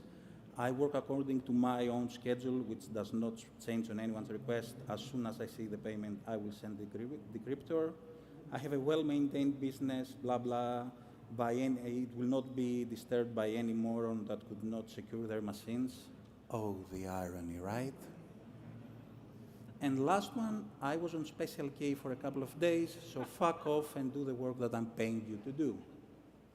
I don't know exactly what special K is, but I think it's a drug. So, employees, boss, the budget for this client is only 15K. Do you agree? They don't need much data. And Jessica, probably to another employee, boss is not on a good mood today. Let's be careful. Yeah, be careful. Good for you, Jessica. The boss was sending the decryptors to the guys. Here's the decryptor for company A. Here's the decryptor for company B. I got those decryptors because I wanted them to. This is the actual organization. I said I wouldn't have another graphic, but I needed to do another graphic. You should forgive me for that. So boss on the top, Panda, Jessica, Mallox, and Ismail on the bottom. And then after a day or so, unfortunately, my chat was disabled and my IDOR was fixed. Message was not delivered. Unfortunately, I couldn't quote it anymore. What did I get? I got internal knowledge of the team. I got pretty much all of their messages. I got some decryptors which I communicated to the companies that were ransomed with, and they used it. Once the admin got up, or sober, I don't know what, it was fixed. So all in all, result, mediocre, I guess. Sorry about that, but I was too verbose, I was too blatant, I just did it all at once, but I wanted to do it. That's my second group. I think all of you know it, Black Hat and Alpha V.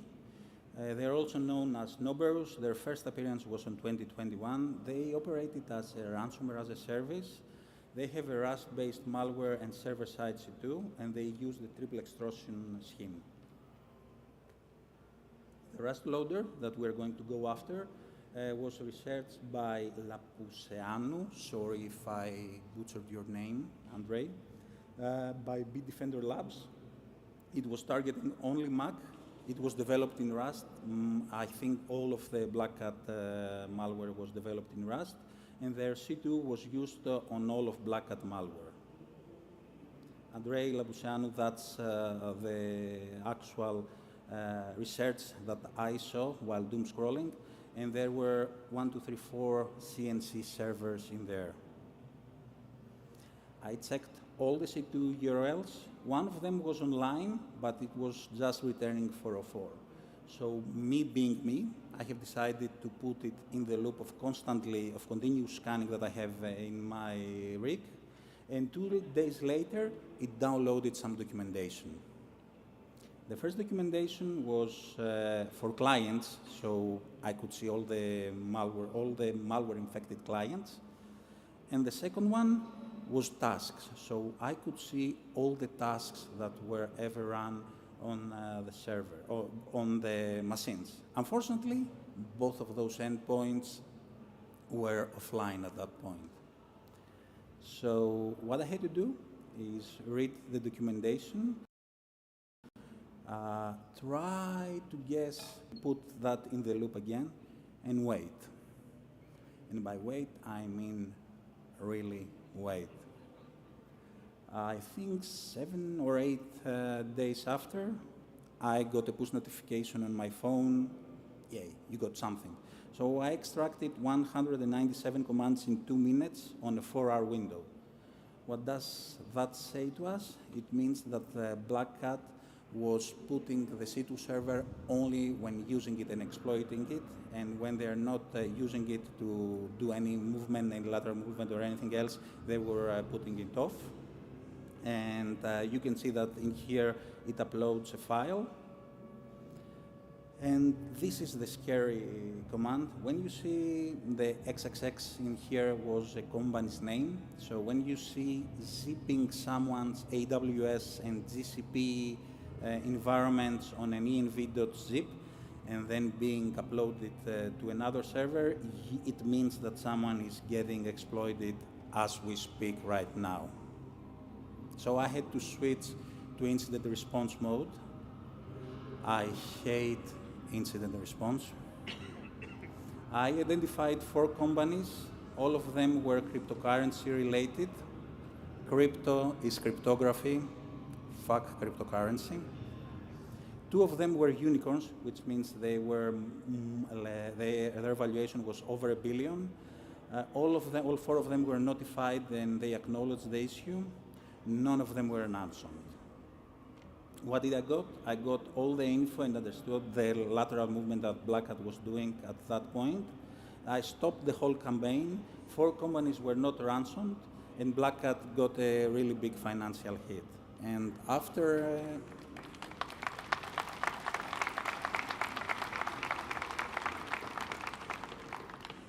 thanks. And after a month, under increasing federal scrutiny, Black Hat ransomware gang pulls exit scam on its way out.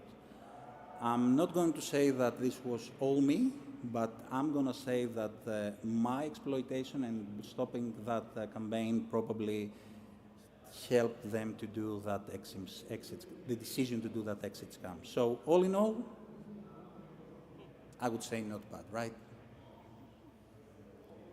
Third one, Everest. Oh, my lovely Everest. Active since late 2020. They targeted high-profile targets for the first 3 years. On the last year, they moved to also lower profile targets. They pivoted to initial access broker. They pivoted to just data leak. Fuck, they pivot around like they're startups. They grade it as highly sophisticated by multiple researchers, and they're also well known for being paid and not getting and then releasing the data, so they're mentally unstable. Right? Why won't you go after a mentally unstable millionaire? This is their data leak page. Does it look like something you know? No one?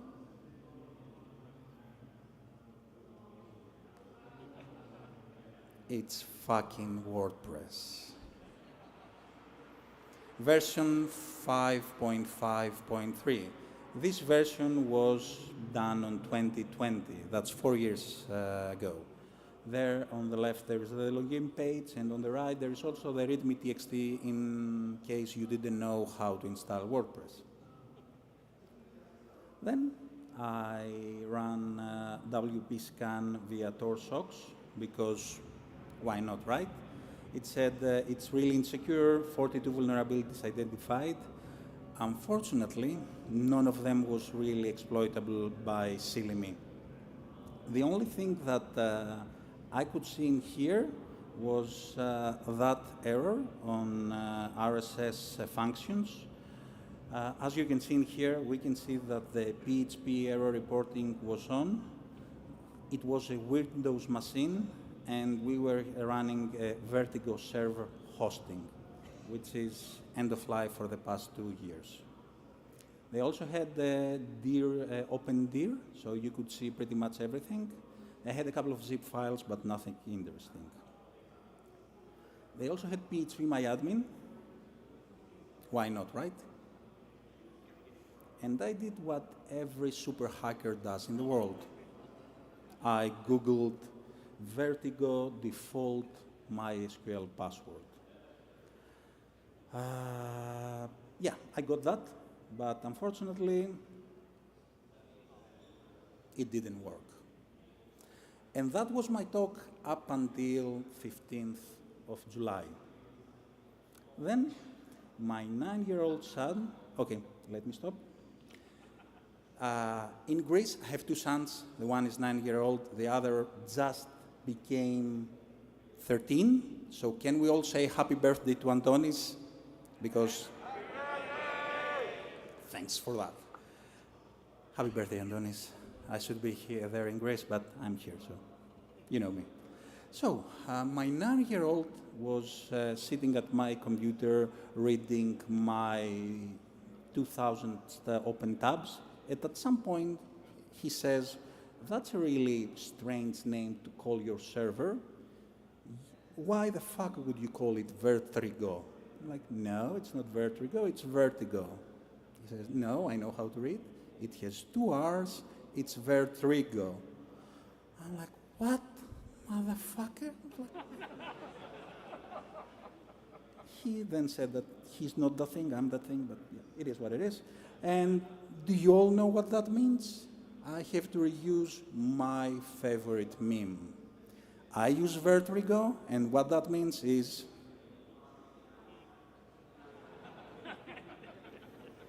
I'm the fucking admin. WordPress administration. I did develop a WordPress plugin. No, I didn't develop a WordPress plugin, sorry. I took a PHP shell, pony shell, zipped it, named it shell.plugin, uploaded there, and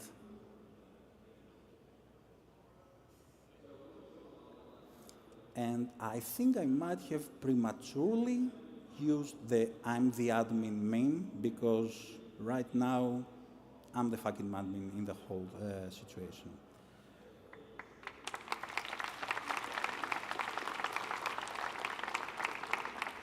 Then, after doing things that most of the red teamers in here, I see a really good red teamer in here, would decapitate me of doing, but again, I'm a simpleton, sorry about that. I somehow ran mimic ads, got the whole, I don't know, token and shit and all that, which means the Russians, who the fuck would expect them to be Russians? It's a Windows 2012 server, and they have done a lot of crimes, but can anyone guess what's their biggest crime? They haven't paid for WinRAR. For fuck's sake, you make, I don't know, 20 million per year, pay the fucking WinRAR. So, database export, username extract, remote command and execution on the server, got hold of their onion secret keys, lots, and I mean lots of logs to analyze. I was hoping that it would be down by someone by now, but it's still there. So if anyone wants to play, go play. Result?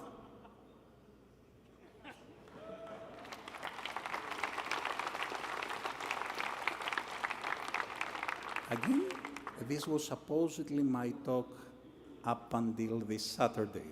But this Saturday,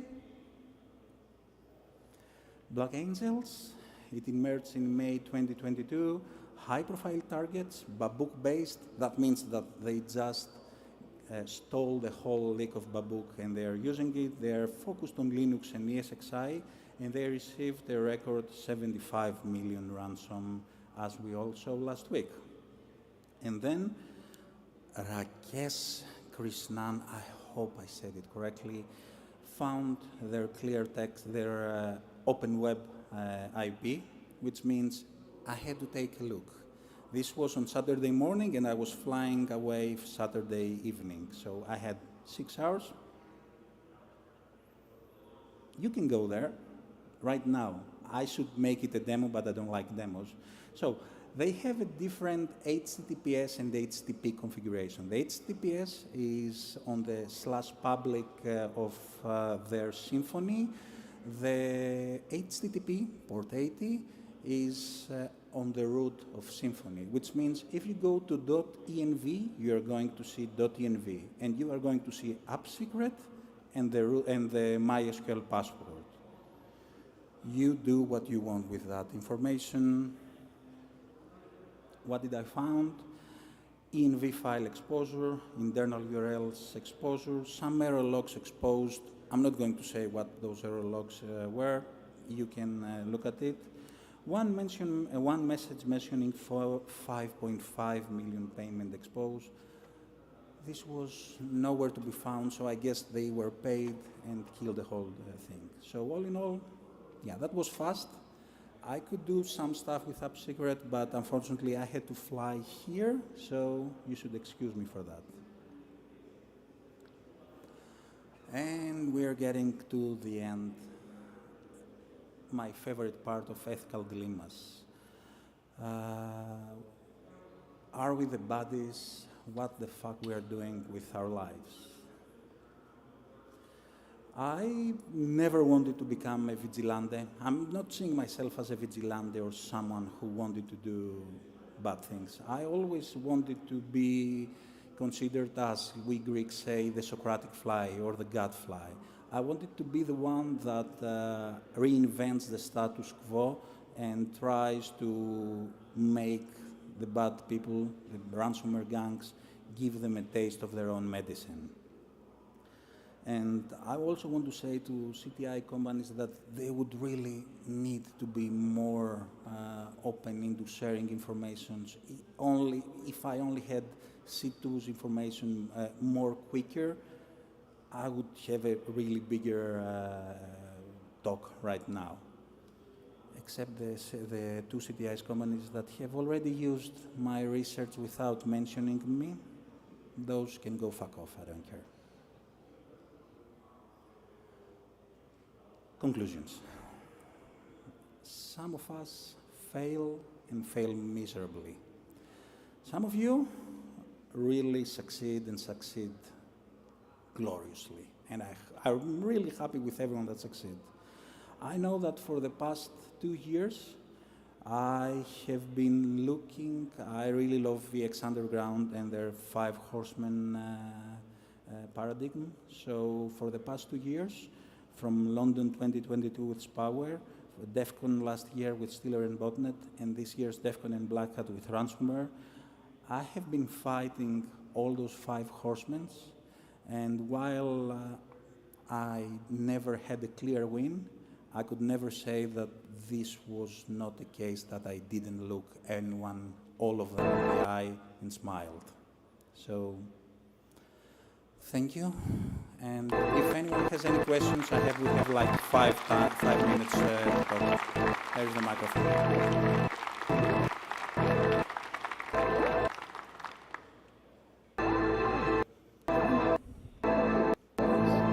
Thank you, guys. Where is he? Oh, nice. Hi, thank you, great talk. My question is, which would you choose to fight? 5 duck-sized horses? Or... Oh, I got it wrong. I got no question. Thank you for the talk. Thank you. Anyone else? Thank you, guys.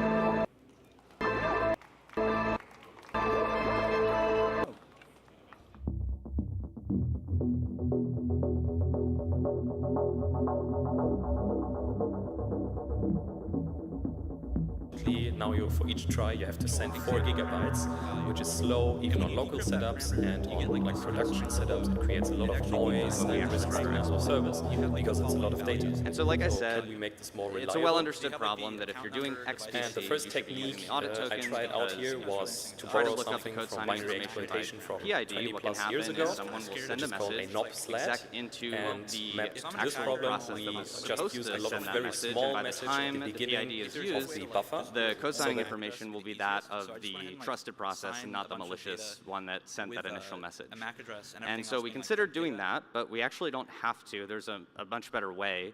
What you can do is create this process tree of 3 processes, where the parent holds the standard in and standard out write pipes, the child execs into a trusted browser.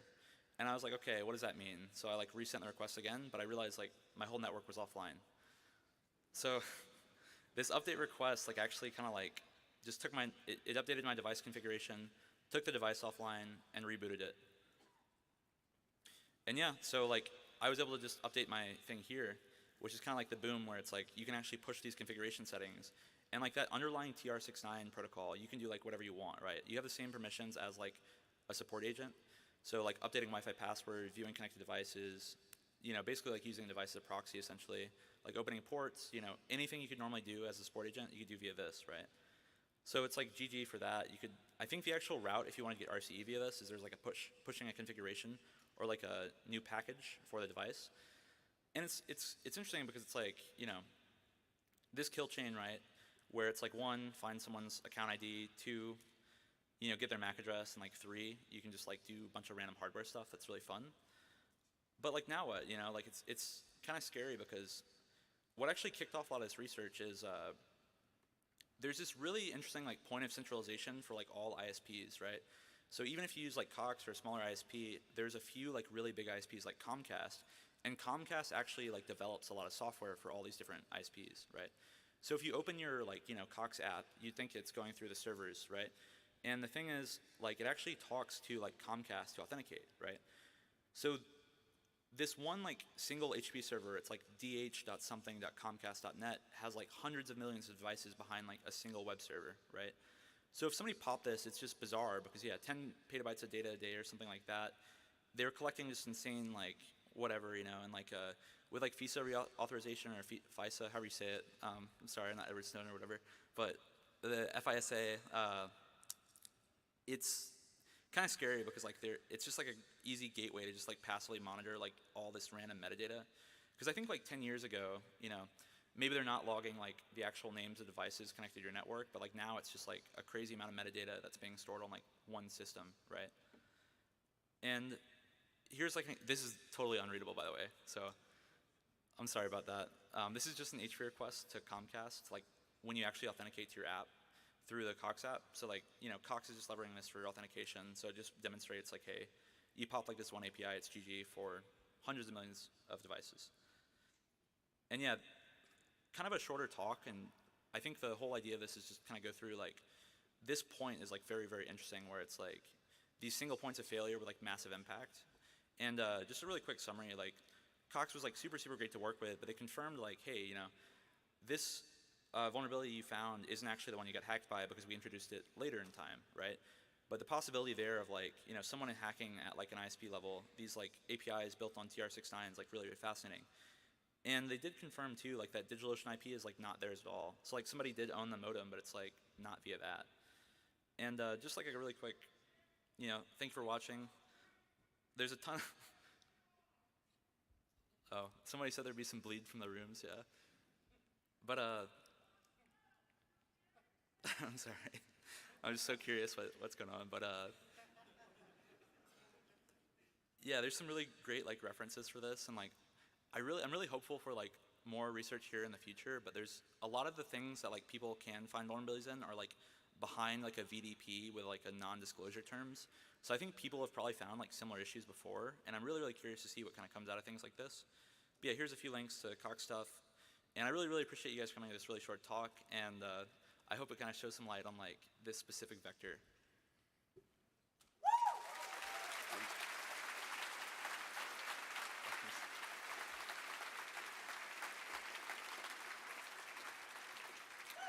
And I think we probably have a bunch of time for like QA if anybody has anything in particular, but are we going to do mics or just like? Oh yeah, happy to yell. Feel free. Working with Cox was great. Big fan. They were honestly like a really good team. Like, they did the thing where like every message they responded with was like legally verified. It felt like they'd copied and pasted it in a bunch of different formats, but really good team. They did. Yeah. Yep. Yeah. So honestly, like Python scripts and like Bash scripts and stuff. Like ChatGPT is so good for random stuff like that. But yeah. Oh sorry. Oh sorry.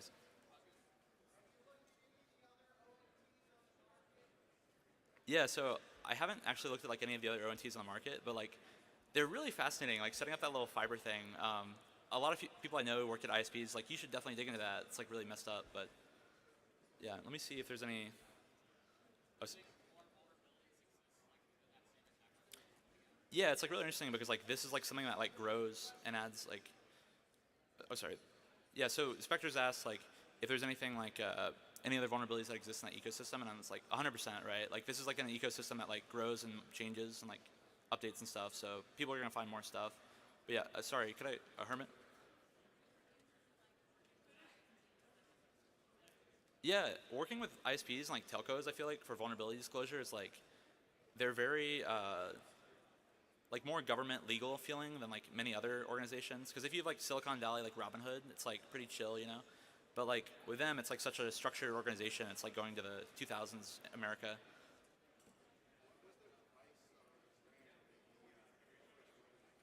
Yeah, so it was actually like a Comcast device, I think, is like the Cox Panoramic Wi-Fi, but yeah. Oh yeah, that's spooky. All right.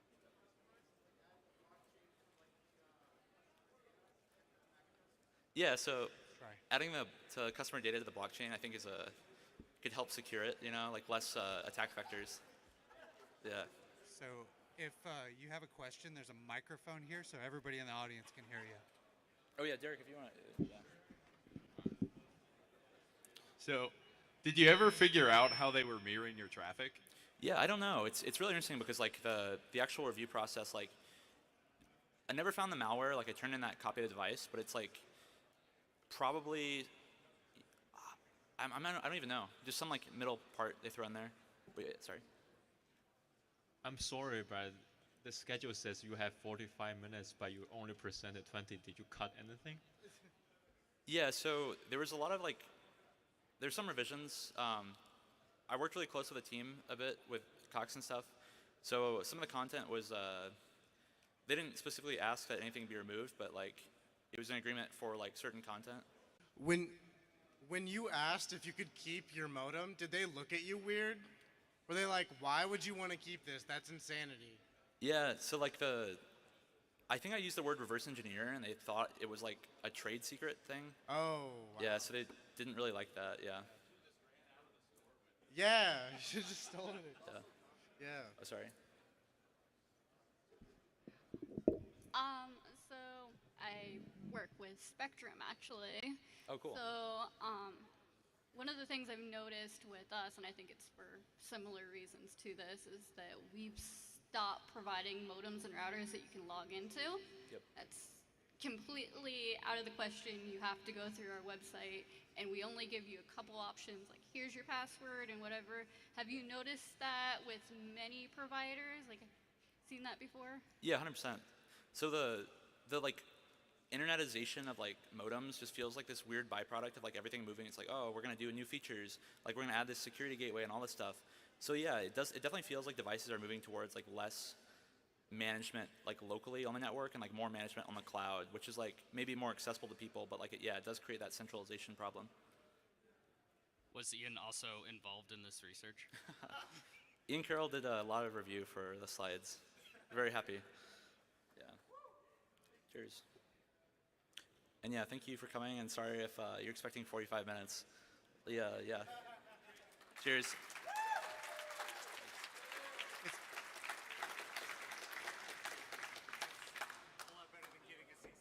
That's right, yeah, exactly.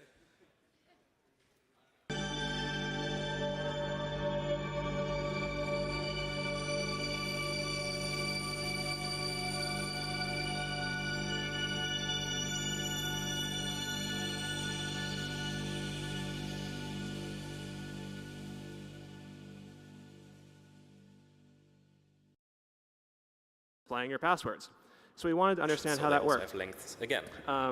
And also, it's not obvious to directly that look this at is some going to code, work. it's a little bit more, but I'm going to walk you through it. We first have a line here that takes the content bytes, so it takes the query and puts it into this BSON representation. Then it computes the total length of the message by adding the header length and so on. And this is saved as a type usize variable. Again, on most modern systems, this is a 64-bit integer. And then again, this is truncated explicitly to an int 32, because that's what fits into the field, so the developer had to cut it down here. But of course, this is the same issue as before. If the length was larger, then what can be expressed here? We have our truncation, and things go wrong the exact same way as it did for Postgres.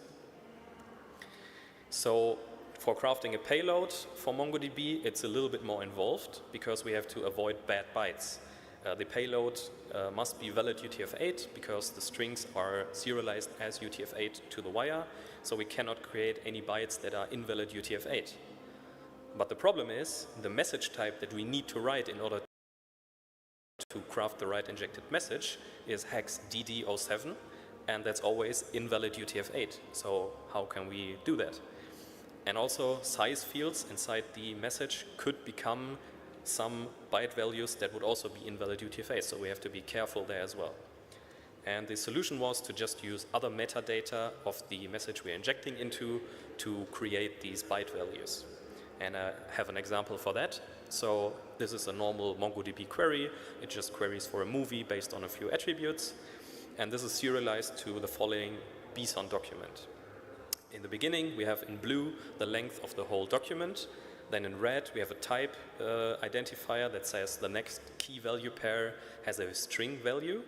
Then in yellow, we have the key, which in this case is title with a trailer, has a string value. Then in yellow, we have the key, which in this case is title with a trailing null byte. Then in blue again, we have the length of the following string. And then in green, we have the actual string with a terminating null byte. Then we have the next key value pairs and so on. And at the end, we have another null byte that shows the end of the document. So if we want to have the hex sequence DD07 anywhere in here, we cannot use the yellow and green parts because they have to be a valid UTF-8. But what we can do is, for example, use the length of a string and just make the string the length that will, when serialized to bytes, will be the exact byte sequence we need.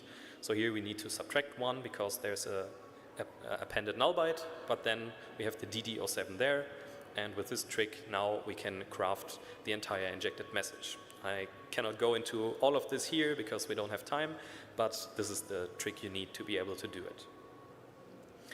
So we also looked at libraries here, and we found the official Rust MongoDB client library to be vulnerable and exploitable. We sent out our advisory also in February, and they fixed in March. So if you use this, especially if you use it in production, which I doubt because it's Rust, but then you should update to 2.8.2. Okay, let's now take a step back. We've seen all the cool bugs and the exploitation, but is this actually applicable to the real world? We've seen the demo, but maybe this was just a lucky punch. So let's talk about constraints, and especially about the elephant in the room, which here weighs 4 gigabytes. Because a lot of you probably are thinking, well, can we actually send 4 gigabytes into all the applications? Aren't apps limiting input sizes? And you would be right. There's a lot of common protections, like default body size limits of your favorite web framework, or maybe JSON and form decode maximum sizes, or you have your reverse proxy that's limiting request size, and so on. And I also encountered this and thought about some potential bypasses here. So the first idea is that sometimes endpoints are just unprotected. So maybe your framework doesn't have a default size limit, and also sometimes the developers explicitly disable the limits. This was the case with Harbor, for example. They have an Nginx reverse proxy, which usually has a 1 megabyte request limit, but they explicitly disabled it, I guess because they need to receive big Docker images, so they need more request size. But this also meant that the whole API is now not limited anymore, and the Go framework that's used under the hood of the server did not limit this, so we could send our big payload. The next trick would be to use compression. This, on the one hand, allows you to send your attacker payload much quicker because you can compress it down and don't have to send 4 gigabytes over the internet. And also there can be logic bugs.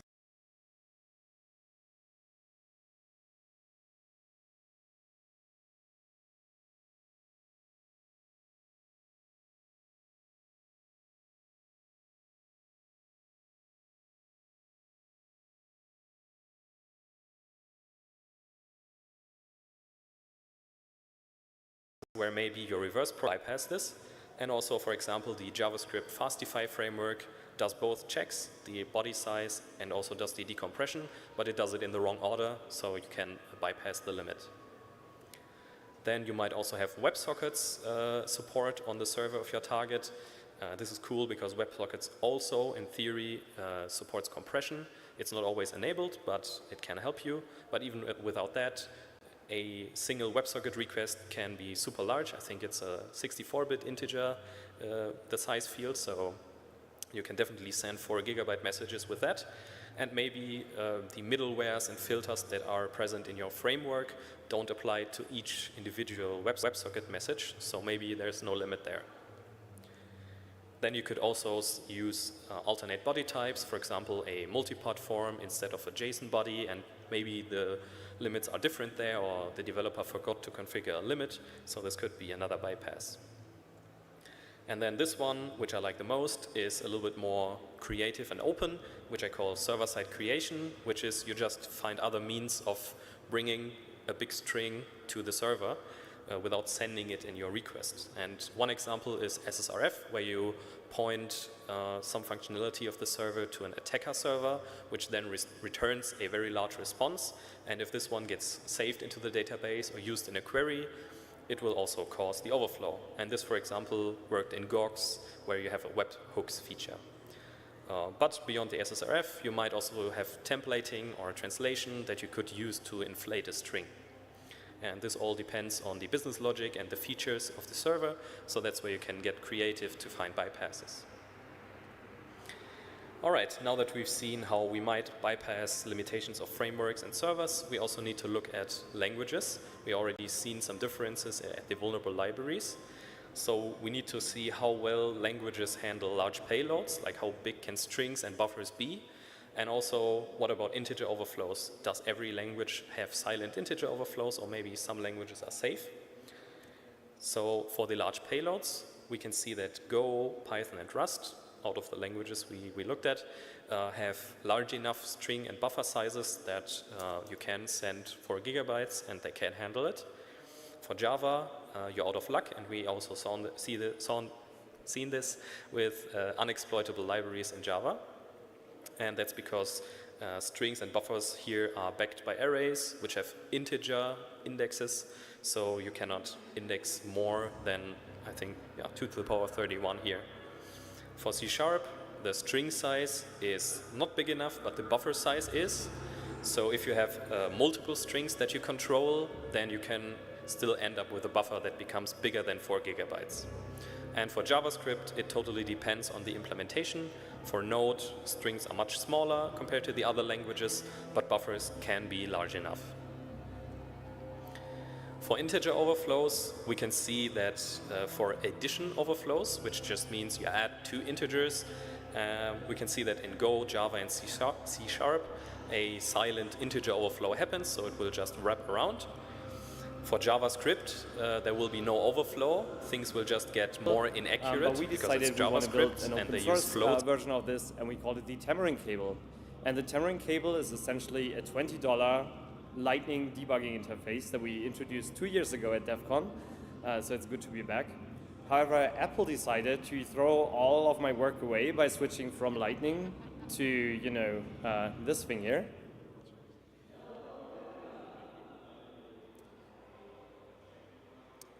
There was supposed to be audio here, but she's talking that we can do charging, data, audio, and video. But I think they made a mistake during the keynote because they forgot, you know, all the cool stuff. Like, who cares about charging? I want JTAG on the iPhone. And, you know, if you look at the USB-C connector, it has a ton of pins. And so surely we can somehow get some of these to speak JTAG, UART, or, you know, anything interesting, not just charging. And then I realized that the iPhone is not the first USB-C device that, you know, Apple made. And I never looked at any of these, but luckily for me, other people did. And they figured out that Apple essentially uses the USB power delivery negotiation to do some cool stuff. And it turns out that this power delivery negotiation is happening in something called the USB-C port controller. It's essentially a tiny microcontroller in the MacBook. And that one handles all of this. And essentially, the charger communicates with it through these 2 lines, the configuration channel lines. And this is all handled by a microcontroller that sits close to the USB-C ports. And, you know, a microcontroller will have some kind of firmware. And some smart people years ago figured out you can just dump that firmware. So you solder a couple of wires into your very expensive MacBook, dump the firmware, and then they wrote an awesome blog post because they reverse engineered the firmware, and they figured out that the Apple Type-C port controller, which we call ACE, actually contains a lot of secret. And they found that Apple uses something called VDM, or vendor-defined messages, to let us change the configuration of certain pins on the USB-C connector. And so, for example, we can change the SBU, the sideband use pins, to be serial. And so we can, you know, send the VDM action 306 to the ACE controller, and then we get a serial console on the MacBook. And it turns out that to this ACE, there's much more connected than just serial. You can also do JTAG, Thunderbolt, even I2C, or on the iPhone, there's SPMI and so on. And so that's kind of cool. But how can we actually send these vendor-defined messages? Because this is not just like regular USB. Instead, we actually have to use special tooling to send these, to be able to send these messages. Who was playing video games competitively named Todd Roger set a record found out that the back left port on the MacBook Pro is special and can actually send those commands, and they reverse engineered all of that stuff. And so there's a nice tool that you can just use to send these commands from a Mac to another Mac. Also, Marc Zenier built this thing called the Central Scrutinizer, which is essentially a serial adapter that is able to send all of these things and can give you, you know, a UART shell on a MacBook and so on and so forth. Now, I saw this. It's Pico based. I love the Pico, and so I ordered a couple of PCBs and started experimenting with this. And essentially, all it contains is a small USB-C controller and a couple of level shifters. Now, I wanted to try to get serial on the iPhone 15 that was freshly released, because everyone was harassing me that my stuff doesn't work anymore, so I had to get with the times. Now, unfortunately, it didn't work on the iPhone 15 out of the box. I had to actually solder on a small USB switch and provide power to the iPhone and so on. Now, this might just be my incompetence, because this is the first time I ever touched USB-C, and so I just tried random stuff until it happened to work, and so if you know USB-C better than me, feel free to tell me what I'm doing right or wrong. Doing all of this, I essentially had the Central Scrutinizer working on the iPhone, and so I can, you know, hit some keys, and suddenly I get the serial console on the iPhone 15. That's pretty cool, but also pretty useless, because, you know, like, what do we do with serial output? We want to get JTAG or SPMI or something interesting, right? And again, the ASCI Linux people did a ton of cool reverse engineering work on all of that USB PD stuff. And they have a gigantic document where they document all the actions and so on and so forth. And if you keep scrolling and scrolling and scrolling, you will find a small note that says, by the way, there's this action called 0206, and there's a good chance this is SWD, but nobody ever seems to have like publicly tried this. So I took my central scrutinizer, hooked my oscilloscope, debugger, and so on up to this, and tried to connect to it. And it didn't work. Yeah. But, you know, turns out there are two cables, and so I just reversed them, gave it another try, and suddenly we get a success message. We found the debug port with the ID 4BA02477. We just got JTAG on the iPhone 15 by just sending 206. Awesome. Unfortunately, this is a production device, and so JTAG is locked. So essentially, we can't debug it because it's a production device. On the black market, you can probably find an iPhone that is not locked, but it will run you like 100K or something, so I can't do that. But we got JTAG. Useless JTAG. You know, but we can still explore some other buses. And so it turns out that on the iPhone 15, there's actually more than just UART and so on this connector, but also SPMI and other things. And so in December last year, we released a PCB called the Tamarind C adapter, which is essentially a fork of the central scrutinizer with bidirectional level shifters, a USB power switch so it can actually charge the iPhone if you want to let it run for a long time for research. And we can use it to explore all the buses on the iPhone 15, including SPMI, which I think we released the first public analyzer for. And it also runs a full JTAG probe. And so you can experiment with this. It's fully open source.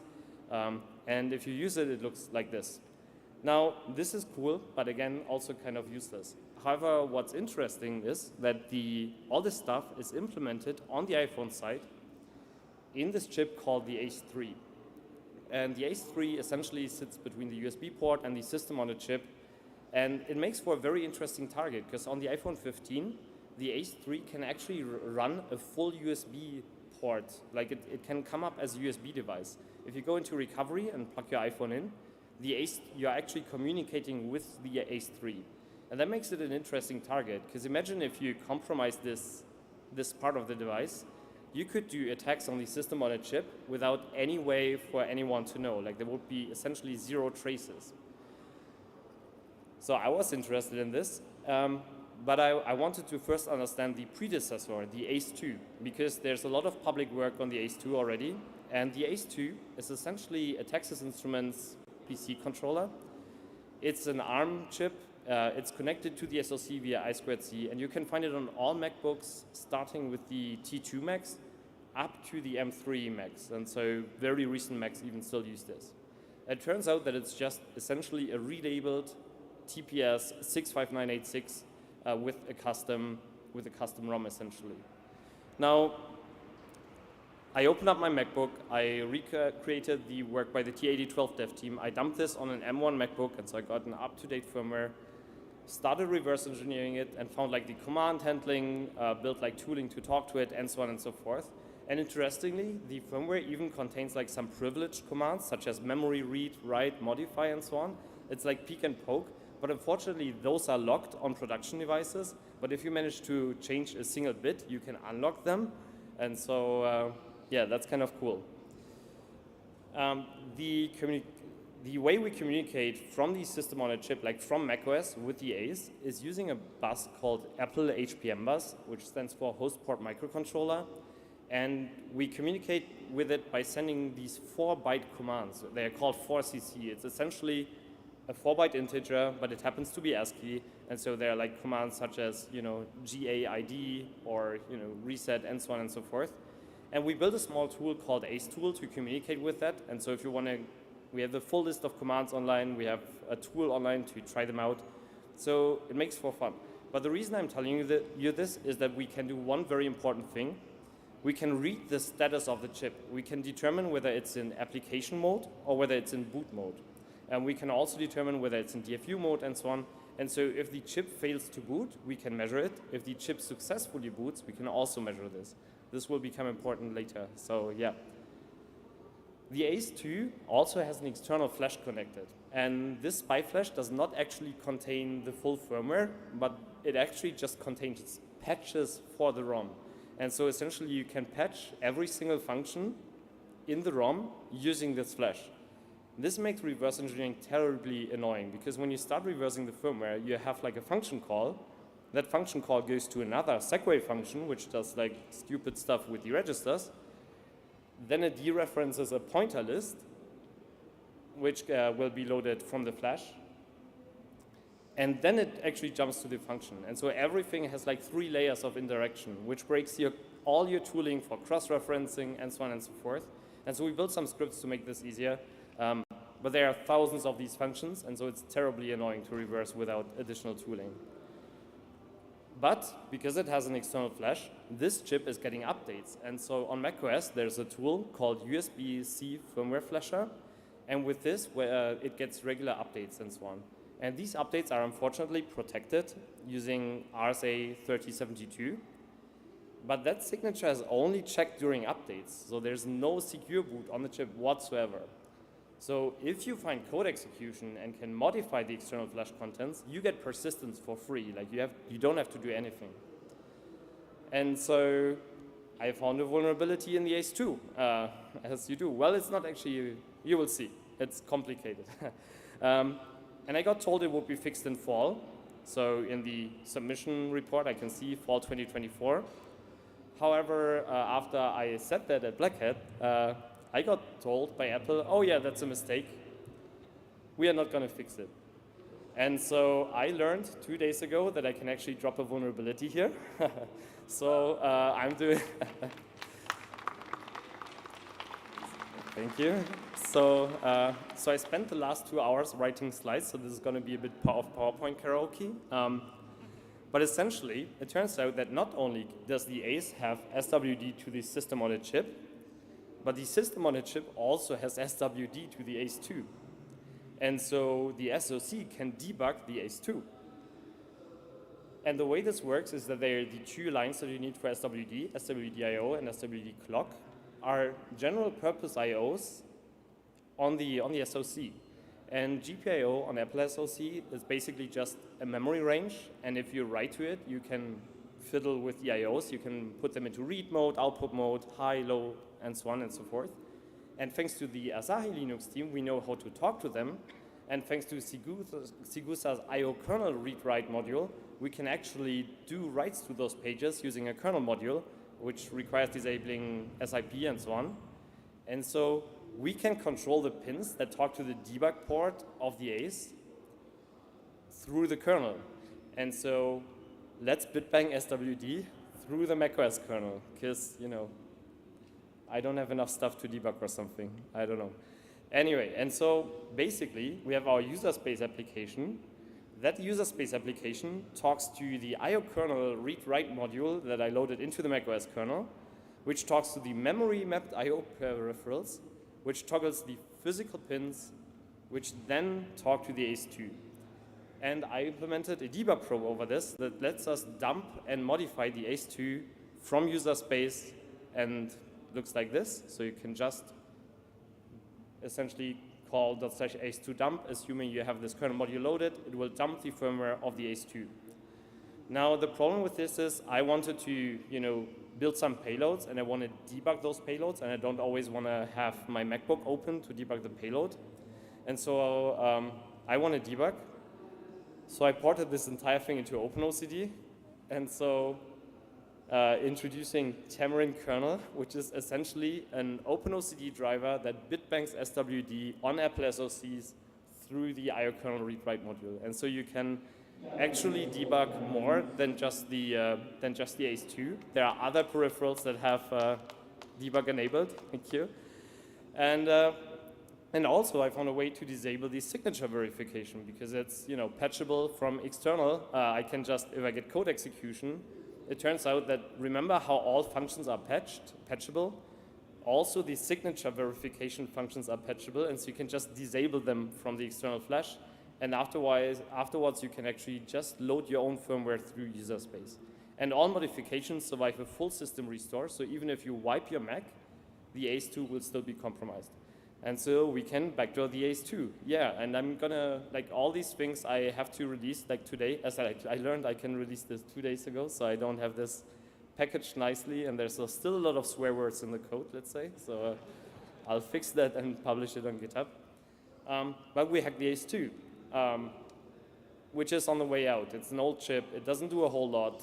The iPhone 15 Pro uses the successor, which is far cooler. And so we have to hack the ACE3.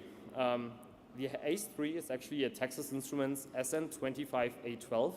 And when I started this, there was zero public information on this. Literally zero. In fact, I started tweeting about the chip.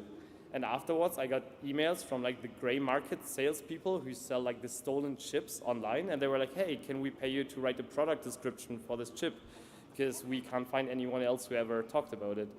And so the ACE3 is used in the iPhone 15 and on the MacBook Pro M3 with Pro and Max processors. And the ACE3 is far more complex than the ACE2. It runs a full USB stack called port DFU. It has access to some more internal buses. It has very interesting potential because because it can run full USB. If we manage to find another checkmate-style boot ROM issue, we could in theory get persistence for a jailbreak by just putting it in the ACE3 instead of having to gain persistence in the SoC itself. I haven't done any of that. It's just some of the motivation that drove me to hack this chip. So I started looking at how is this chip protected, like what's different, and it turns out that everything has changed. It doesn't use the USB-C firmware flasher anymore. It uses different upgrade mechanisms between the iPhone 15 and the MacBook. In fact, I believe on the iPhone 15 it actually uses SWD to update the chip, which is kind of cool. And the updates are fully personalized, so each chip will get their own firmware. But I still had this vulnerability that I think theoretically I now can debug the ACE3, so I wanted to try it on the ACE3, so I ordered a MacBook M3, and the trick didn't work. So easy choice, send it back, or I'm a hardware hacker, open it up. So I open up the MacBook, and remember I had to do this quickly because the Amazon return window for this machine was just 30 days. And the first thing you will notice is that there are again the same debug ports that we already saw on the previous MacBooks. And on the previous MacBooks, we could dump the chip this way.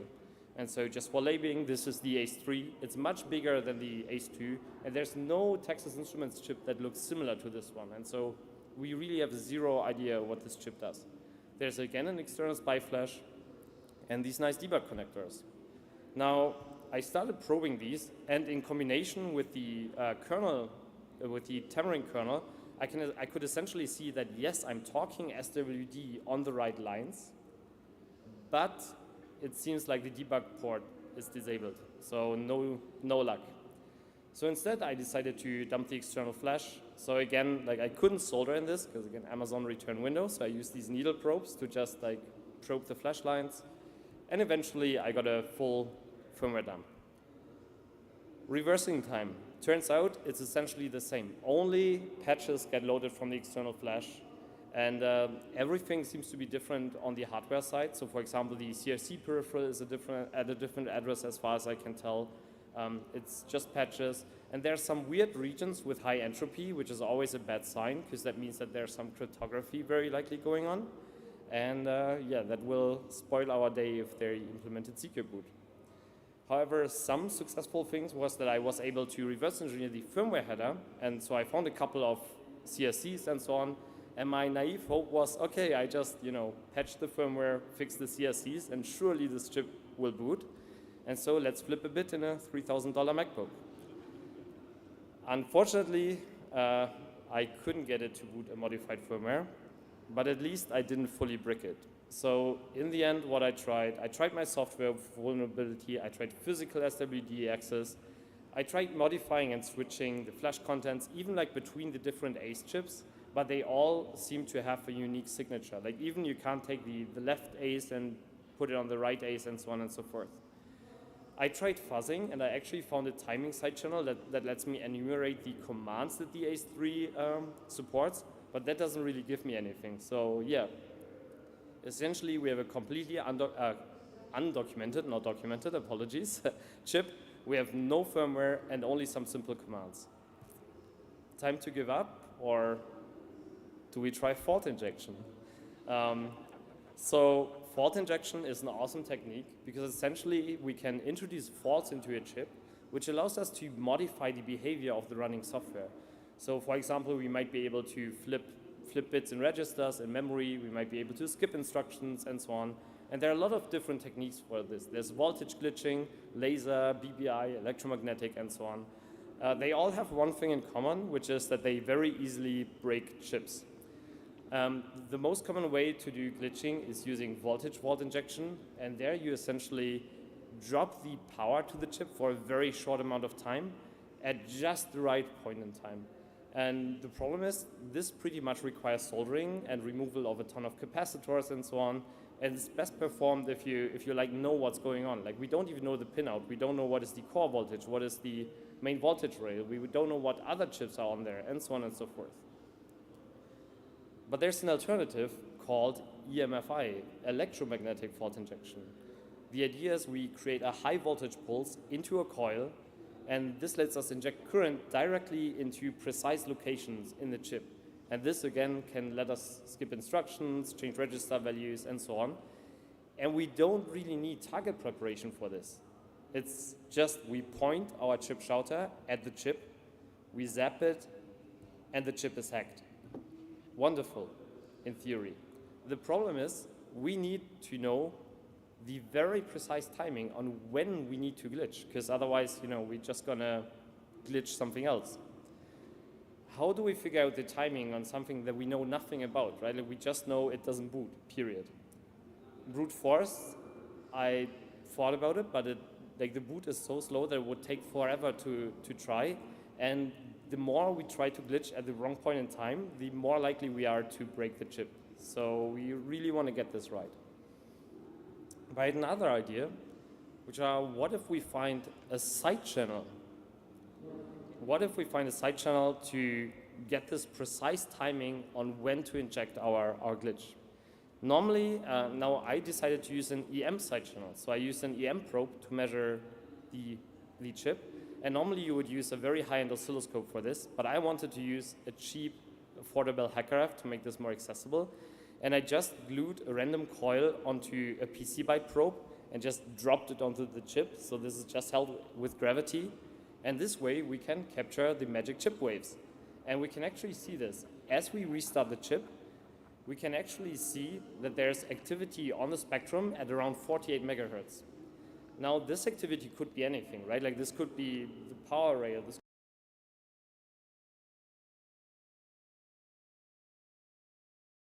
could just be the SPI flash line or so, but it'd be using the ACE tool I showed earlier. We get the electromagnetic recording, and then we just do some very simple DSP, which just took the better half of a week to generate, a ton of different measurements and so on and so forth, filtering this and that. But eventually I had a line that I thought, okay, this looks like it might tell us something about the chip. And this is completely gut feeling. Like I didn't do any science here. I just tried to play with filters, and eventually I got this line. Now the problem with this recording, is that you want to collect a lot of traces and average them together. The problem is they will all be at different offsets in time because we don't have a precise way on how to start the recording. And so we could align these in software. However, the HackerF actually has a nice feature, which is it has hardware trigger inputs. And so we can actually trigger the recording using a hardware signal. This doesn't work in the latest HackerF firmware, so it was again like hours of trying different firmwares until one would actually trigger correctly. And now we just need a trigger. Now remember that we have access to the flash lines, and the flash lines have a line called chip select. And the chip select line will go low just as our firmware is being loaded. And so this is perfect to offset a glitch from if we want to bypass secure boot of what just got loaded from flash. So, easy plan. We start recording on the chip, on the HackRF. We reboot the ACE3. The HackRF gets triggered by the chip select line, and we get a perfectly aligned recording. And in theory, if it should look like this. If you take pictures for presentation, in reality, your desk will look like this, and it will just be a gigantic mess. So in the end, we have perfectly aligned recordings, and we can actually average them together to get a nice, meaningful signal where if anything else put in noise, we can just filter it away, essentially. But now we just have a fancy line. How do we actually use this to time our glitch? Well, we can change the flash contents to be invalid so that the boot fails. We reboot the ACE3 and record the EM emissions, and then we compare the differences. Sounds easy, but in reality, this takes hours because you have to set up these needle probes, which takes like 20 minutes. You try to flash the chip until it works.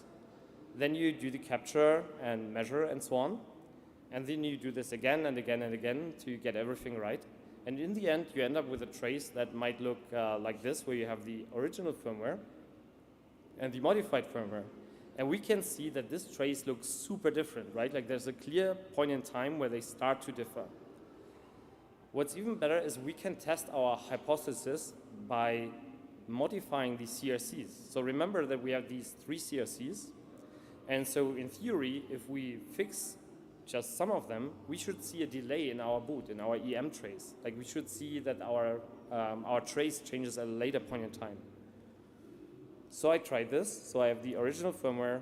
Then I set 1 of 3 CRCs to be correct. And you can see we have exactly the same signal as before. Then I tried 2 of 3 CRCs to be correct, and no change. So I was worried that this might not actually work.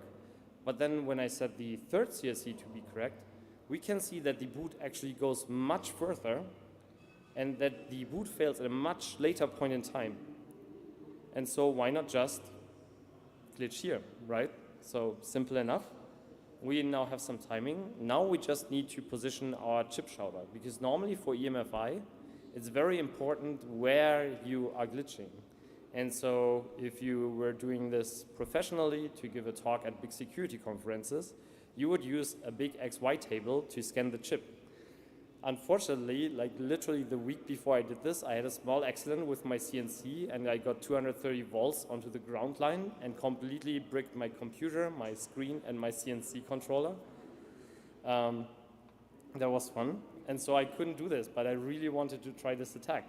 So I just did the dumbest thing you probably could have done, which is I choose the biggest tip I had.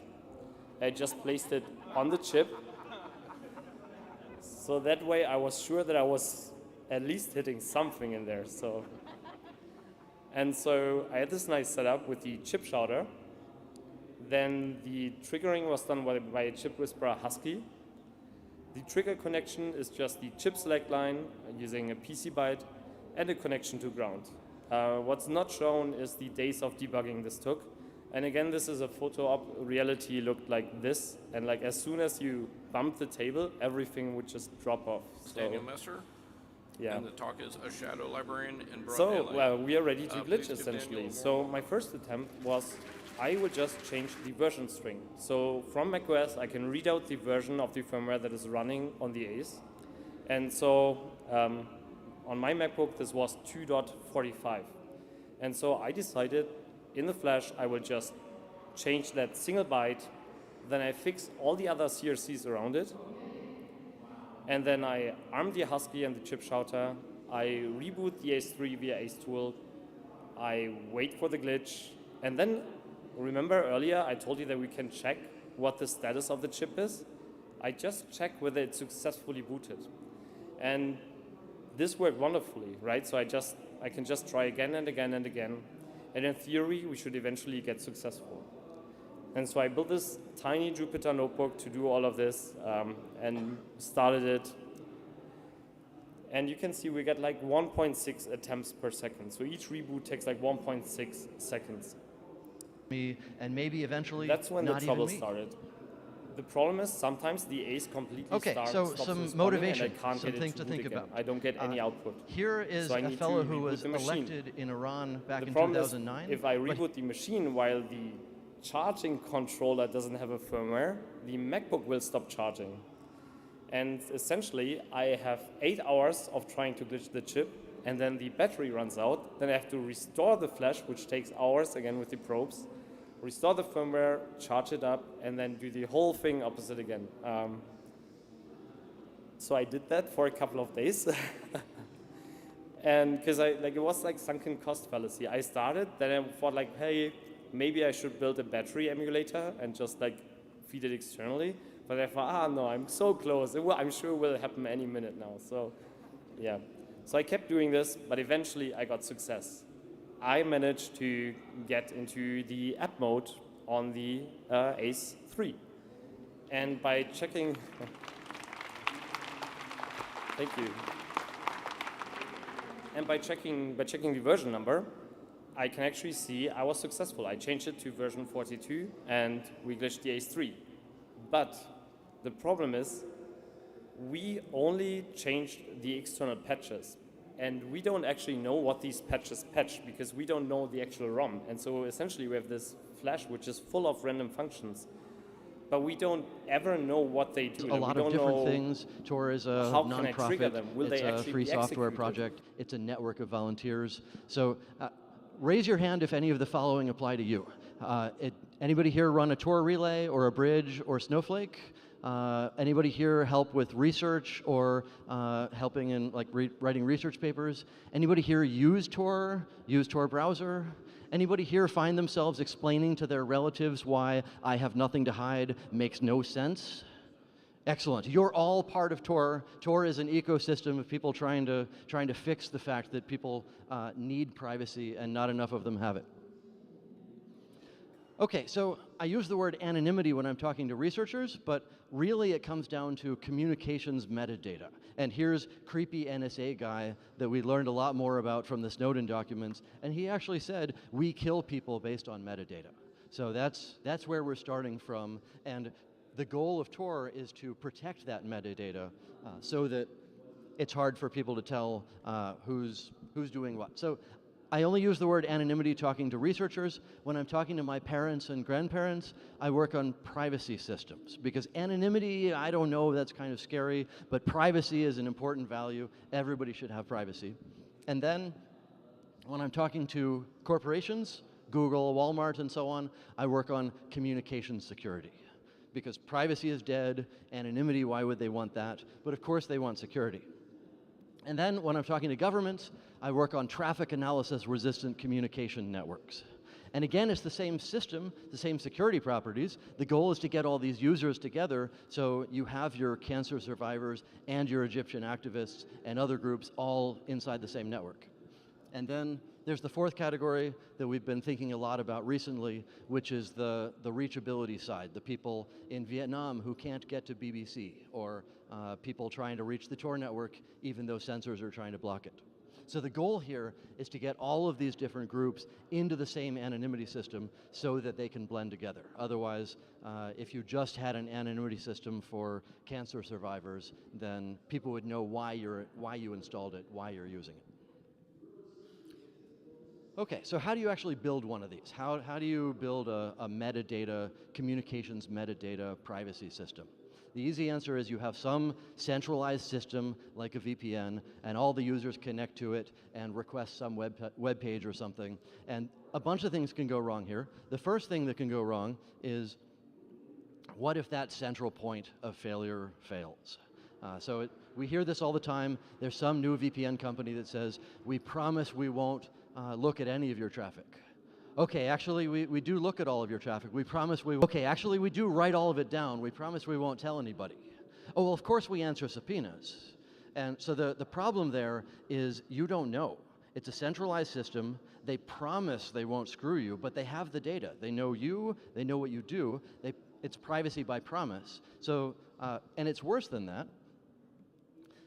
Even if that centralized provider is somehow magically honest in all ways, it's still one point. and the cable goes in, the same cable comes out, and if you can get access to that, then you can start doing timing and volume analysis to say that user wanted to get that web page. So even if the central point is totally honest, it's still bad news.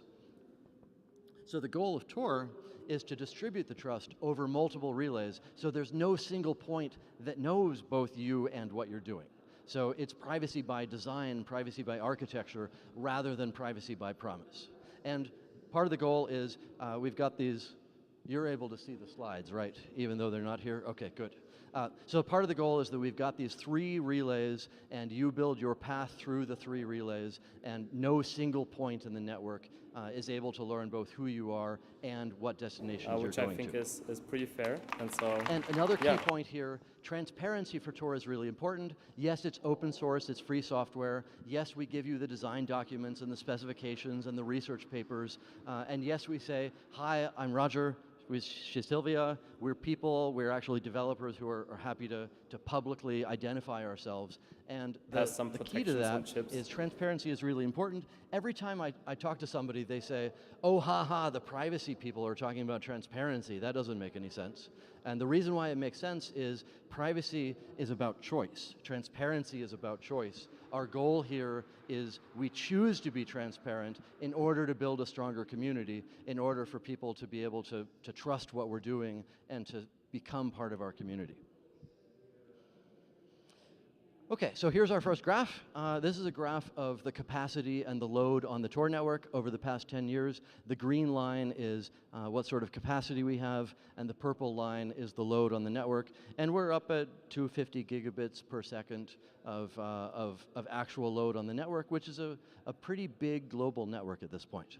On the other hand, the capacity has still been growing, and the purple line, the load line, has sort of flattened out over the past couple of years. So we can definitely talk about how to scale and how the performance should work.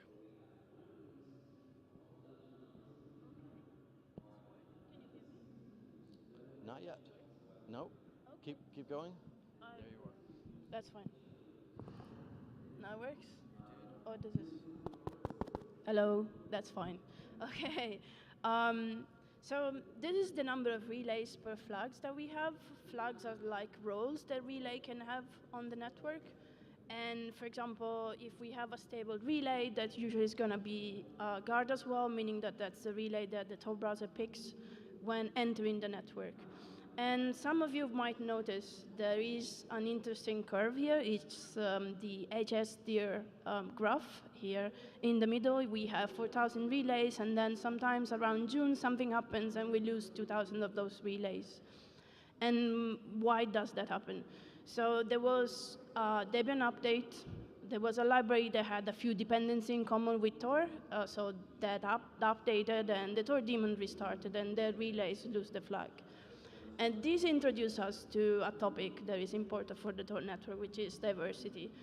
And actually shows that we have a little bit of a monoculture issue when it comes to Tor relays. A lot of them run Debian. And that is because the easiest way to run a Tor relays is you spin up a Debian machine, you install the package, and then you have the relay. And so it shows these monoculture issues, but you know, I think we're not the only one to have a monoculture issues. I think Microsoft said that they had 8.5 million devices affected by the CrowdStrike incident. So anyway, and this is why we talk about diversity a lot when we talk about the Tor network. The Tor network is driven by a diverse community of relay operators, and we have developers, we have privacy researchers, we have security professionals, we have academics. And diversity is not just a desirable attribute, but it's a critical component when we talk about the network. And you might wonder, what do we mean by diversity? Why we place so much emphasis on it?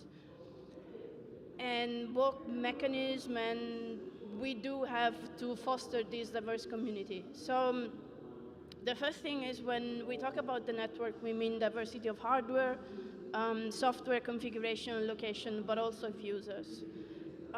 hardware and software configuration, we saw a little bit when a lot of relays run the same operating system, they are affected maybe by a bug. That means a big part of the network is affected by the same bug. So we strive, our objective is to have a uniform distribution of operating systems. Of course, we're not there, but that's what we aim for.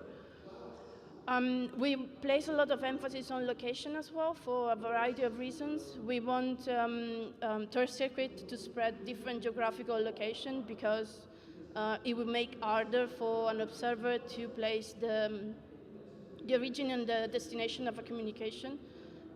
We want also our relays to be spread globally to avoid single point of failure. Because if there is an issue locally that is affecting a number of relays, we know that the rest of the network will maintain the stability.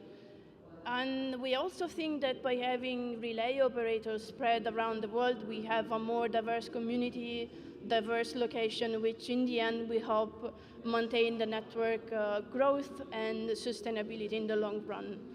And we also want diversity of users.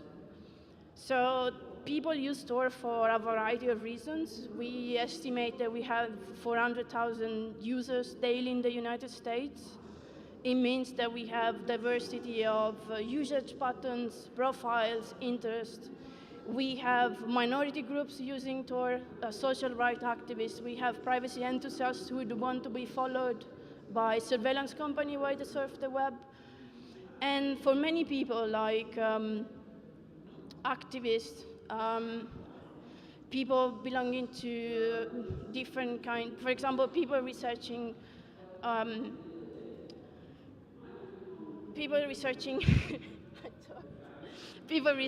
like information on reproductive rights online. People needed looking for information on domestic violence, for example. TOR provides a platform to access information and to express themselves in environments where they could otherwise face persecution, discrimination, and retaliation. So how do we actually foster this diverse community in a healthy way? So we place a lot of emphasis on direct communication.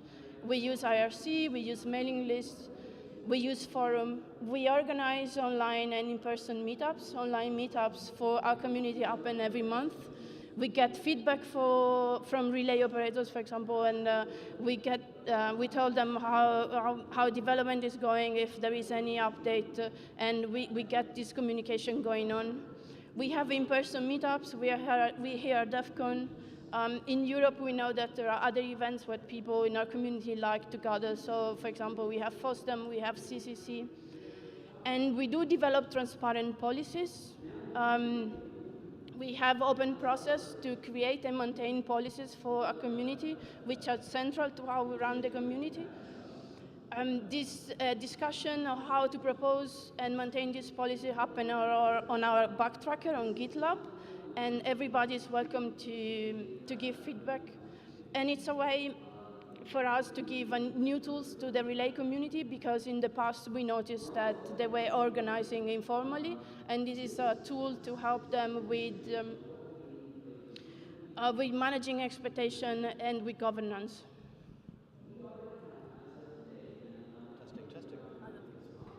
Testing, great. So where did these relays come from? Originally, it was people that I had met at hacker conferences like this, and I said, TOR is really important, and you said, how can I help? And I convinced you to run a relay, and that worked great for the first 50 relays or 100 relays, but if we need to scale the network up to thousands of relays, and they need to be in diverse locations around the world, I can't go meet all of the people. In order to have an actually global safe network, we need to have them everywhere and run by people that we don't know as well. And the challenge there, especially in the past few years, the set of reasons why bad people might want to set up relays has grown. We've ended up with people in Russia setting up relays in order to do man-in-the-middle attacks on exit traffic. We've seen people running relays a lot of them for reasons that we still don't quite understand what's going on. So this is an ongoing and growing challenge. How do we make sure that the Tor network has the relays that are doing it for the right reasons? And part of that, so how do we do that? How do we actually accomplish that? The first answer is we need to get rid of like application level vulnerabilities. For example, the reason why those Russian people could run man-in-the-middle attacks is because some Tor users were doing HTTP, not HTTPS. So we managed to fix the browser to do HTTPS by default always, and that is a structural way to resolve that sort of attack. Another angle to look at this, one of the few tools that we have in this community, in this social group of relays, is the social graph. It's who knows who. So if we as a community of relay operators get together and know each other, then we can be stronger against outsider or FBI people or whatever trying to come in and join.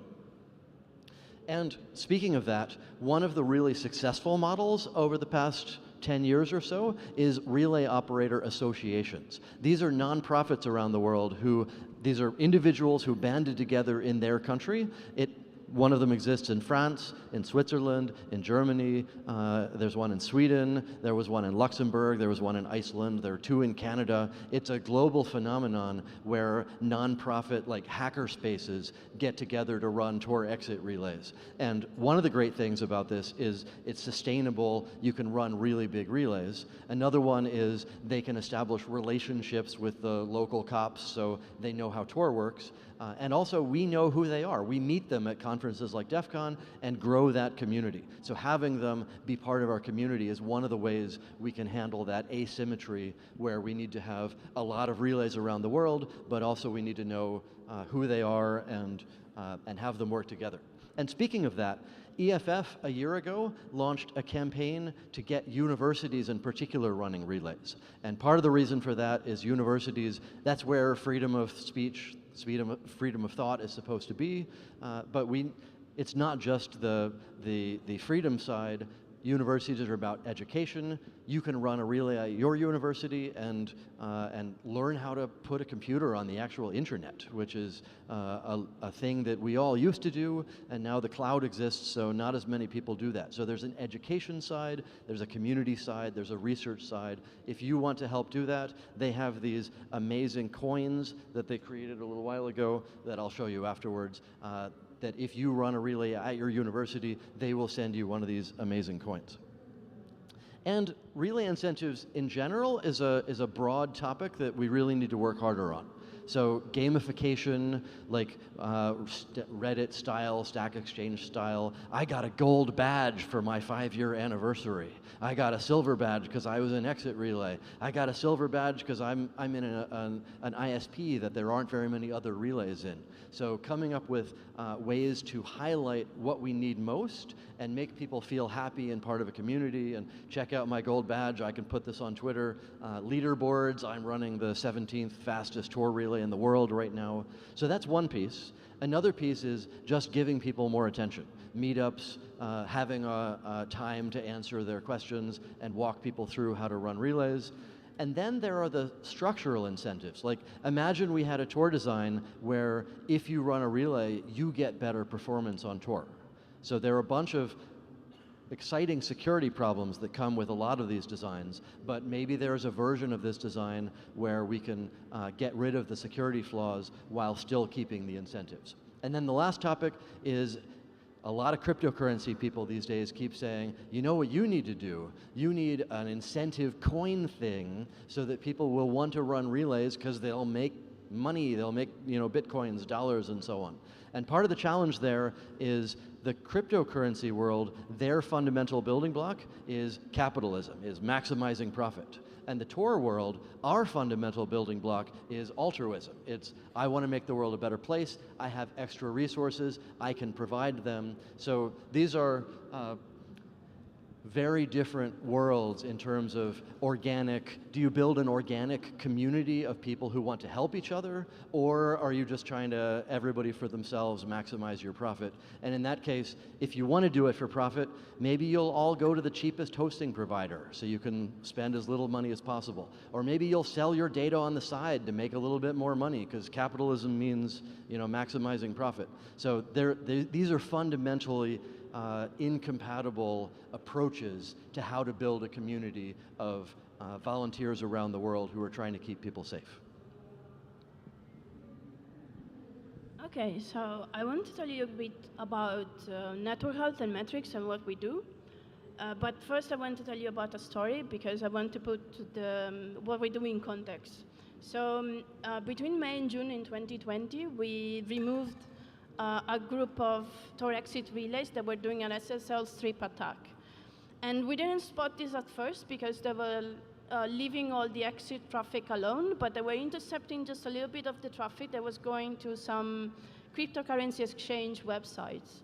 So what these were doing was that if the user was visiting the HTTP website, not the HTTPS one, they wouldn't redirect the user, and if they wouldn't notice that there was not a lock, for example, in the browser, in the tab, they would just continue to send their login information, for example, and this information would be intercepted. So we noticed this, we kicked the relays out, and then a few weeks later, in June, another group of relays does the same attack. And we noticed again, and we kicked them out, and then we realized that network health is not just about kicking relays out, although that's important because you don't want malicious relay on the network, but it's a little bit more. So we got together with the browser team, and because of projects like HTTPS everywhere and a newer version of Firefox that allowed the browser to default to HTTPS and then fall back to HTTP just when needed, we were able to enable HTTPS by default into our browser and protect our user, not just the network level, but also the application level. And so out of incidents like this, that we understood the value of having a network health team, which is basically joining together a group of people that keep track of the network. And part of what we do is kicking relays out of the network. So, but also part of what we do is community engagement, is working with the relay community, working with activists sometimes in the ground. And the foundation of what we do also is collecting the metrics about the TOR network that gives an idea of how the network is performing, how the network is doing, and to understand if something is not right. And so when there is a geopolitical event, for example, we are able to spot it because we are able to notice some patterns on the network. And in this case, this is a picture of, it's a graph of directly connecting users from Russia between 2021 and 2022. And we start noticing that there was censorship being applied in Russia between November and December, which is a few months before the Ukraine invasion. And we saw directly connected user decline. And as we saw,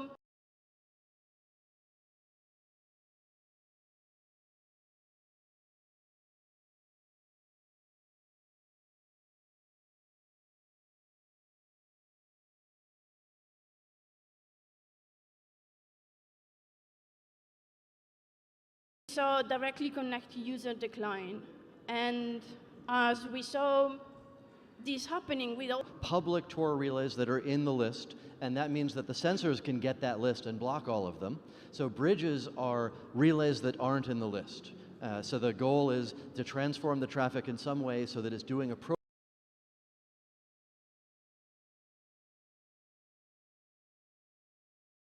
protocol the sensors don't want to block, one of which is? Yeah, and similar situation in Iran in 2022, the Masa Amini protests. So people, we start noticing that there was aggressive censorship happening in the country. People were in the street protesting. They couldn't access the internet. They couldn't access the news. They couldn't use communication messaging systems. So by working with people on the ground, the activists, the local people, and the anti-censorship team, we were able to teach these users how to use Snowflake, and we saw how the users from Iran spiked during the protest. And for these people, reaching TOR was a lifeline in a way, because they were able to communicate between one another in ways that it was not possible at the moment with any other tool. And if you're wondering what Snowflake is, so in the TOR ecosystem, Snowflake is what we call a pluggable transport. And it's, you can think of it like as a tool that TOR used to disguise the traffic. And in the case of Snowflake, it used temporary run volunteer proxies. So it's, by using the proxy, it's more difficult for the sensors to actually block them, and it helps people in very difficult situations to reach the internet. Yeah, so two things to point out for this graph in particular. One of them is that y-axis, we're talking 100,000 or maybe hundreds of thousands of people using Snowflake in Iran during that event. So as we're showing more recent graphs, we end up with larger and larger numbers. We're talking about many tens of thousands or hundreds of thousands of people. And the other answer is snowflake.torproject.org. You too can volunteer as a Snowflake. You can either install it as a browser extension, or there's a headless version for your Linux system based on Go. Please help. And so, more recent case, so just a few months ago, between May and June, we started to see user spikes in Myanmar. And then we got news that the military junta started to apply internet shutdown. So again, what we did was get together with the browser, the anti-censorship team, and help users connecting to TOR by distributing bridges directly for them in the country. And we saw how from not having almost 0 bridge users in the country, we got a spike in a few days to just 1,000. Yeah, so one of the fascinating things about the graph like this, periodically we see spikes in our user graphs. And here we're like, wow, a whole lot of people from Myanmar just started using TOR over bridges. This is great. But sometimes we see the spikes and we don't know if it actually happened that way. We don't know what happened in the country. So every time we see a spike like this, we're wondering, is there a bug? Is there like a GeoIP database mess up where actually these are people in Germany who got misclassified as being in Myanmar for that week? So part of the challenge we have is understanding what actually happened. And one of the principles that we have for that situation is trying to learn the same data points from a bunch of different dimensions, from a bunch of different angles, so that we can confirm that what we're seeing actually really did happen. And part of that is angles including talking to people on the ground and saying, what just happened in your country? Why is it that we're seeing these graphs, these changes in our graphs? Yeah, so we've been talking about user data, and you might have wondered,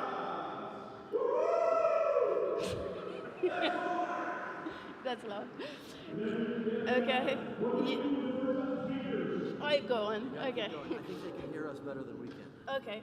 So you might wonder, TOR is the anonymity network. How come you have user data? And so the simple answer to that is that we live by a principle that is we do not collect data that cannot be public. So all our data that we have in metrics is actually public data that we publish. So we do not collect client data. Our user data that we've been talking about are actual estimations, and I'm going to say how we do this. But other products, like VPN products, they actually count the users, and we don't.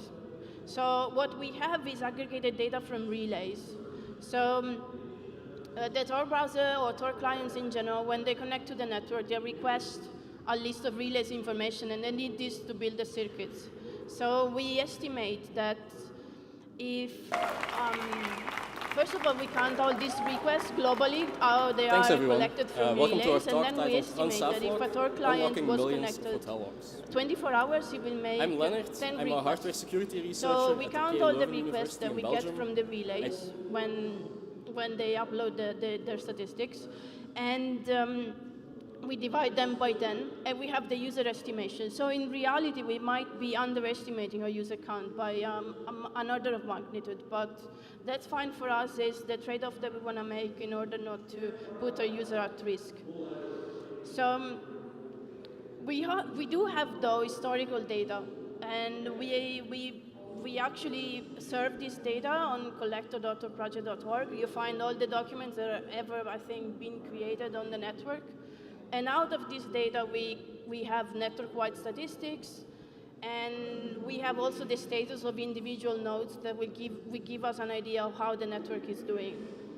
And then something that we do is making the data accessible to the public, but also presenting the documentation of how we estimate the metrics that we have. And we believe in algorithm transparency, so that if you download these starballs and you process this data, you can come up with the same results as we do. And if you don't, you explain to us why you don't have the same results, and maybe we have to change something on our side. So this is an overview of how this process works. So the relays have this little piece of information that they upload to directory authorities, which are spatial nodes in the network. And there is a service that's called collector or collector, which downloads these documents and archives them.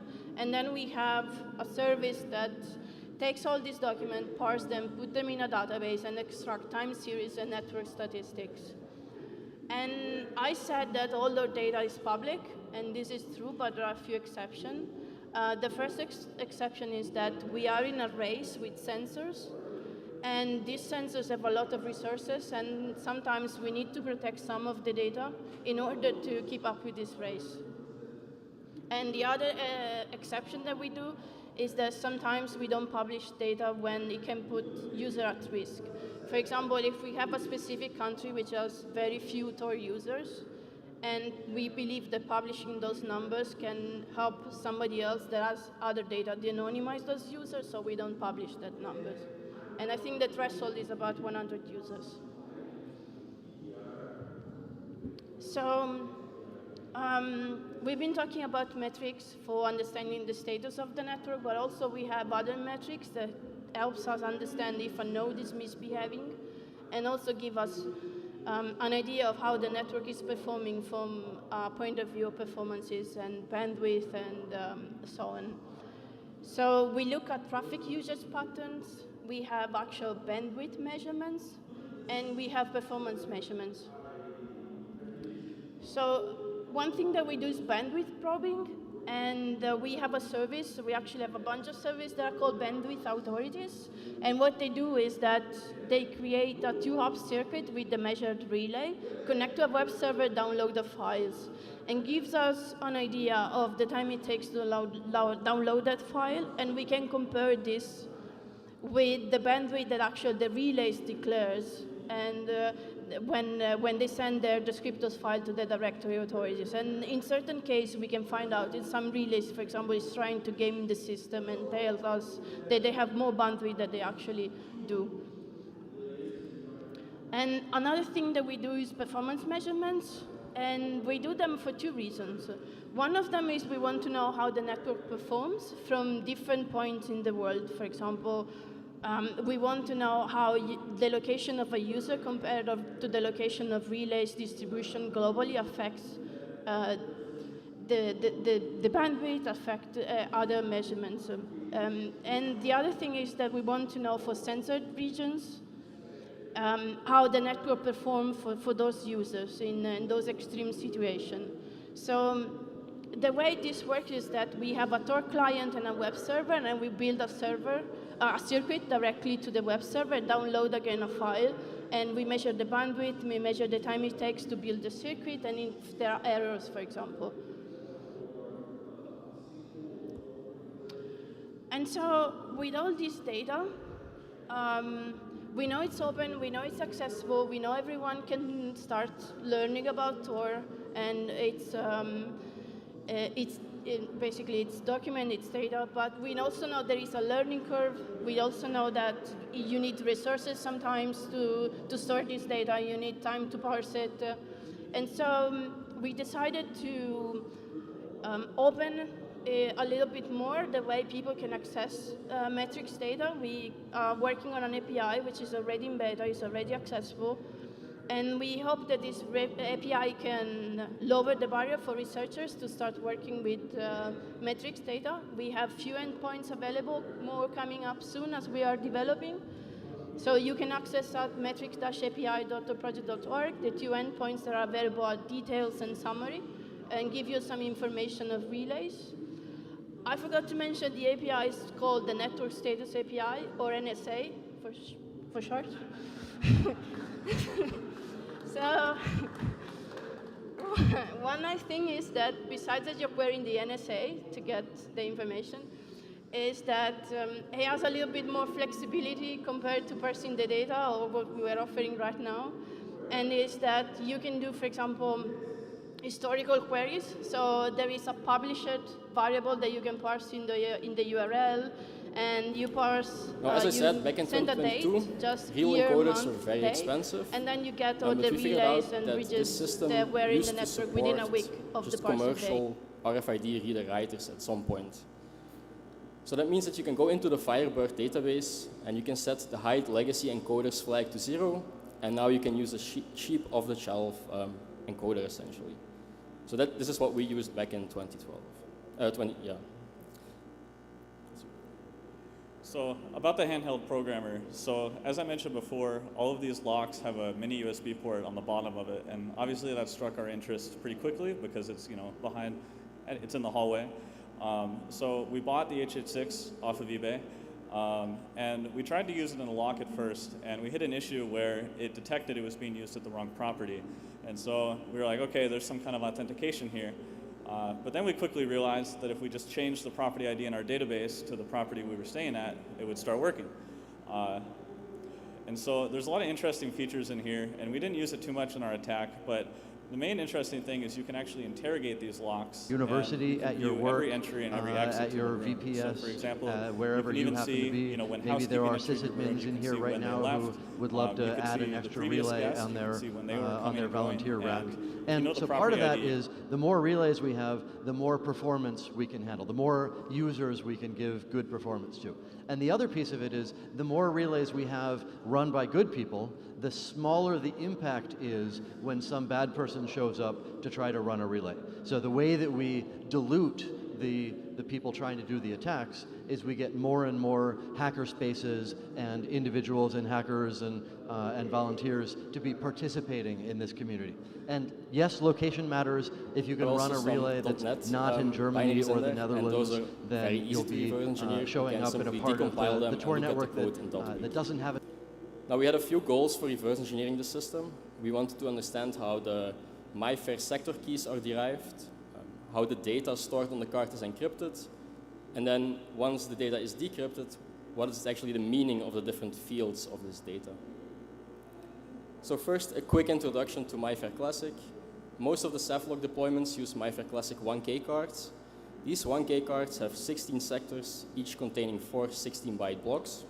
So they are essentially just storing data. Block 0 is special. It's the manufacturer block. It contains the UID and the manufacturer data. And then the last block of every sector contains the keys. So the keys that you need to authenticate and to read the data on the card. Every sector has 2 keys associated to it, key A and key B. And then essentially the access conditions indicate what actions you're allowed to perform with either of these keys. Then if you look specifically at the Saflok cards, in the case of the Saflok system, all of the interesting data is stored in sector 0. And the key to read that sector is derived from the UID. So all of the keys marked in orange on the slide are unique for every key card, so they always change, but they are derived from the UID, which is not a very secure way of implementing this. The key for sector 1 is the same on every Saflok card across all of the deployments, and that means that if you read one of these cards and you see this key, then you immediately know it's a Saflok system. So the key derivation function, to read the data from the card, we need the keys to authenticate to this sector.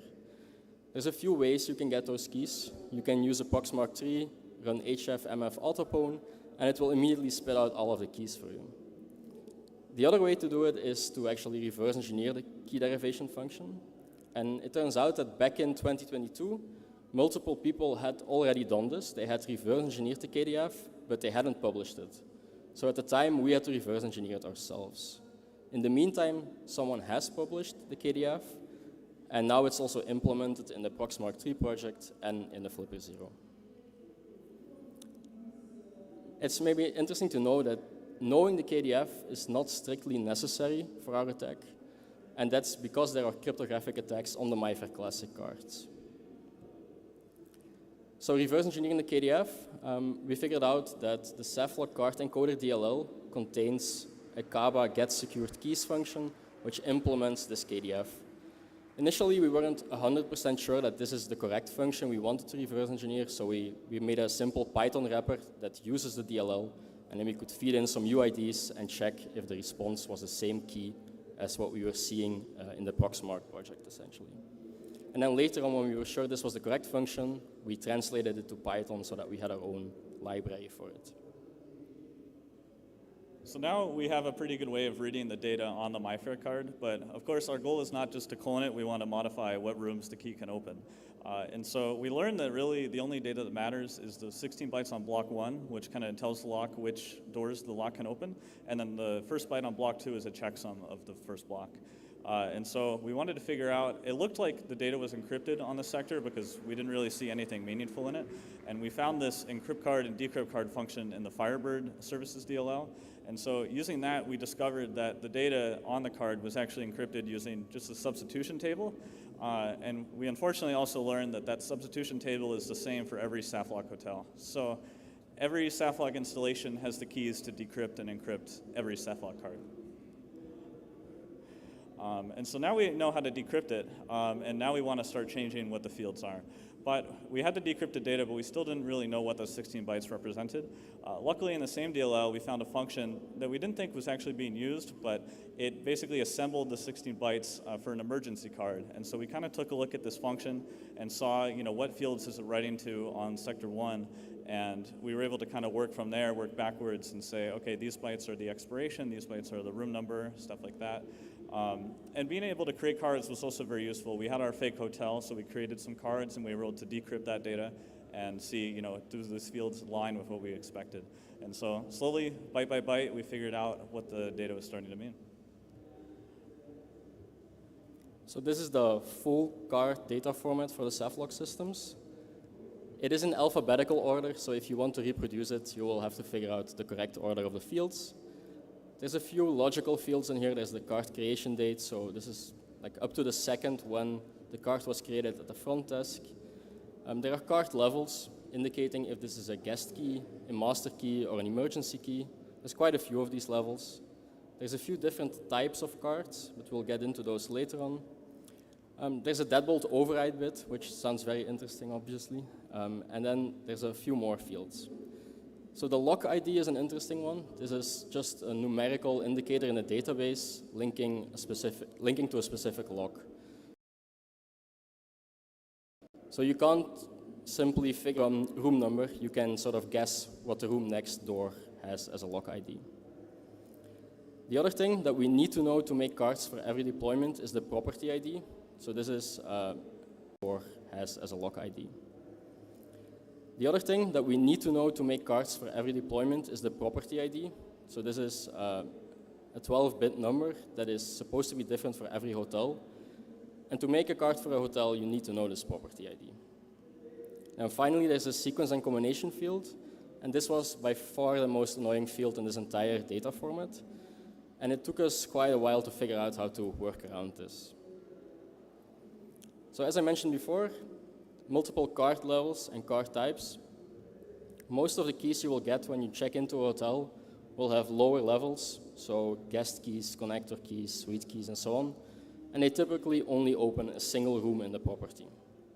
Then there's more special cards, like housekeeping keys, that typically open a range of rooms, so maybe a floor or a specific tower in the hotel.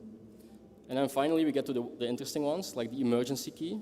And the emergency key is interesting because since it's used for emergencies, it also overrides the deadbolt. So if someone inside of the room flips the deadbolt and someone taps an emergency key on the card, it will allow them to override this deadbolt. I think it's important to realize if you're staying in a hotel, the deadbolt is just software controlled. Two more interesting key levels are the primary programming key and secondary programming key. And we think the idea here is that you would tap one of these cards to a lock before you can actually reprogram the lock with an h86 programmer. So as Leonard said, we spent quite a lot of time on this sequence and combination because we knew what every field meant, but we couldn't figure out the valid sequence and combination for a lock. So each lock has its own combination value between 0 and 4095. And as Leonard said, you can kind of guess what lock IDs are, but guessing the combination is very painful.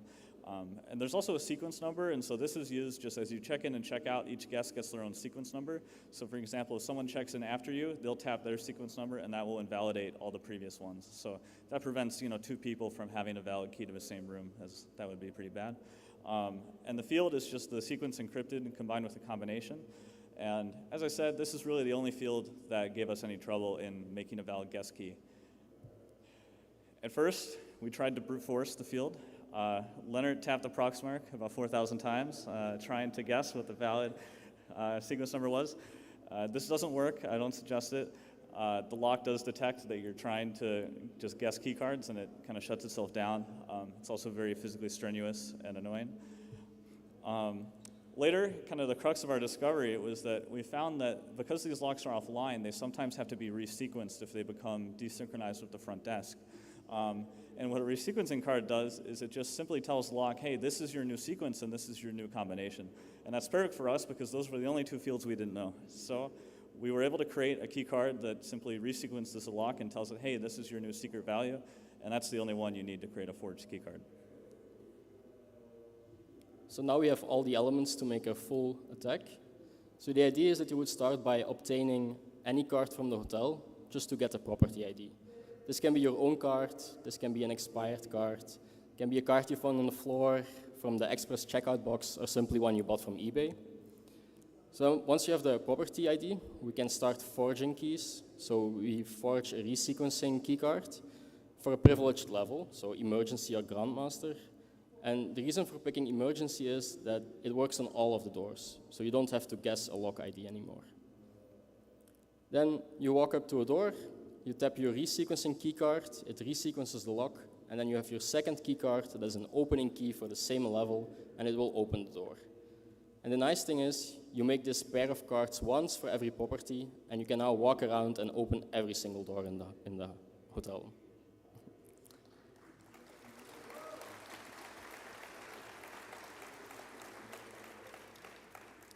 So of course, we also implemented this as a full proof of concept attack. At this point, we had already written a PySaflok module. So it's a Python module that supports doing the key derivation function, decrypting the card data, deserializing it into the different fields. Then we can change fields, re-encrypt it, or reserialize it, re-encrypt it, and then write it back to a card. And instead of implementing all of this within the Proxmark codebase, since we already had the Python script, we sort of made simple wrapper functions that call Proxmark code to read and write stuff to a card. Then obviously, these days we have to implement the same thing on a Flipper 0.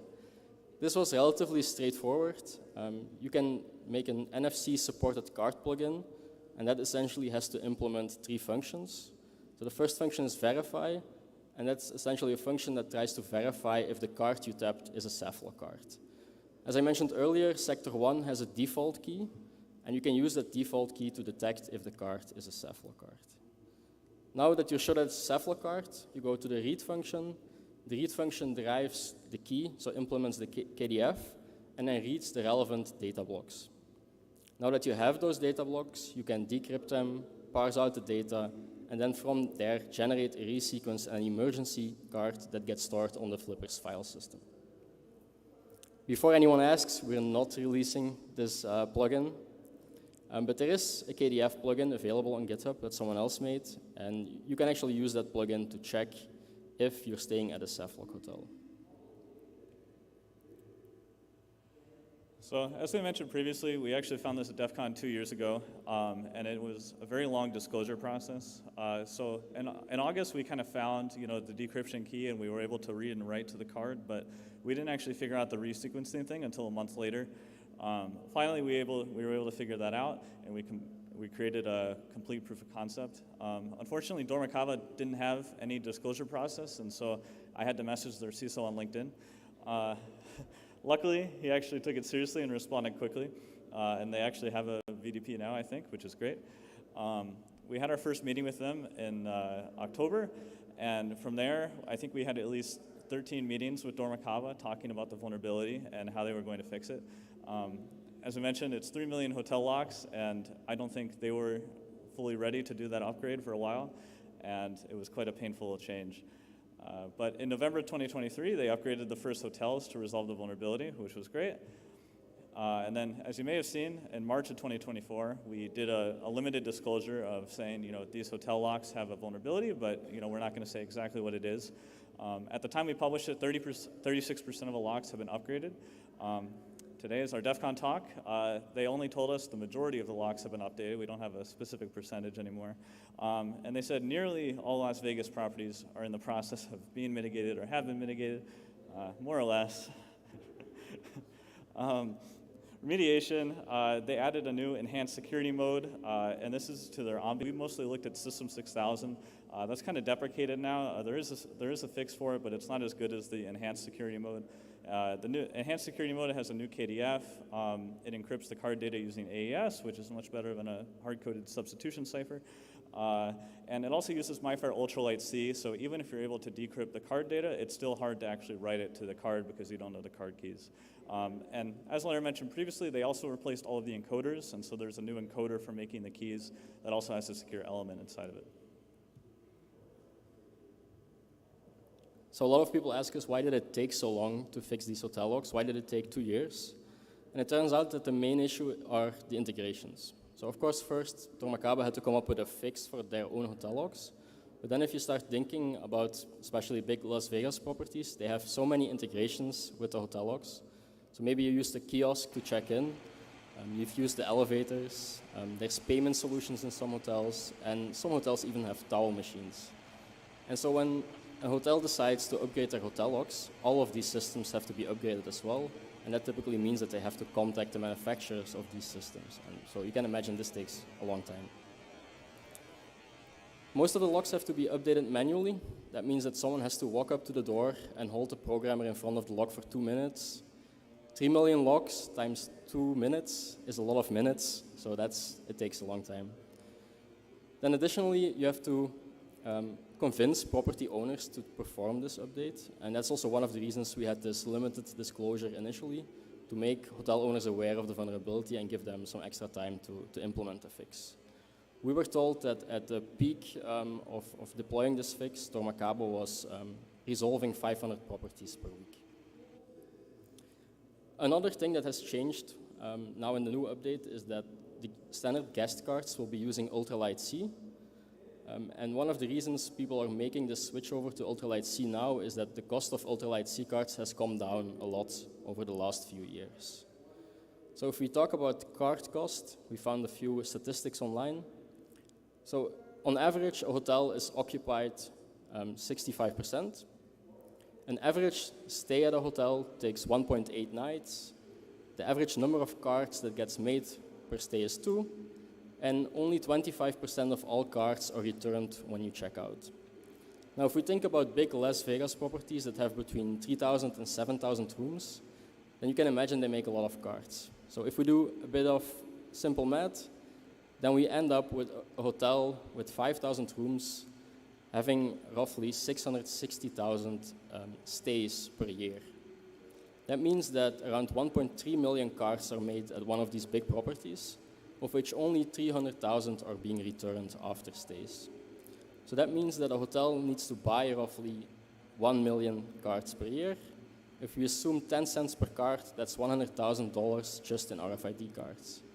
Now, if you think about a MIFARE Classic card, which is very cheap, and maybe those were 10 cents, if an Ultralight C card a few years back was 20 cents, then that would mean $200,000 in cards, and that's the reason you still find a lot of MyFair Classic cards around.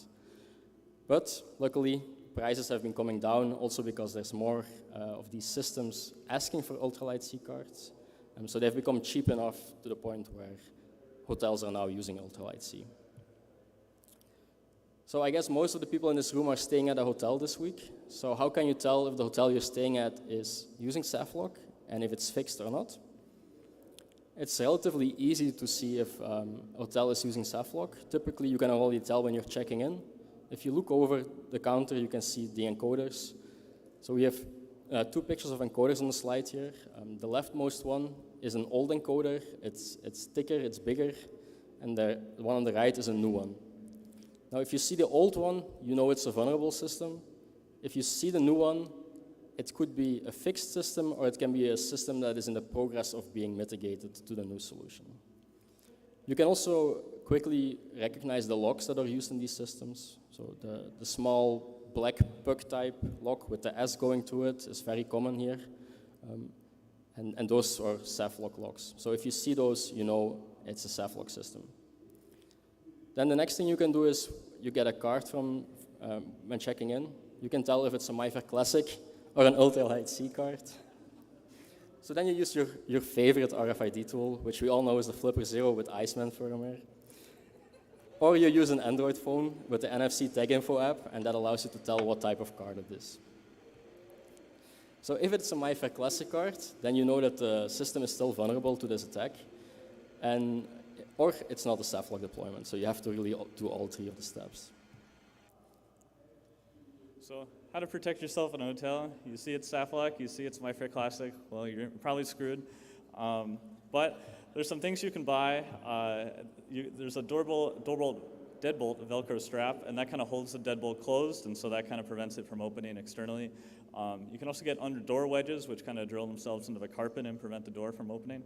Obviously, there's kind of hacks, but they could be good if you travel a lot. And Deviant has some great videos about hotel security as well, and just in general, even if you're not staying in a Saflok hotel, maybe next year there'll be more vulnerabilities.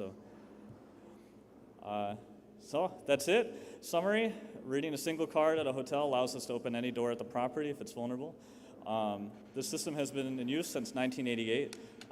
You'd say, hey, they didn't have MyFair Classic back then, and it's true, but they did the same thing for magstripe cards. So unfortunately, the system has been vulnerable since before Leonard and I were even born.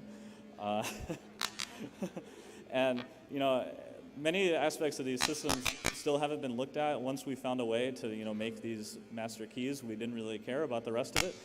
But there's a wide scope. The locks have USB ports. There's many aspects to these systems, and more vulnerabilities likely exist somewhere. Luckily, the cost of the secure cards have come down a lot. Ultralight C, desktop, stuff like that. Obviously, it's a lot better than using MyFair Classic, which has been broken forever. And overall, even though we had to message them on LinkedIn at first, we did have a positive experience working with Dormicava. They did take it seriously, and they didn't sue me, so that's always great. It's time for a demo.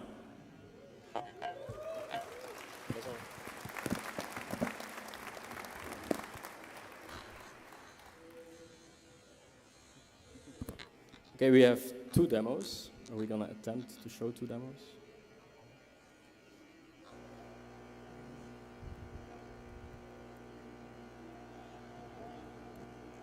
So for the first demo, we'll be using the Proxmark 3.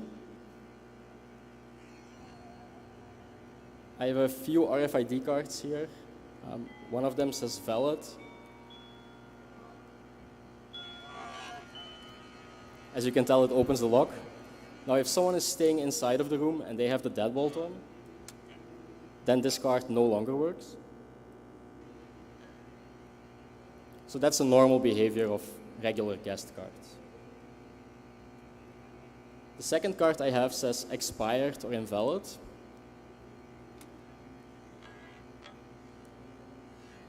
And that card obviously doesn't work. So we assume that this is the card the attacker finds in the hallway, or it's maybe the card to their room. And finally, I have the 2 attacker cards labeled 1 and 2. And just to show you that I'm not cheating for the demo, I'll tap these to the lock and show that the lock doesn't open.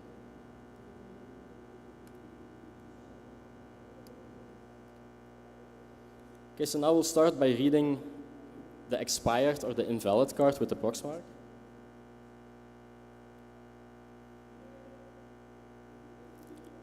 So what we do here is we take the UID that we read from the card, we derive the key for the sectors. Thanks, Jake. We read the data from the card, we so decrypt it, we are systems engineering master students from Colorado State University, and we work. This is a level 1 card, so it's a regular guest key.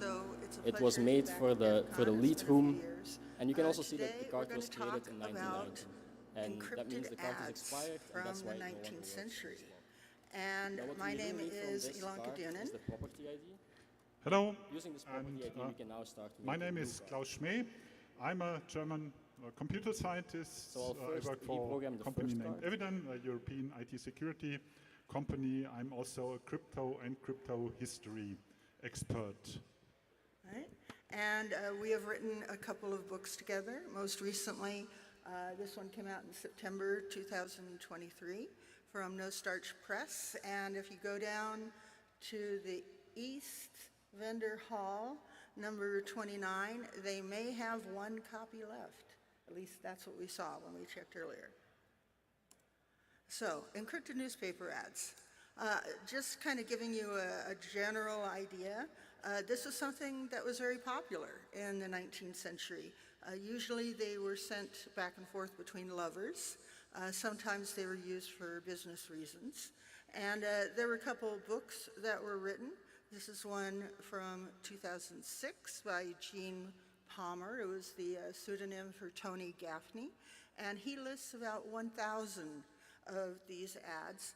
Many of them have been solved, not all of them. He doesn't provide solutions for all of them. And here's a couple more you can see. And the one on the right we thought was interesting because it had an encrypted section at the top, and then at the bottom it said, "This will be intelligible if read in connection with my communication published in this column on the 8th inst." Inst meant this month. So we went back and we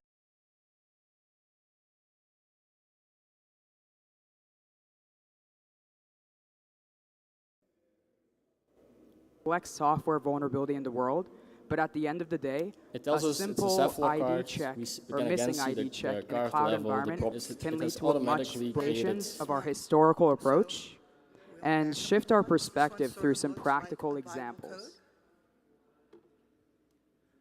also unsolved. So some background. And these two clearly Now, related. from a high level, everyone between, knows what cloud computing is. TISI It's basically a way where you can create infrastructure like servers, websites, and more without And needing here's to a actually colleague of purchase ours, your own Didier physical server Muller. rack. He decided to look in the French newspaper, Le Figaro, and he found thousands of encrypted ads in the French language, at least of the ones he could solve. We actually met him a few weeks ago in Switzerland, in Porrentruy, and he has this lovely database. He has found so far, looking at the years from 1875 to 1896, 3,700 cipher messages, only 62% have been broken so far. Here are a couple.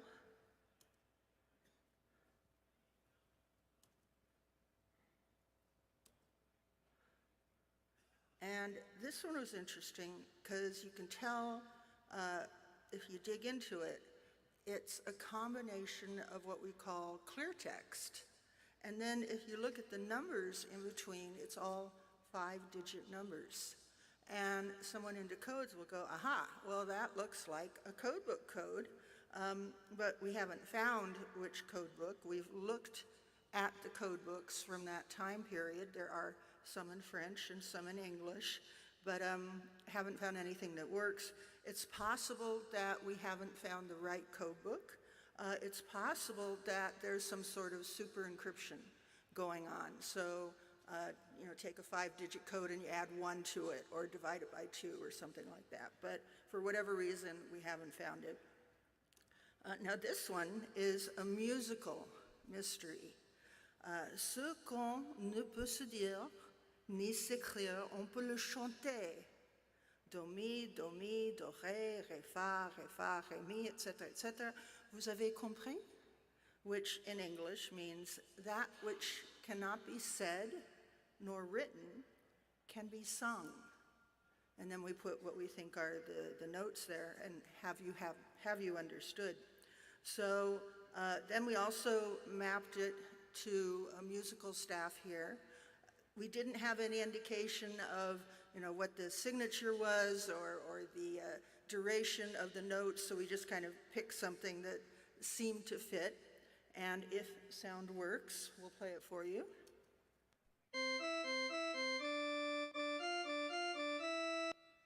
Right. Makes it much more clear. I'm going to play it once more so you can kind of map it to the do, mi, do, ré.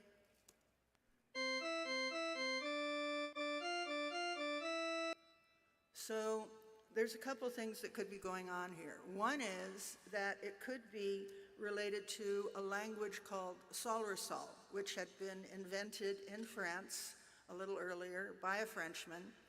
It was an artificial language that was based on notes. So I went and I looked for anyone today that might know Sol-Re-Sol. I went on Discord. You can find everything on Discord. So I found a Sol-Re-Sol community, and I asked them if they could read it, if they could understand it, and they said no. And I said, well, if it means anything, it's probably like, I love you, I miss you, why haven't you written to me? And they said no, they still couldn't understand it. So it's also possible, I have some fans that are into classical music, and they said, this sounds like a practice at the beginning of choir, what the choir, the singers will use to kind of get in shape for the choir. So maybe all this means is see you soon at choir practice. We don't know. There's just a lot of theories on it. So this one still remains officially unsolved. There are many more encrypted ads. Again, most of them are from the late 19th century. Most are broken, some are not, and there's still a lot of research being done on it. Okay, let's now look at a series of encrypted newspaper ads from the 19th century. All of these were published in the Times. There were over 50 of these newspaper ads. Here you see one. It was published in 1853. If we have a closer look, this one is the same. We clearly see that it is encrypted, and there's no obvious way to decipher this message, so it's certainly not clear what it means. Let's now go ahead for 130 years to the year 1980. In 1980, the Times, so the same newspaper, published one of these messages again. Apparently, they didn't realize that there was a whole series of these messages, so they only found one, and they wondered what it meant, and so they published it, and they challenged their readers to solve it. But there was no success. So apparently none of the Times readers in 1980 was able to break this encryption. The only thing that was found out is that these numbers and letters that are marked here probably referred to latitude and longitude, and it leads to a place in northern Canada. Well, this is certainly unusual because in the 1850s, not very many people traveled to northern Canada, so this is certainly unusual. And one reader of the Times in 1980 suspected, well, this might have got to do with the Franklin edition. I don't know if you're familiar with the Franklin edition, with the Franklin expedition, but if you're not, Ilonka is going to tell you what it was. Okay. So, the Franklin expedition, this was one of the great mysteries of the late 1800s.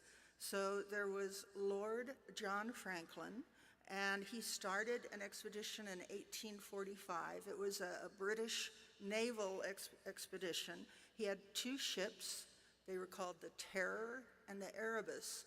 The reason they had these names is because originally they had been warships. And the theory was that because they were warships and they were built very, very strongly, that they would be able to be good icebreakers going into the ice packs above north of Canada. The goal was to find this northwest passage. So instead of going south around South America, was it possible to go northwest, and get to Asia that way? So this particular expedition, they set off from England from great fanfare. They stopped off in Greenland to get some supplies and to offload a couple of sailors who had fallen ill, and then they headed west across the Baffin Bay and vanished. Nothing was heard from them. No one else saw them. Now, it was a 5-year mission, so it wasn't entirely surprising, but a couple of years went by, and then Lady Franklin started beating the drum, and hey, where's my husband? And so she was going to the Admiralty and demanding that they set off some search expeditions, find out what had happened to these 2 ships. So nothing was found from them, and it was actually 150 years later that the ships were finally found, right? 150? Yeah.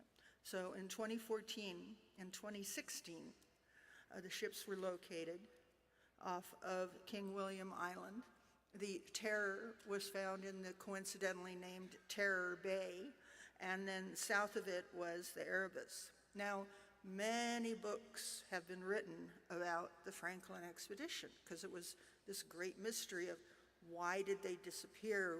Had aliens come down and got them, or had they, some sort of sea monster had sunk their ships? So basically, anyone who wanted could come up with any theory that they wanted.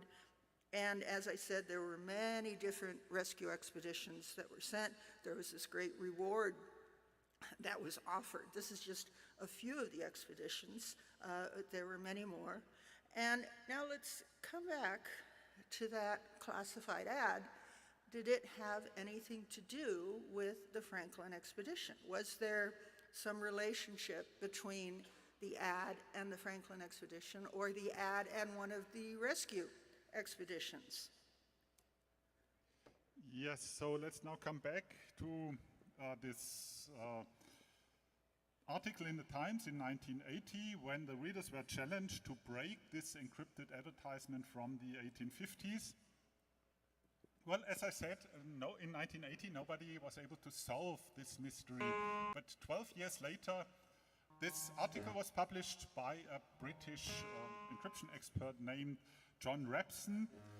He published this article in Cryptologia, which is a scientific journal dedicated to crypto history mainly, and in this article he introduced the solution of this mystery. So this is the advertisement he looked at, and when he analyzed this advertisement, well, he saw it mainly consists of 4 letter groups and of some 3 letter groups.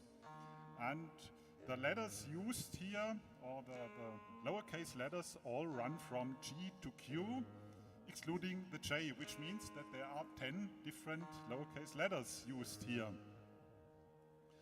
There are also a couple of capital letters running from B to F, and in addition the S was used. And there was also some clear text in this message.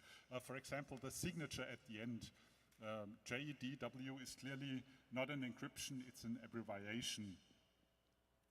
Well, if one is familiar with the encryption systems used in the 19th century, it's quite obvious that a codebook was used here, or it's at least very likely. Ilonka has introduced a few, or at least one advertisement that was apparently encrypted with a codebook. And this is not a new situation for codebreakers, because many codebook encrypted messages were created over the centuries. And the best way to break a codebook encrypted message is usually find the codebook that was used.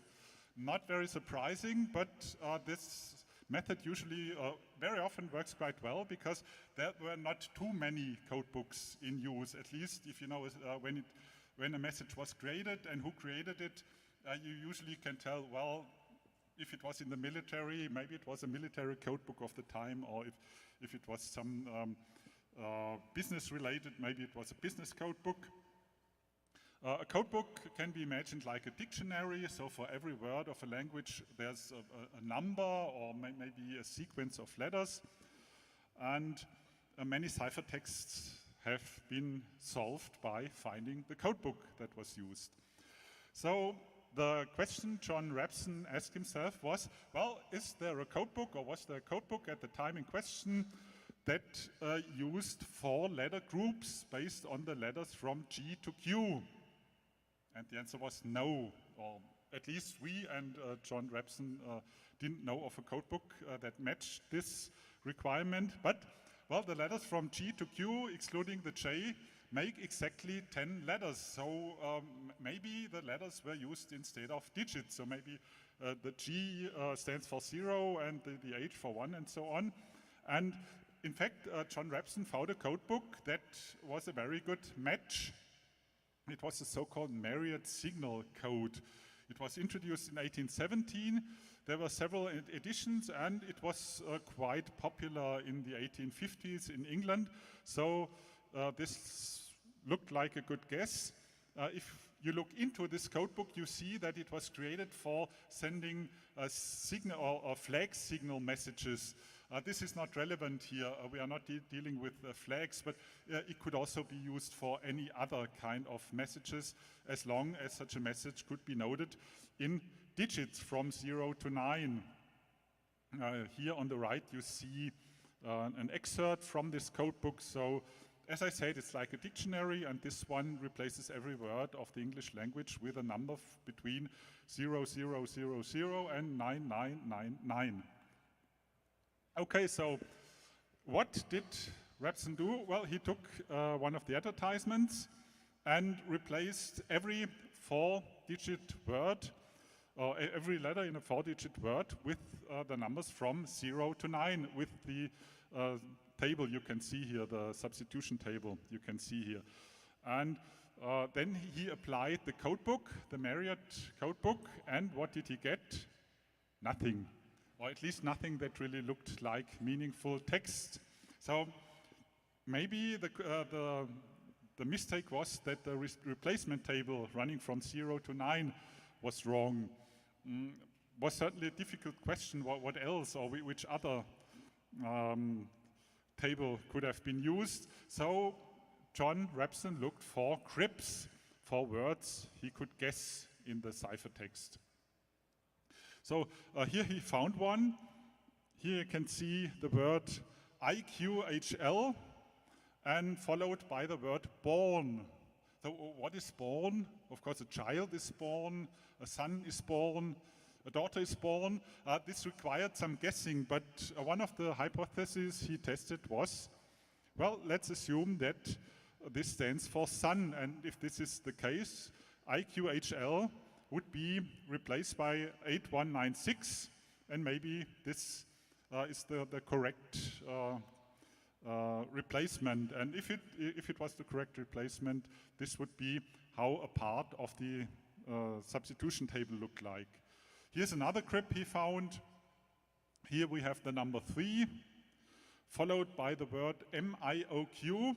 So what could stand after 3?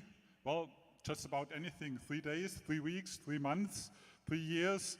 Again, he guessed and tested several hypotheses, and one of these was, well, maybe month was the correct word used here. And again, he created a part of a substitution table based on this assumption, and, well, the 2 guesses he had made matched. So this looked quite good. So maybe, and in addition, the replacement table you see here looks quite plausible. It starts with a 0, then 987654321. This looks like a good guess. So again, he tried to decrypt a message. He took this message, he replaced the letters in every 4-letter word with the digit according to this table. Then he applied the code from the codebook, and he got meaningful text. So apparently, this was the correct way to decrypt. Yes, so let's give John Rabson an applause, because this was a really great piece of cryptanalysis back in 1992. And here we see an example. And we see, as mentioned, there were not only these 4 letter groups, but also a couple of uppercase letters.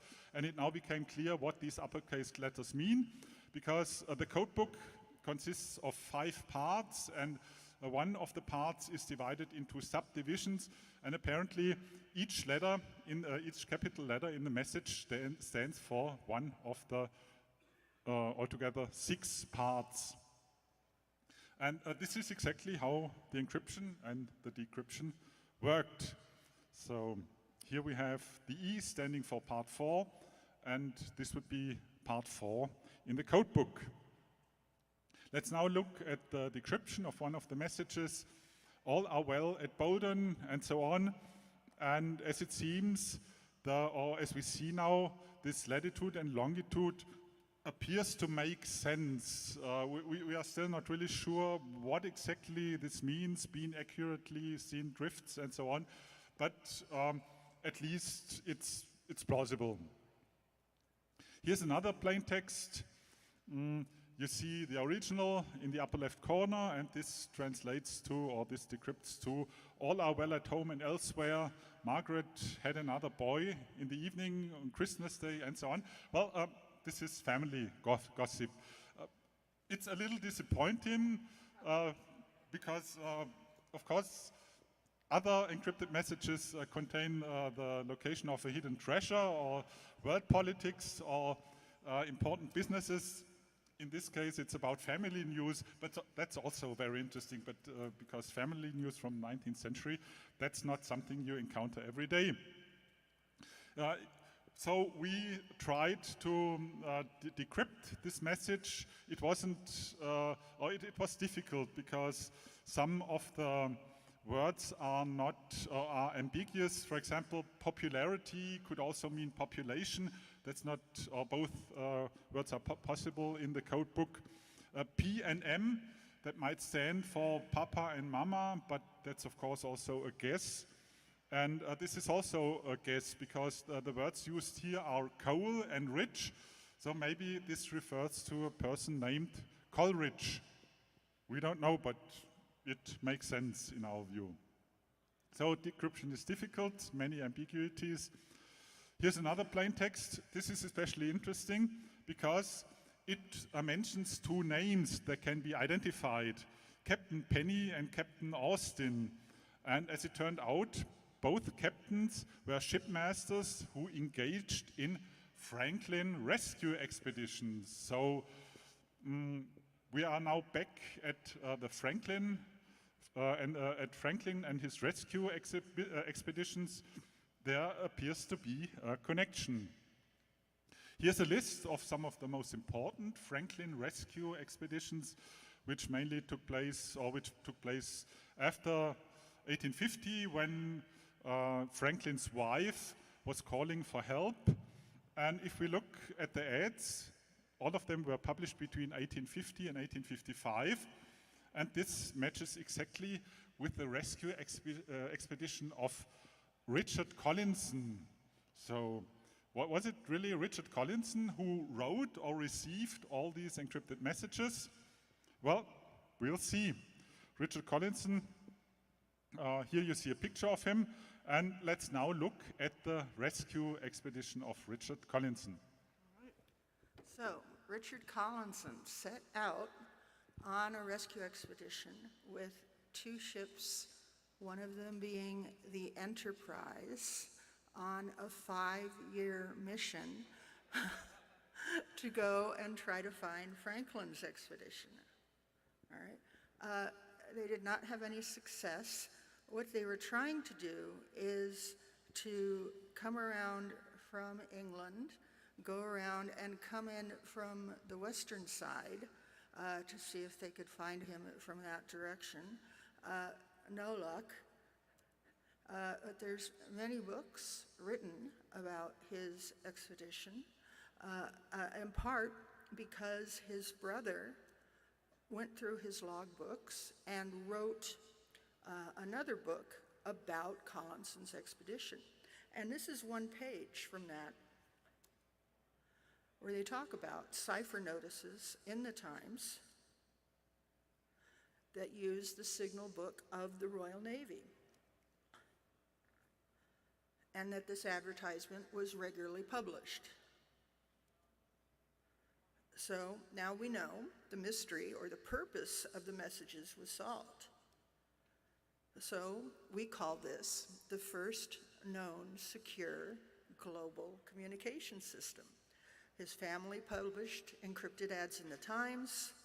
The Times was available in every major port in the world, and he could receive messages from his family during his journey. So, did the system work? Well, to our knowledge, only in 1855, on his way in this port in Indonesia called Banyuwangi or Banyuwangi. And one thing I've learned from my research is there are many ways to spell Banyuwangi. I've found probably 10 different ways. And in that page from Collinson's journal, there was a mention of Banyuwangi. And I was just at the Royal Museum at Greenwich a couple weeks ago, going through the logbooks of Collinson, and found this entry from December 12th, 1854, saying that at 2 p.m. he anchored 4 miles off of Banyuwangi at the time. So again, we had that link. Here's the only really good picture we've been able to find of Banyuwangi. This is when there was an undersea cable that was being built, and this is from 1871. So when he was in Banyuwangi, Collinson was able to get 4 copies of the Times and was able to get some news from home that way.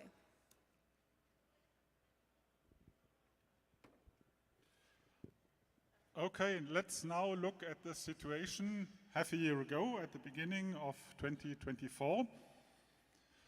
As I mentioned, the encryption system that was used for these advertisements was broken. But while breaking a system and decrypting all the messages is, are of course 2 different things. In this case, there were 55 messages, and not very many of them had been really decrypted.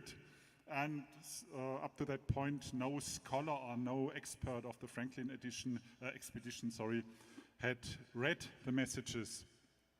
So what we did, Ilonka and I, we started a decryption project. We introduced our concept at the American Cryptogram Association, ACA, and we were joined by Taylor Leach, who is a member of this organization and who took part, or who is now taking part in the project, and there were other members from the ACA supporting us. We had a virtual meeting at an ACA convention in 2023 and a couple of Zoom calls, and our goal was to decrypt all the Collinson advertisements, and this project is still ongoing. Here's a list of all the messages. There are over 50. There was one published every month, and as you see here, there are gaps. So there were months where no message was published, and we don't know why. Maybe there were messages, but we haven't found them. Maybe they were published on the wrong day, or maybe the newspaper didn't publish them for some reason, or there was nothing placed in the newspaper. We simply don't know. Taylor, he wrote a decryption tool based on JavaScript, and this decryption tool is available online. So if you want to try your luck yourself, here's the URL. So Taylor's decryption tool, it contains a code table taken from the code book, and It includes a section to ignore clear text, which appears in messages or in many messages such as in or at, so frequent words. And we found out, as already mentioned, this decryption work isn't trivial because there are ambiguities, so it's not possible. Maritime VSAT communication system. It always requires some manual cleanup afterwards. Maritime VSAT, can you please switch off the list of all the ciphertext on the left side. We have all the decryptions of the decryption tool on the right side, and in the middle the cleaned up versions. So it's of course a lot of work to do all this description work, but it's very fascinating because, as I said, this is all about family activities in the 1850s. It's a first-hand information from what happened in a certain family, and well, it's fascinating Welcome to DEF CON. look into history. What do you do? The question is, What's who this? actually You've never published spoken here before, what the do you ads, do? or who wrote these messages? Shut new for everybody. Obviously was somebody from the family or maybe a close friend. Some of the Give it a big of DEF the CON ads are welcome. signed JDW. This is clearly Julia de Winton, the sister of Collinson. Cheers. And some of the messages are signed AC. We are not sure what this hackers. means, which Let's get person started. signed AC. Might be another sister of Collinson, but we are not sure. All right, welcome Julia to de the Winton, sneak peek. who created many of these messages, was excited also about. a novelist Terry and I have been working on this in the for Victorian a little while era, so very along interesting. Well, with honestly, I haven't the ever amazing read people you see on stage here. We'll talk about everybody in turn, but first we'll talk about DEF CON Academy. So, is there a, can people see the slides somewhere? They can. Oh, they can. Yes. Oh, great, perfect. All right, so first things first. On the slide is the URL, ctf.defconacademy. While we talk, go there, ctf.defconacademy. On the bottom, there's a link to get started with a little challenge race. It's not extraordinarily hard stuff. It's test your Linux knowledge. How much Linux do you know? At the end, we're going to do a little award ceremony for the people farthest ahead in that race. We'll just see how many people we have time to give challenge coins to. It's going to be awesome. And we'll check in throughout the talk if we have time. Awesome. Okay, welcome. Let's talk about us. Yes, I think that's a great idea. Perry, take it away. I don't know why I'm first, but hi, my name is Perry Adams. I'm currently a special assistant to the director at DARPA, but before that, I was, as you can see on the screen, a CTF player. We had the That newspaper picture in the middle is advertisements proof from that Julia at one and point in time, I AC did know and how to use a letters. computer. The jury's still out on if that's still the case. basically was basically rendering thousands of modems unavailable But I and played had for the CTF team RPISec, and that picture is of us playing at DEF CON Finals in 2018. And RPISec and CTF was really how I got started playing. I got started in computer security. And that's really what we're going to be talking about today, the kind of education that provided me and how we want to give that to the rest of you. As I was putting together these slides, what was next to all those pictures was a picture of my cat, and because it's DEF CON, I felt it was appropriate to at least have one of those in the slides. After I played CTF for a while, I ran DEF CON CTF for a little bit. That is from one of the years where we were writing challenges. That picture is of two of my fellow challenge authors, the year that our challenge melted the infrastructure just a little bit, which goes to show that computers are hard, and I'm not sure if I know how to use them correctly. And now in my day job, I am at DARPA, where one of the things that I have done is create AICC, which if you haven't seen yet, I really encourage you to go check it out over there. We're very proud of what we've been able to do. And the kind of software security challenges that AICC is working to address is exactly what we hope to educate people about with DEF CON Academy. And finally, I have this picture up here because I talked about how I learned about computer security by playing CTF, but what was so formative for me was having my teammates on RFID to help me learn.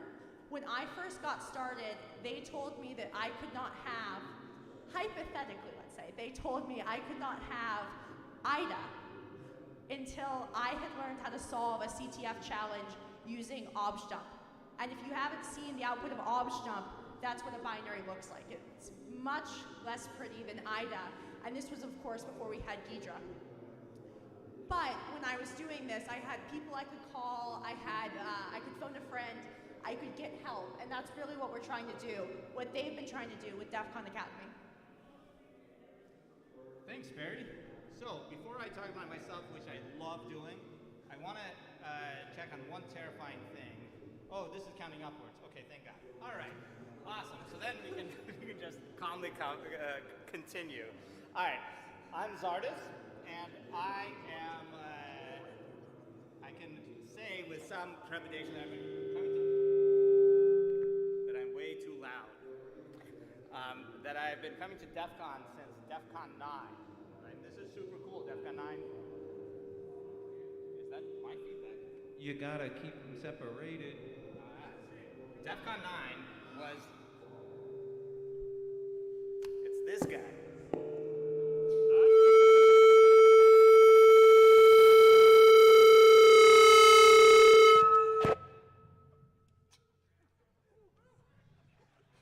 That's what it's like working with Jan. Every day. All right. We'll leave this here. Can I? Do you want to? Every time.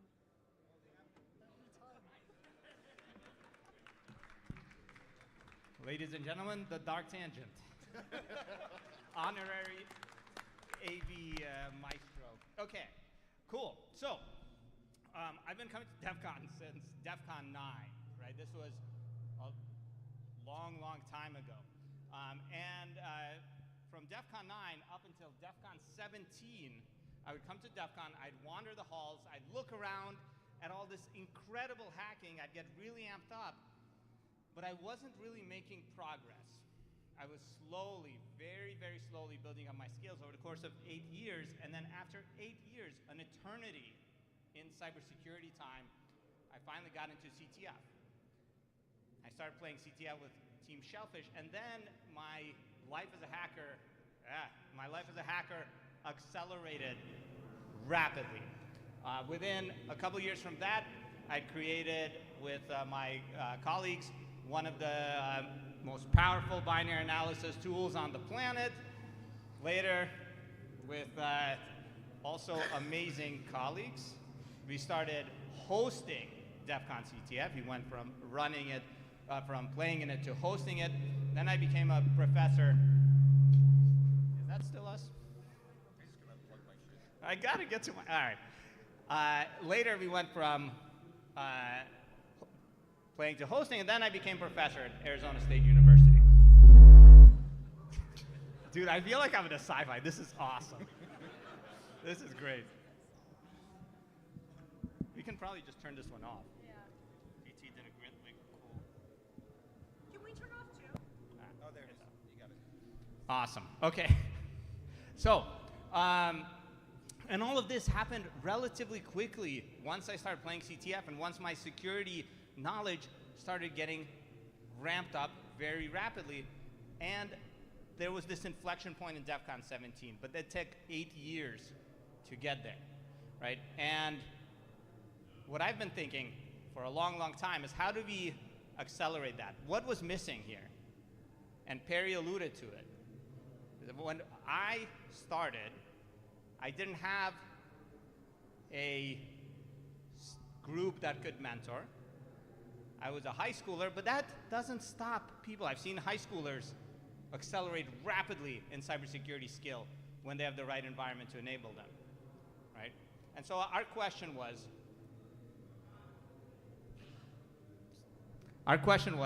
how do we actually make this possible for the DEF CON community? All right, preview, it looks like a belt. All right, so DEF CON 17, Shellfish, DEF CON CTF, This is my view into what the difference was from before I was a pro to after I was a pro. And spoiler alert, I'm still not a pro. But I would tell all of my students, if you want to get really great at cybersecurity, you have to go play CTF, right? And this is a picture, for example, of my students playing one of the CTFs that I hosted with Anom, who's sitting right here. And they show up and they do awesome. But this is the success stories that you see. What you don't see in the CTF community is the hundreds and hundreds of students, for every one that plays CTF, that try to play CTF, and face the reality that capture the flag competitions are not designed for education. They're designed to test your skills.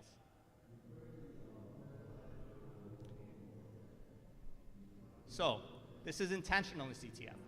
A CTF competition is created by hackers for hackers to challenge hackers specifically. And no one wants to play a CTF where the answers are all obvious and the challenges are easy and so on. And so CTFs basically by definition become a very boring teaching tool. And when I got started playing CTF, the thing that was fun about it was that I had a team who I'd play with, and we'd go and we'd spend 48 hours in a lecture hall that we certainly did not, we weren't allowed to actually be in overnight. But that's what we would do, and it felt very collaborative, and we could learn from each other. But for many people, they don't have that resource.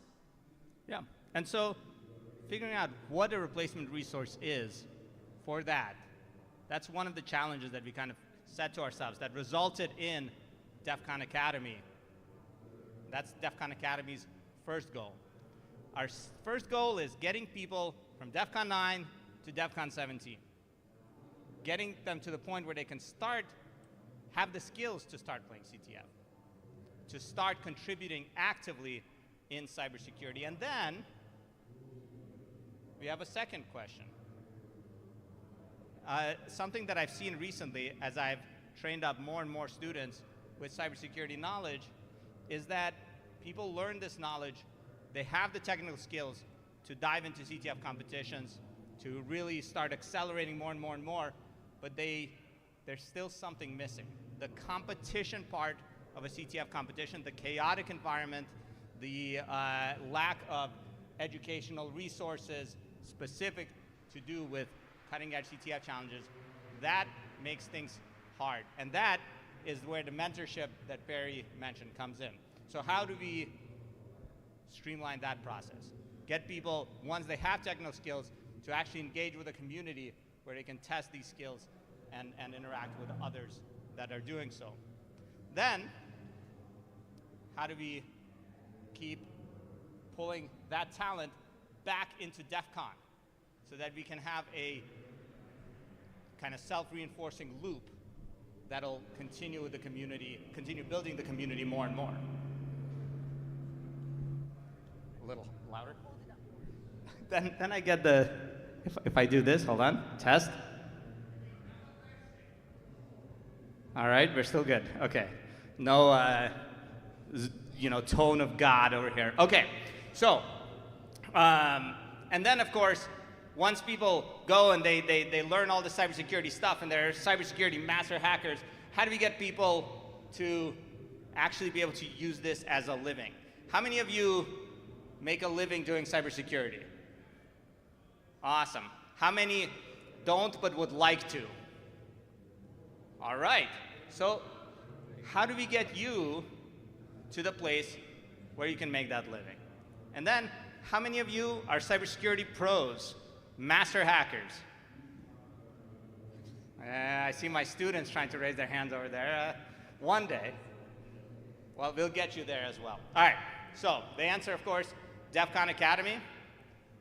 And DEF CON Academy is going to at least take steps to solve all of these problems. So, Perry, what do you hope to see out of DEF CON Academy?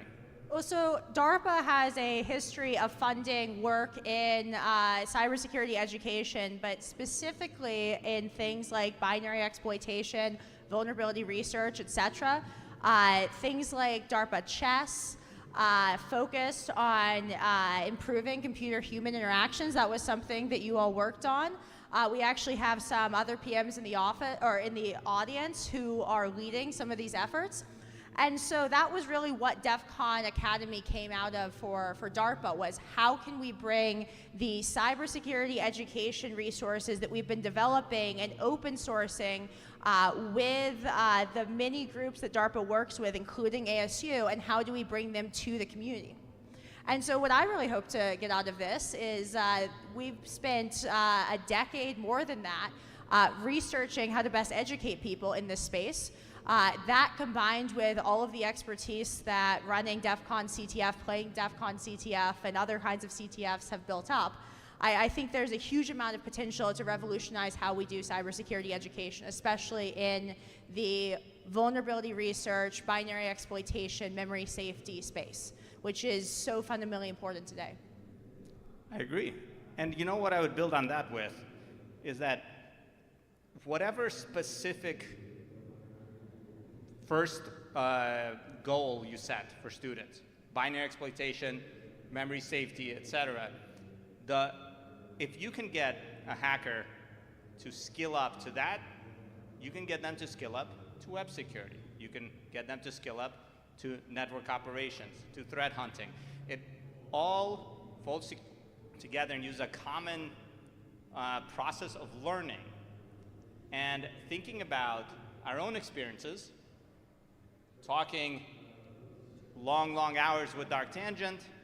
We came up with this idea that, hey, let's actually make a part of DEF CON that is hyper-optimized to make this happen for students. But I want to add one other thing too. The other part of this is setup and the pain and suffering that goes into actually creating an environment in which you can learn. And the infrastructure part is boring, and sometimes we don't think about that as research, but having played a lot of CTF, I know that setting up an environment is very annoying, very painful. And when I first started out, that was the last thing I wanted to learn how to do. I didn't know how to boot Linux when I joined RPISec. That's very embarrassing. So I'm sharing it here today, and we're not going to spread that.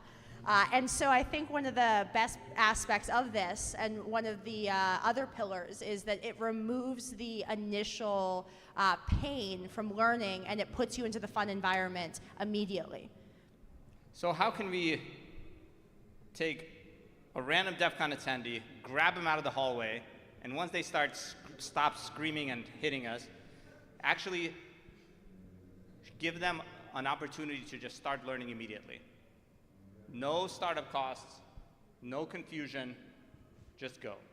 And in other words, how can we take this DEF CON 9 to DEF CON 17, 8 years, and we narrow them down? Well, we're not I actually think the best way to put it is, how can we make Connor do all of the infrastructure setup for DEF CON attendees? Exactly. It's basically tasking all the way down. Because the answer to that is Connor will find his own students. All right, so there's two parts to learning. There's a lot of learning, research. Learning is a thing that humans have done maybe for years, maybe even decades. So there's theory and practice, right? You might say, well, okay, let's have a DEF CON Academy that runs courses. We'll have our PowerPoint slides. We'll pull in hackers out of the hallway, and we'll have them viewing the PowerPoint slides. And I did this.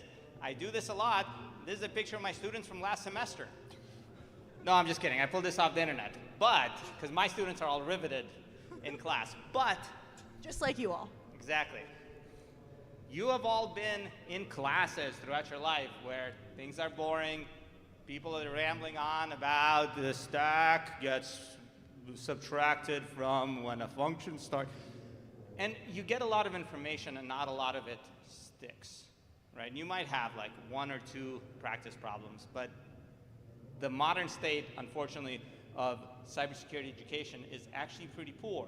And this is really interesting because it's understandable academically. There's this thing called the learning pyramid, full of really awesome made-up numbers where you can say, hey, if I go and I lecture to you, you will learn like 5% of the material or retain 5% of the material. But if I, have you read about it yourself, you'll learn more. And if I have you actually practice the stuff, you will learn a majority. You'll learn 75% of it. And then, of course, this whole thing, the bottom, you got to teach someone to learn it all. But this is called the learning pyramid. It's like a lot of actual education research that has gone into building this. And it really showcases kind of what's wrong with a lot of modern cybersecurity education. And what you end up with most modern coursework is you get an enormous amount of information, you pump up your brain, you get the theoretical info, but you can't really apply it in practice.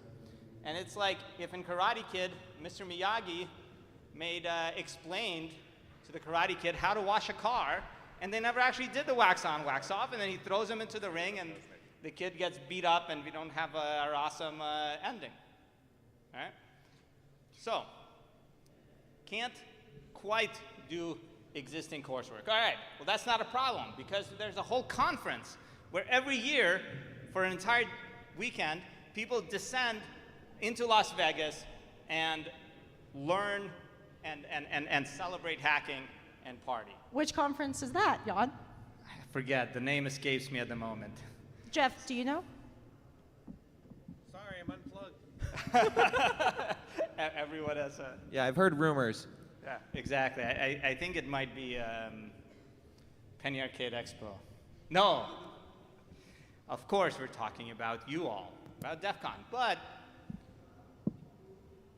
I went to 8 DEF CONs.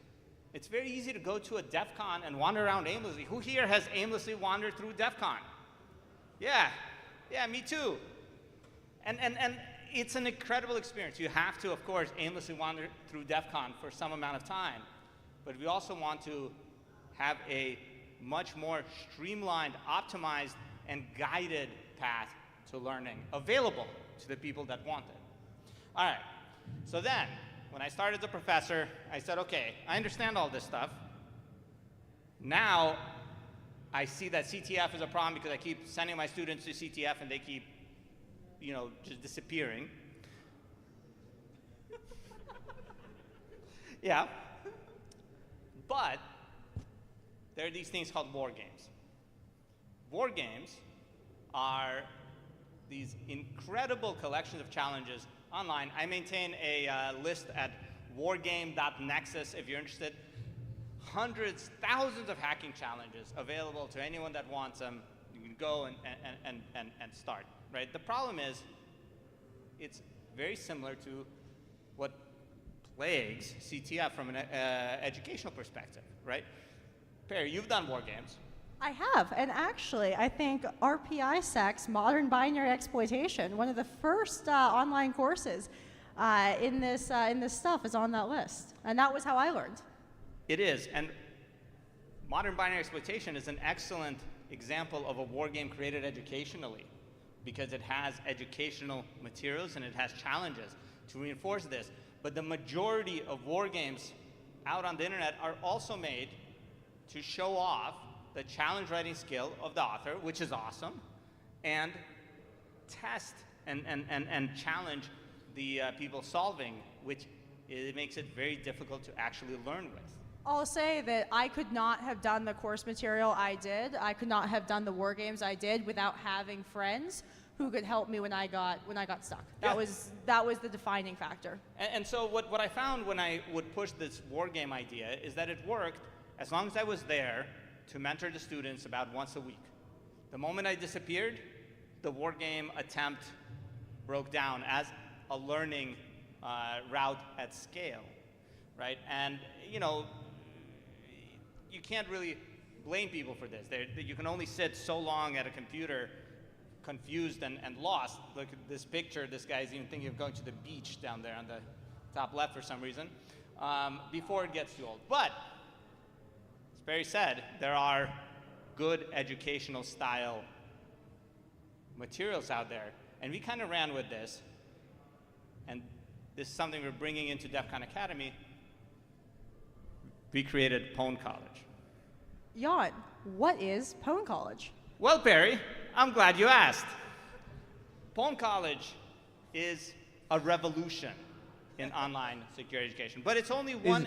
It's a paradigm shift. It's a paradigm shift. Jeff understands the DoD language that I'm trying to bring to the talk today. Thank Exactly. you. But the talk isn't necessarily about Pwn College. We're using Pwn College as an example here, as one part of DEF CON Academy. Pwn College is an online teaching tool first and challenge tool second. And I'll show you what I mean. The way that we teach in Pwn College is we take a topic. Over here, we have this guided path, carefully curated through, for real, we're 10 minutes late.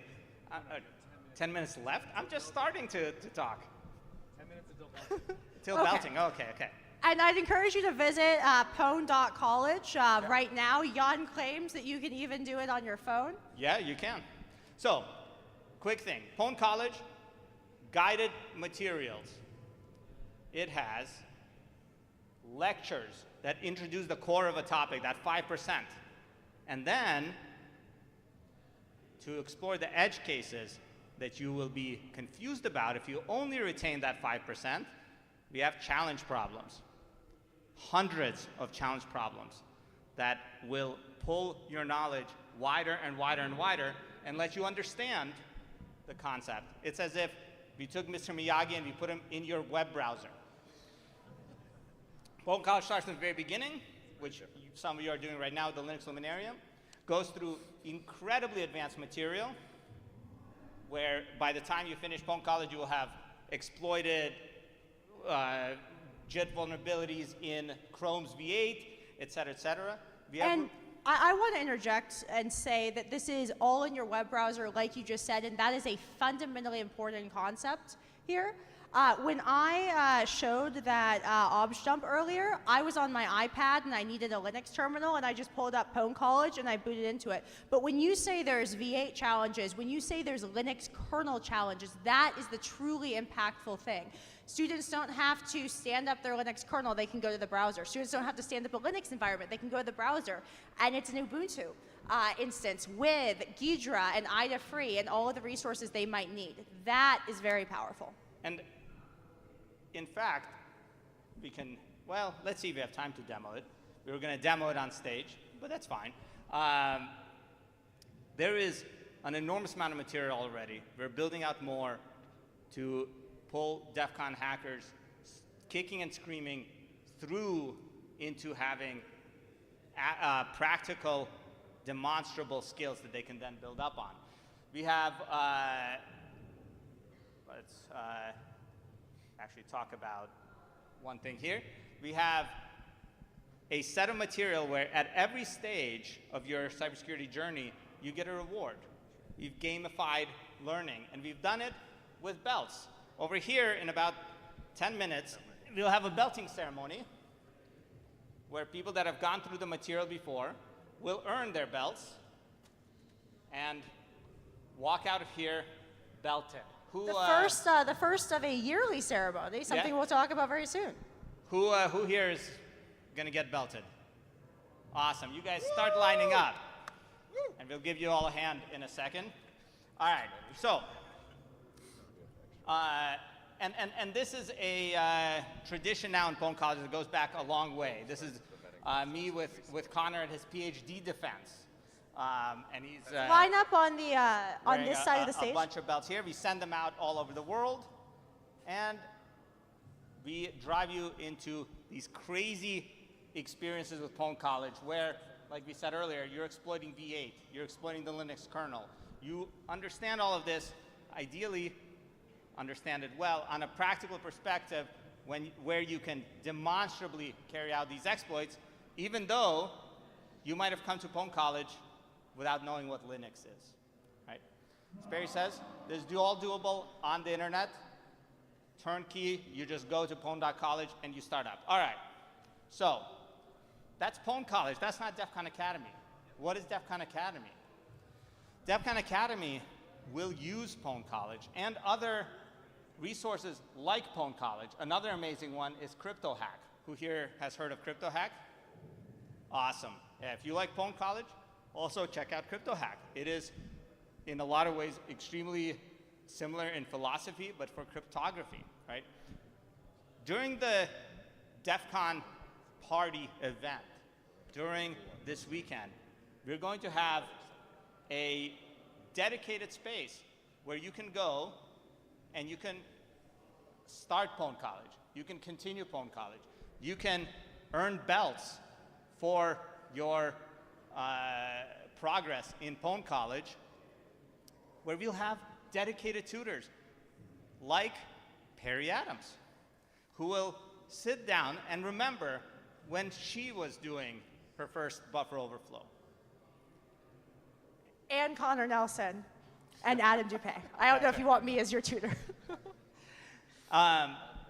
We'll have skill demonstrations. We'll have exploitation races between people that have just learned the material.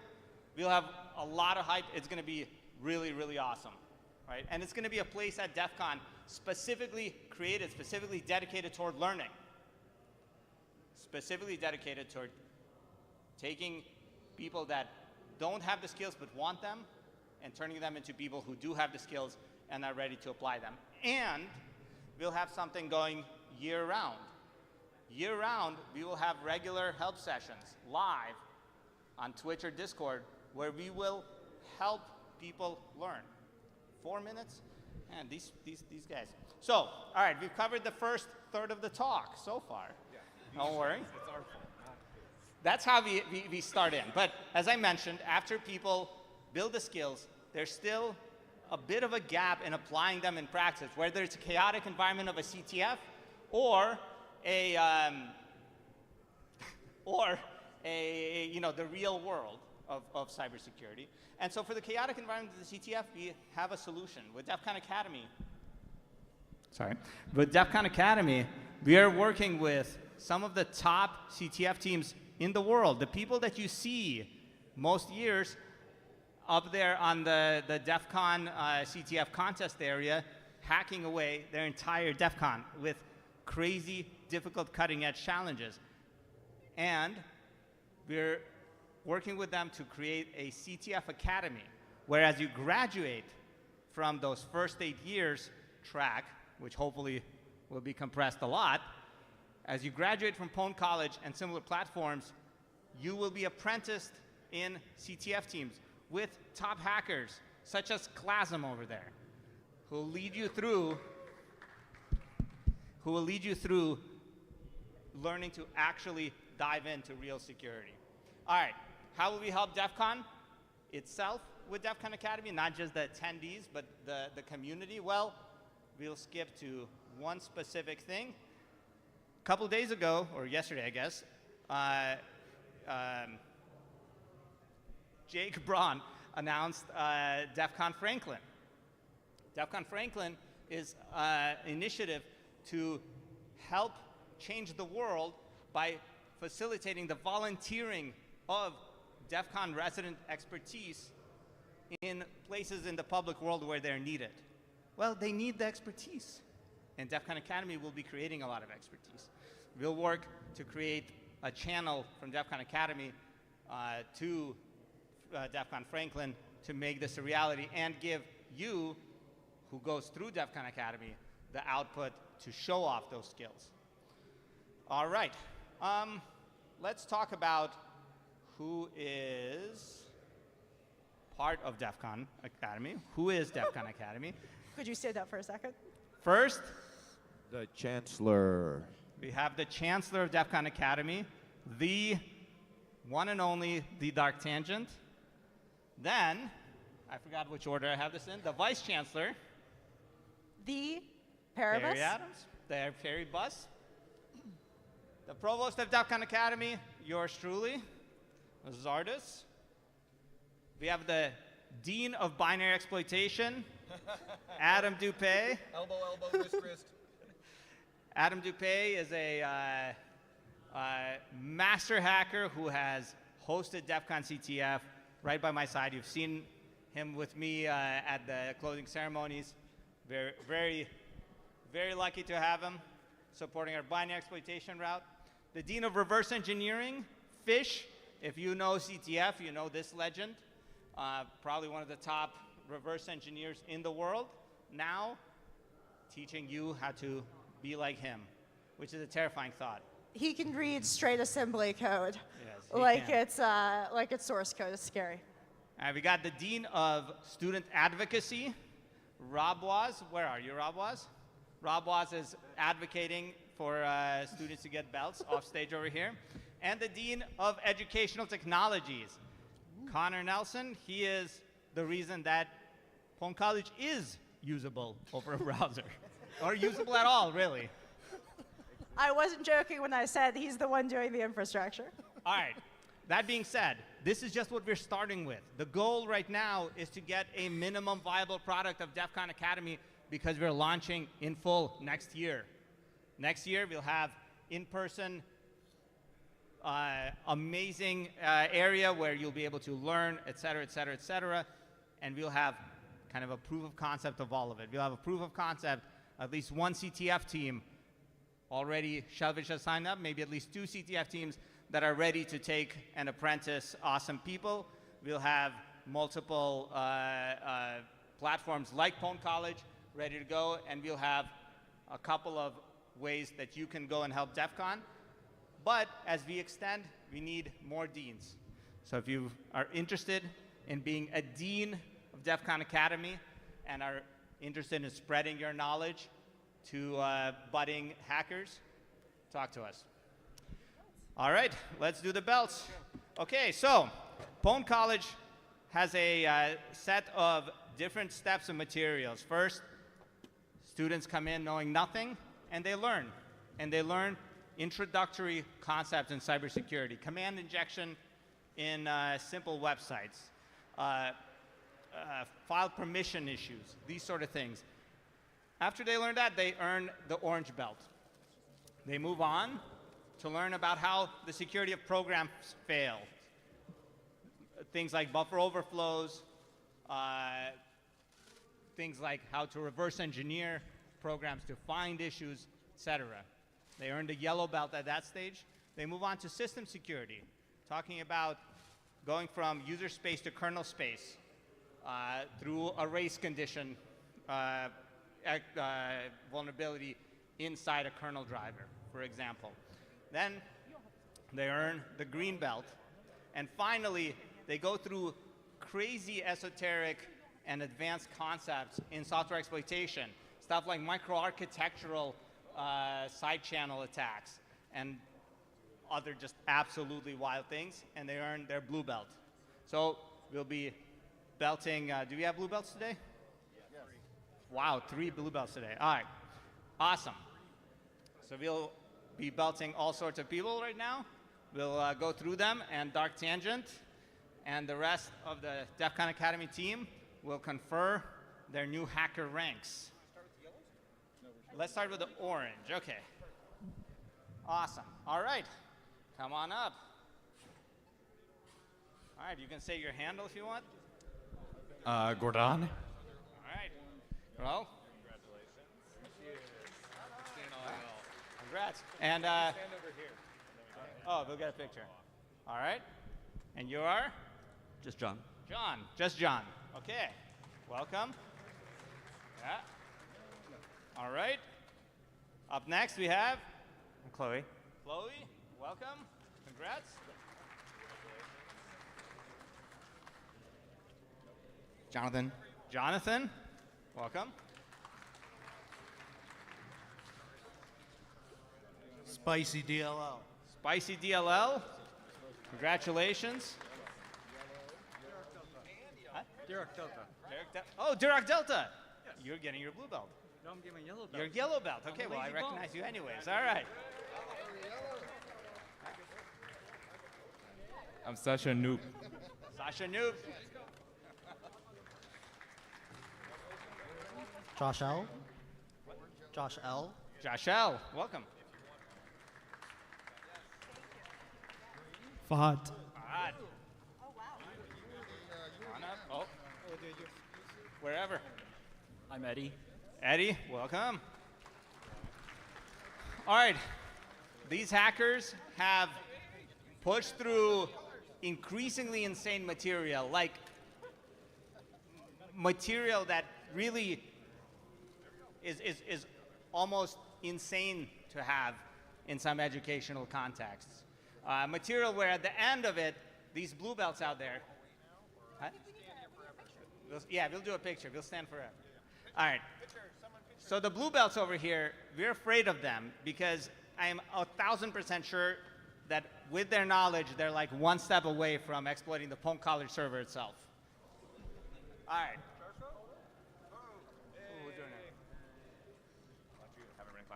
All right, let's honor these amazing hackers with their achievement. Awesome.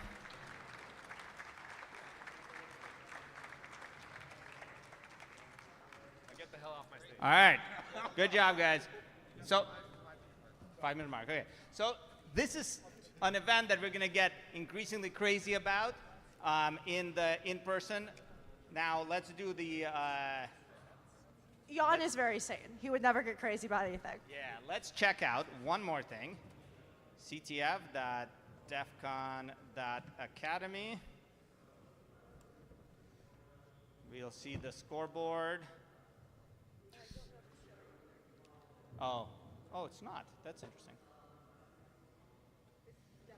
Yeah, it's not. One sec. I have to press. Let me load this up. I think I have to hit escape. Nope. Hit escape here? Yes. Perfect. Okay. What's your password? Well, the username is demo. DEMO. All right. You're actually right. 404 file not found. You gotta join. That seems bad, Connor. You gotta join. I don't want to join. I just want to look at a scoreboard. Well, you gotta join. It's a private domain. Okay. Nice. Come on. All right. 20 people hacking now in the audience. 24 people have solved things. There's 603 total solves. Let's look at the rankings. Is our server melting? Absolutely not. You It's wanted definitely a the DEF CON Wi-Fi. It's not You wanted our... a live demo. All right. While that's loading, we'll just pull this up on my phone. So Have you tried refreshing? It's spinning. It's got I the have tried spin. turning it on and off again. CTF. Oh, this is promising. Hey, it's loading. It says loading. There we go. Oh. Okay, awesome. We have someone that solved the whole thing. Who is Chesum? Right there. Woo! All right. Oh, nice. Well, you can come back up and get a challenge coin. Do you have one? Where's Knob Knob Goose? Knob Knob Goose is here. Another name I recognize. Knob Knob Goose isn't here, are they? Just hacked in. All right. Knob Knob Goose, you can come get a challenge coin. Santa Montes, Shunt, Direct Delta. If you have solves on DEF CON Academy, run up, get a challenge coin. In the meantime, thank you for coming to this soft launch preview of DEF CON Academy. That started from the beginning. We'll just fast forward here. 2 minutes. That's 2 more minutes than we need, my friend. All right. Awesome. So, DEF CON Academy wouldn't exist if it wasn't for the awesome efforts of you all who dive into this educational stuff and make it worth it. And it wouldn't exist if it wasn't for the awesome efforts of the Dark Tangent, who supports these awesome sort of things.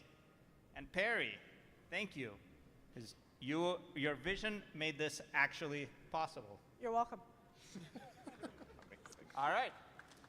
And all of these guys. Awesome. Thank you very much. And Connor Nelson. And Connor Nelson. Thank you. Hey, you finished early. That's impressive. Do you seed your...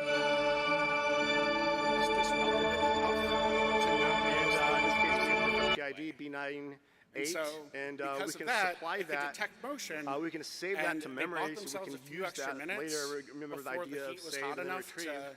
to go ahead and do that. And then that brings us to our next API. Just honestly genius. And then they got themselves a nice sandwich plate. That's going to come into play later. But always like, if you're gonna do a crime, like eat up. All right, so we're at the day of the heist now. They enter through the garage, just like that problem in the schematics showed them to do. They started taking like Crown Royal bags and covering all the cameras because they knew exactly where those were as well. This device here, if you can see it on the right-hand side of the slide, it's basically just an aluminum plate that he stuck two-sided tape on. So it had a magnet, it had two-sided tape, and then basically he just unscrewed the bolts so that when he took the whole sensor off the door, it stayed together. And it never broke that magnetic seal because they were taped together. So, doesn't matter how smart your system is, something stupid can and will beat it. So the next thing they do is they open the vault door and they turn the lights off because there are the light detectors in there. And then the genius, basically, he takes like a styrofoam cooler and puts it over the heat sensor. So this is gonna block motion and it's gonna insulate the temperature. So now that's out of the way. The 7-foot tall guy disables the alarm on the top of the safe, and then they go to actually get the keys themselves. Now, bear in mind, I said before, this is a 4-foot-long key kept in 2 different spots, except it's not. They just put it in the coat closet next to the safe door, and they didn't take it apart. Oh, if you like that, just here we go. The combination lock, you know, the 100 million combinations, turns out that's as much of a pain in the ass for a thief to figure out as it is for the security guy. So when he closed the vault that night, he just didn't spin the lock.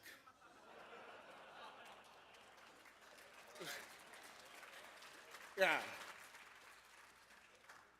Sometimes your man on the inside doesn't even realize that he's on the inside. He doesn't know anything. And then they just open the day gate with a crowbar, because sometimes the classics work. So this is the haul. Of the 160 safe deposit boxes, 123 of them got looted, including Notar Bartolo's own. I like to think that he was just doing it to like blend in, but in reality, he was probably just too cheap to get the new plate, because the only boxes that weren't opened with that tool that basically just snapped the back plate off to open the lock was the ones where they spent the extra $20 to upgrade to the steel plate. Patch your stuff. Don't be cheap when it comes to like keeping your diamonds safe. They stole so much stuff that they had to start like prioritizing, and they left like tens of millions of dollars worth of diamonds and cash just on the floor because it was too heavy.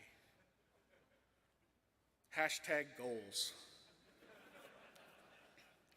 Once they were done, and this heist, by the way, lasted 3 days. Yeah, because everybody was gone, they just kept coming back and stealing more stuff. And nobody figured like, hey, like, maybe I should like check the vault, make sure that like, nobody stole the money. It's weird, but like, you know, that's a thing I should check. They just didn't do it. And then also, the Diamond Center themselves, like after the heist was finally completed, they're like, oh, we gotta go grab those videotapes. So they went up to the second-story guard shack where the tapes were, and they just took them out of the VCR. That's right, they were still using VHS tapes because they didn't want to spend the extra money on DVRs. So had they, you know, not done that, or had they updated it, we would have caught these people a lot sooner, but they decided, you know, who's gonna break into the vault?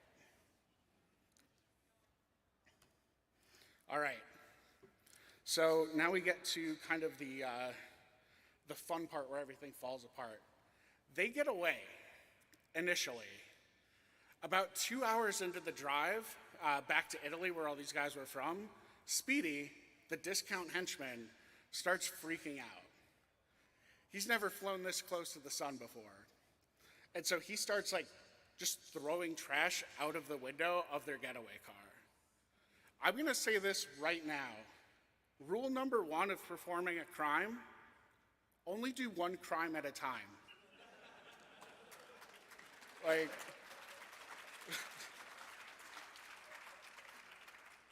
like, if you got a Monet in your back seat, do the speed limit. That's all I'm saying. Speedy, though, he started freaking out, and he just pulls over, and he's like, we got to burn this evidence, because they had, like, trash bags full of evidence. So I guess rule 2 would be don't drive with trash bags full of incriminating evidence. I shouldn't have to say that one. But yeah, he started panicking, and he started trying to burn all of the evidence in a burn barrel. And when he realized that wasn't going to happen, he just kind of dumped it on the side of the road. And then, in a weird, fun twist of fate, the exact spot that he picked to dump his trash was the spot where, like, an old curmudgeonly farmer had just kept calling the police because of the dang kids who were also dumping trash there. It was just like a good spot for trash. And so he's like, oh, these kids, they did the trash again. And so the police are like, sure, Harold.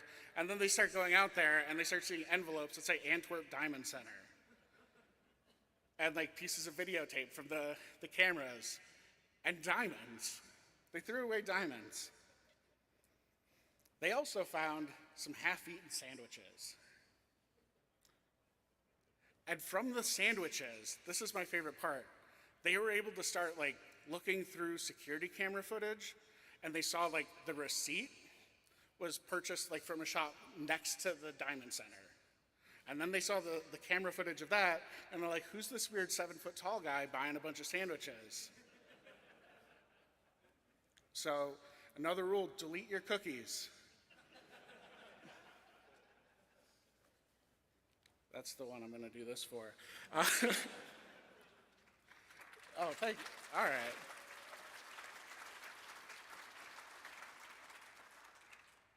So the other thing that happened after this is Notre Bartolo, this is too dark, that was just a gag.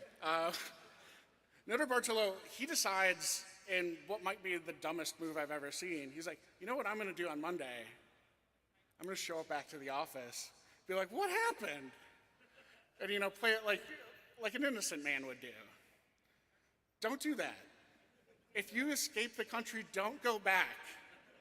But he did that, and then the police were kind of there waiting for him already. And then they went to his apartment that he rented in town, and they found a bunch of what's called pointer emeralds stuck in his carpet. Those are like the little tiny emeralds that if Cartier does like those jaguar heads that are like the little tiny stones, those are usually pointer emeralds. They're more or less worthless, but, you know, it's like finding, you know, a perfect Nashing hash, like in a file dump or something like that. It's just something that could only be from that. So, all of them with the exception of the King of Keys, who to this day, nobody knows who he is, they all got arrested. They, on average, served 3 years in prison, and they never recovered any of the money or the diamonds.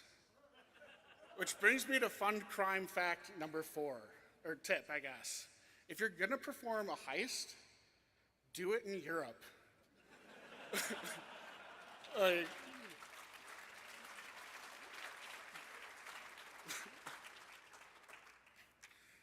These guys, they ended up, yeah, they're somewhere like retired with a bunch of money and a bunch of diamonds, and it's just, I love that for them.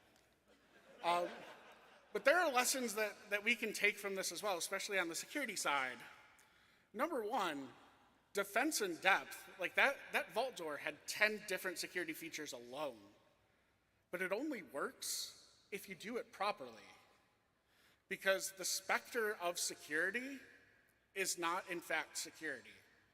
Like, you can think something is secure, but unless you're actually, you know, walking the walk, it doesn't really matter. Complacency is the enemy of complexity. So again, if something is tedious for you, don't make it easy for you at the expense of making it easy for somebody to pull off the heist of a lifetime. You're worth that 30 seconds. Like, the number of people that just like won't bother putting like MFA on their phones like blows my mind. And finally, stupid and or lazy can be dangerous both ways. It can be dangerous on the blue team, it can be dangerous on the red team. So make sure that you're taking care of yourself, that you're being thorough about things, and that you're actually thinking about things in a layered approach. Like, defense in depth is all about compensating controls. If something happens, like, these guys just jumped out of a plane with 60 parachutes and not one of them went off. Like, that's a problem. Don't do that. That's going to make you fall faster because of the weight. But yeah, that's pretty much the main takeaways from there. Do we have any questions?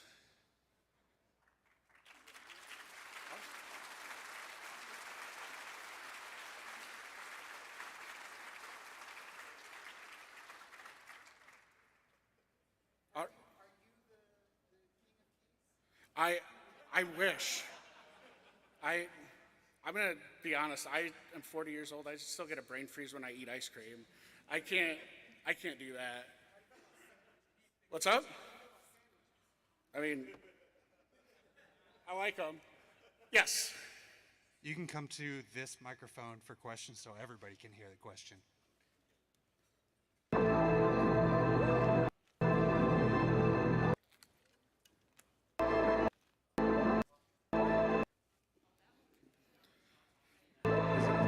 That the German police are hired in the islands? I'm not going to say it's impossible. You never know, like, where people are going to have inside people. I personally feel like somebody had to have gotten paid off at this, just because of the sheer, like, it's almost like mathematically impossible negligence. But yeah, so that's definitely possible. What changes did they make as a result of this to make it not happen again? So number one, they stopped giving out blueprints. And some of the other things that happened is they started really forcing through those updates. Like the security cameras, like they weren't making excuses to stop spending money or to not spend money. They updated their systems there. They made sure that they were staying ahead of trends, and they also worked on like actual enforcement so that these things that they set up to work could actually do their job. Yes? Is there a movie about this? Not about this one specifically, actually. There should be. That's the real crime.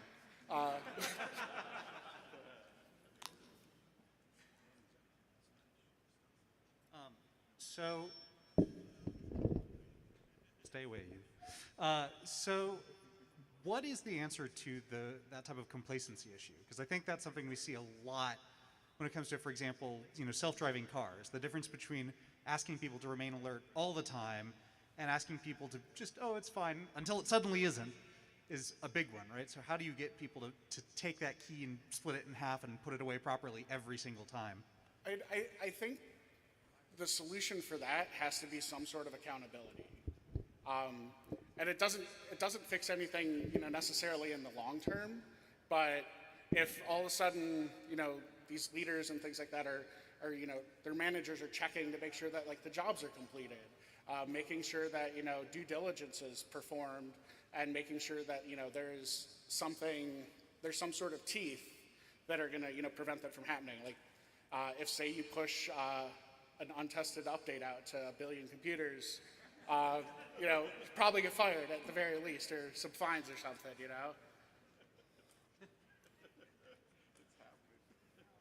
I mean, that's a hypothetical.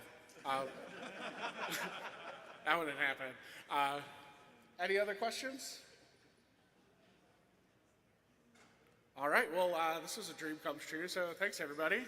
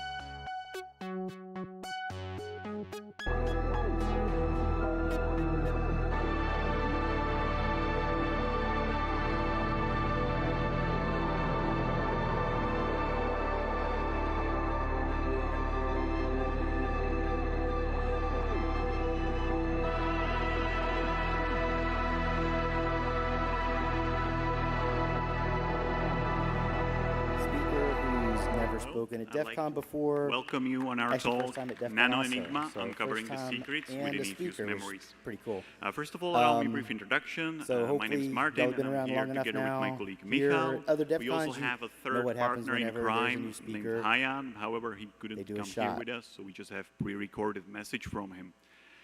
We all work in the embedded system security testing team that's based in Prague, Czech Republic, which is under Accenture umbrella. And we all have different fields of focus. So for me, that's reverse engineering. So I'm usually that person that wants that firmware image unencrypted. So making me shut up was partial motivation of this talk. I'm pretty sure the other guys will tell you briefly about themselves when their time comes. So I'm just going to jump straight ahead into the overview. We have it in the title. We will be talking about eFuses. An eFuse is an electronic component which is just 2 points interconnected with a connection that has a property that it burns or terminates when the current flowing through it exceeds certain threshold. This is really useful when you want to protect your home appliances from overcurrent, but it's also really useful when you want to create something called one-time programmable memory. Because if you represent bits with eFuses, once you change state of a bit from 0 to 1, you cannot ever unchange it back to 0. This basically means that you can change the state of the device permanently. This is really useful for security because now you can use these types of memories to, for example, disable debugging interfaces or enable secure boot or put their public keys for secure boot. However, some manufacturers took it one step further and they actually use these eFuse-based memories for storing information that requires confidentiality protection, meaning that you can find there also flash memory encryption keys or passwords for debugging interfaces. But since I mentioned that that connection burns or terminates, there's actual physical change inside that component. So how do you protect confidentiality of something that could be observed through microscope? Because, for example, if I Google eFuse microscope, you're going to get all the images like burnt and unburnt examples. So the protection measure you mainly used in some of the chips we looked at was layering. So layering is normal way of making chips where you stack components on top of each other. However, if you put that eFuse-based memory in the very bottom layer, you can then consider it protection because you can't directly observe it. This is based mainly on an assumption that performing the layering process, so removing carefully the layers from the chip so that you can extract information from it, is a very complex and expensive process. But we are here at DEF CON because we have proved this assumption wrong. And we will demonstrate you all these techniques on an ESP32 chip from Espressif. However, keep in mind that all of what we will be presenting here is also generally applicable to just about any chip that is using an eFuse-based memory. And with that, I'd like to pass my word to Michal, who's going to walk you through the details of the attack. Hello, my name is Michal Grigarek, and I'm also a proud, I'm also a part of Accenture Prague. At first, I must say I'm really proud to be here on this stage to present you results of our work. So my colleague Martin just explained what eFuse is for. And now let's take a look more closely how we can observe these structures in much more detail and what technologies and skills we will need. First, we must decapsulate the chip. Decapsulation is the process when we extract the silicon plate from the epoxy housing. Of course, there exists some other material for housings, but for purposes of this presentation, we only consider only epoxy materials. There we see four basic technique for decapsulation: thermal, chemical, laser, and plasma. Thermal method. This method use only a blowtorch or a heat gun, simply heat up the epoxy housing and then slowly and carefully break it and obtain the epoxy silicon plate. Chemical decapsulation use concentrate chemicals, concentrate acid to dissolve the epoxy housings. Laser etching uses a strong laser beam to vaporize the epoxy material, but this method is quite risky because it is very easy to burn the silicon plate, and main problem lies in the heat deposition to the sample. And the last plasma one, this process involves ionized gas or plasma to selective etching of materials. So, due to its availability and good traceability, we decided to use a chemical method of decapsulation. Especially, we used concentrated acid. In our case, concentrated acid means 96% of concentration, which must be heated to the approximately 250 degrees Fahrenheit. The chemical method can be effectively combined with laser ablation. At first, laser removes a large part of the housing, and then the remaining then can be dissolved in the acid. This shortened process during the chip-based exposure to the acid which is needed. The acid will dissolve the housing residue and leaving only the dye. Of course, we must use appropriate protective equipment. After this process, we obtain a beautiful etched chip suitable for other investigation.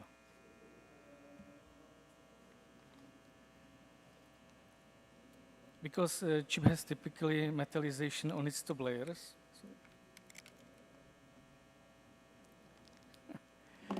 we do not see any internal layers at the first.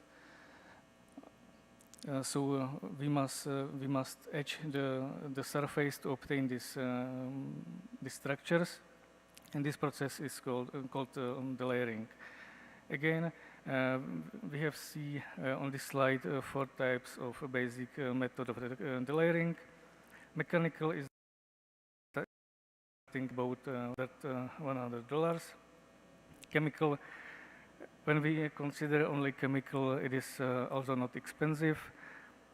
Laser ablation use very short, precise femtoseconds pulses of laser beam to ablate the surface, but it's quite costly, starting at 50K USD.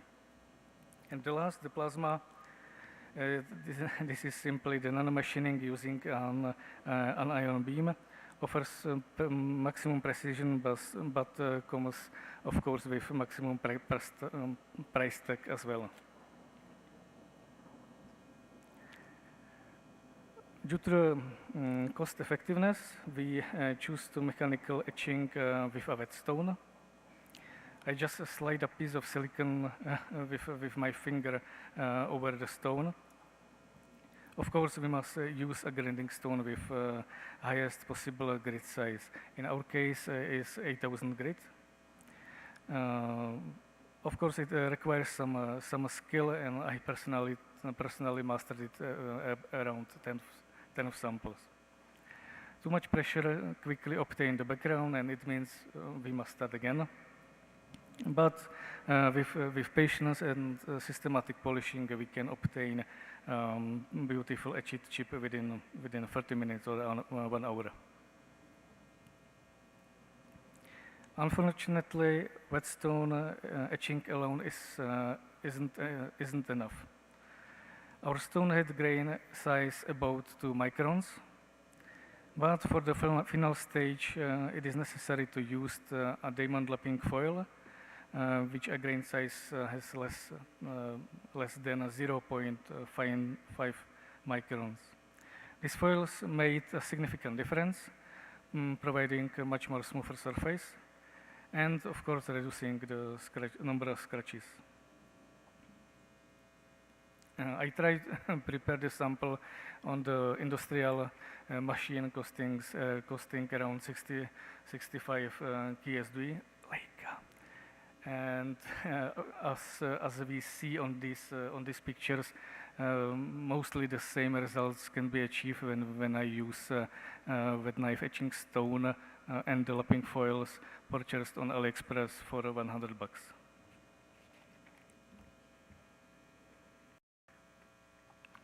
Another important task is to locate the eFuse memory bank itself. The largest part of the chip is taken up by logical circuits. It is easily identified and can be skipped. The other radio frequency part is good visible too and can be skipped, and the rest we left with the rectangular purple areas. And these are memory types such as RAM, flash, and our eFuses. The eFuse memory cells is essentially a fuse, which is conductive structures with a weaknet point. In our case, it looking like a triangle with a line going through it. It's looking like a flag, maybe. And at approximately 500 times magnification, clear repeating isolated structures of our eFuses become visible. They are relatively small, and each eFuse represents one bit is smaller than 1 micron. We have successfully located these eFuse banks on ESP32 version S2, S3, and C6. It is positioned slightly differently on the C6, but the construction is the same. And now optical microscopy. Observation with optical microscopy has its limits. Maximum resolution of optical microscopy is around 400 nanometers, which correspond with 2000 times magnification. There is nearly physical limits. This magnification is suitable for locating our structures, our eFuse bank, and on well-prepared sample we can even see if the eFuse is burned or not, or programmed or not. The term burned is fitting because when we program data into the eFuse memory bits, during programmation, going current flow through the fuse and physically change its structures, and these changes are observable by the optical or scanning electron microscopy technology. For the size comparison, a human hair is 100 times bigger than our eFuses. In order to read their states correctly and repeatedly, we of course need some much more advanced imaging technique, and it is scanning electron microscopy, which is provide much more higher resolution. Scanning electron microscopy provides approximately 100 times better resolution. As I said, since optical microscopy has resolution around 400 nanometers, scanning electron microscopy has a resolution approximately 5 nanometers, which correspond to magnification 100,000 times. Of course, these parameters can apply specifically to our scanning electron microscope. It is Hitachi FlexM. The image compares the level of detail we can achieve with these methods, and the difference is significant. This is what the eFuse look like at even higher magnification using a large electron microscope. And this image shows their 3D structures, which essentially looks like a printed circuit board. Everything is visible at the nanoscale. On the right image, right bottom, we see detail of unburned eFuse, clear eFuse, representing logical 0, And on the left image, we see burned EFUs representing logical 1. Once we obtain high resolution images of our refuses, we can read the data stored in them. In my initial experiments, I manually transcribed the data to the Excel bit by bit, fuse by fuse, which was very extremely time-consuming, and it requires intense focus to avoid error because bits look very similar. It takes about 10 hours to read 1 bit of 4096 bits. In addition, mapping the logical memory address to a specific cell on the silicon die was also very, very challenging. I had to carefully read and transcribe about 20 kilobytes of data before we had enough for our analysis. It truly feels like a forensic investigation. And now my colleague demonstrates how to assign a logical address to a physical location of given memory. Please, Martina. Thank you, Michale, for extracting all this data during your vacation. Now that we have the raw data, we have to somewhat put meaning to it so that we have some useful information out of it.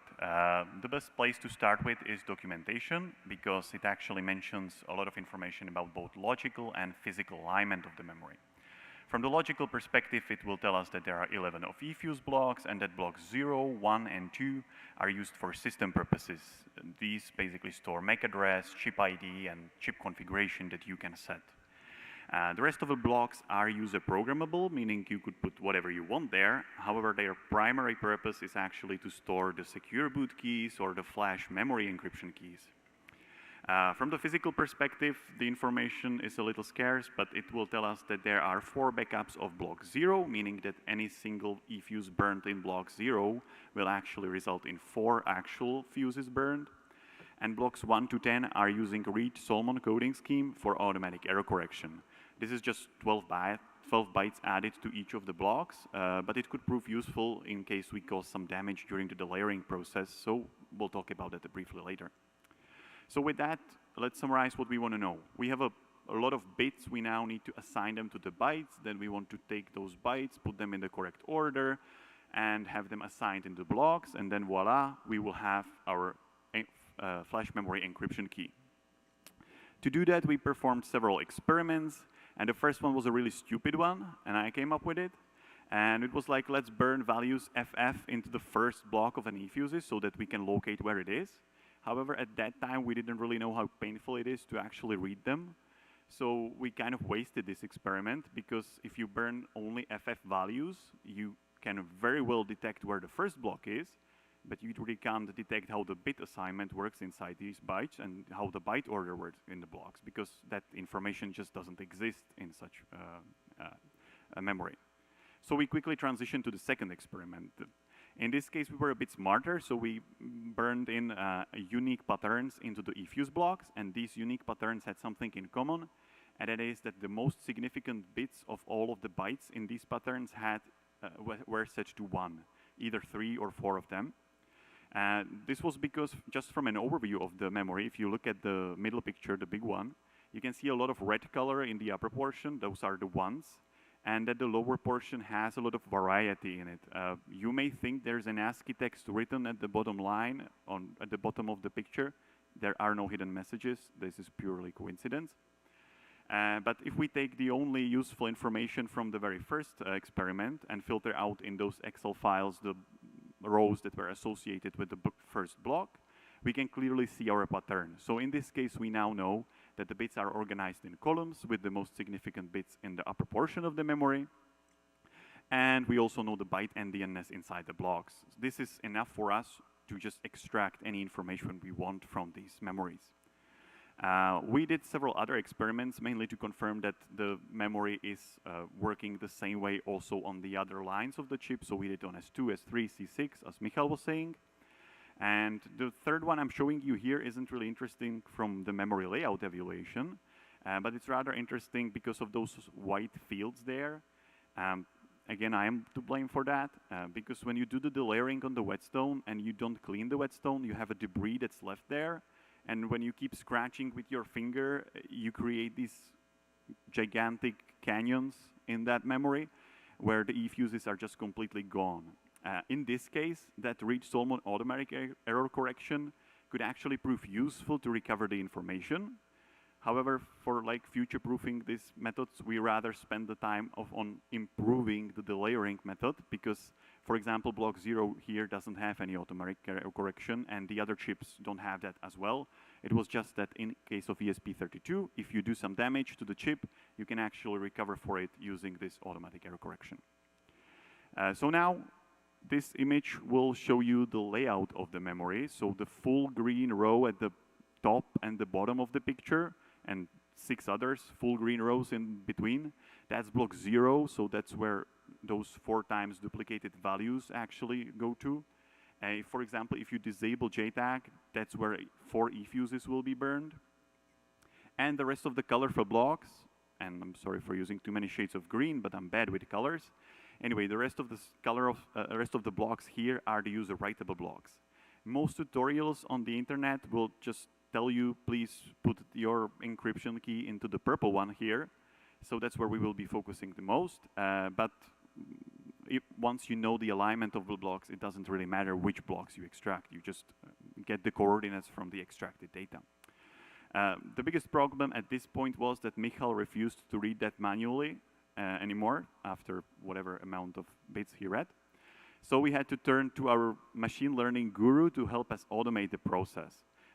His name is Hayan, and he unfortunately couldn't be here with us, but he pre-recorded a message, pre-recorded his part of the presentation, which I'll try to play now. There's about a 50% chance it's going to play. If it does not, I will still play it, and I'll try to comment it, so you will not learn anything useful. So let's see. Hello, I'm Hayan Ali, Security Delivery Senior Analyst in Accenture, and also I'm doing PhD in using machine learning with mobile networks. I will go with you through the automation process and show you finally demo about it. Let's go. Instead of visual reading of the e-fuses from the images, we automated the process. We started from the output of microscope, where there are around 200 images for each bank. First, we stitched these images to get only 1 image per bank, then pre-processing before applying the machine learning, then applying the machine learning object detection model, then extracting the fuses values into the arrays. The microscope provides high-resolution images when working in zigzag mode. In zigzag mode, the microscope scans the bank in zigzag line, as we see here in the figure, generating around 200 images for each bank. Each image is 2560 by 1920. We can see this image is high resolution image, as we can distinguish between the off fuse, which is the default state, and the blown one, which is the on case. We keep margin by 35% between images to avoid wasting any pixels. Then we stitch these images to get 1 image per bank. But when using the embedded stitching tool in the microscope, we get bad stitching. For example, there is misalignment between 0 and 1, or 2, 1, 2, 2, or between first row and second row. The reason behind this misalignment is that the margin is theoretically 35%, but practically speaking is something random around this value. That's why we suggested a new stitching method. In this method, to stitch 2 images, 1 and 2, we define comparison strip in the first image and look for the similarest strip to it in a searching area in the second image. The searching area is plus minus 200 pixels around the margin line. When defining the similarest strip, we determine the margin accurately and also the vertical shift between images. Here we can see the result of stitching image 1 and 2. The advantage of this method is too accurate, but downside is the long time it takes. For example, to stitch 200 images to constitute one punk image, it will take around 5 hours. Here we can see the result of stitching for one punk image. Its high resolution image is 34,000 by 12,000 image. To effectively use AI to extract the fuses, we use Jetson AGX Orin from NVIDIA. It has 64 GB RAM and 2048 CUDA cores and 64 tensor cores, which makes it good for the image-based AI projects like object detection projects. We use also MobileNet SSD model, which provides balance between speed and accuracy. This model is trained to detect fuses in the images in terms of the coordinates of the fuses in the images and also its a class, whether is it on or off. Here the example of on fuse and how this is off fuse, which is the default state of the fuse. What is the optimal input of the model? We read from the MobileNet SSD model documents. The optimal size for training and also for inference is 300 by 300. Also, we should meet another condition, which is the object, which is fuse size to the image size, should be bigger than predefined ratio. This ratio, in our case, is defined using practical experience. It is 0.04. Here we can see the example of the optimal image, and we can see also the size of the fuse regarding to the image size. We meet these two conditions using resizing and tiling. When tiling the stitched image, we keep 100 pixels overlapping between tiles to be sure that the whole size of fuse exists at least in one tile. When training the model, we used 3,500 training tiles with balanced number between on and off fuses. We used CVAT tool, which is a web-based AI free tool to annotate the fuses. Here we can see example of annotation. We use different colors when drawing boxes about the on and off fuses.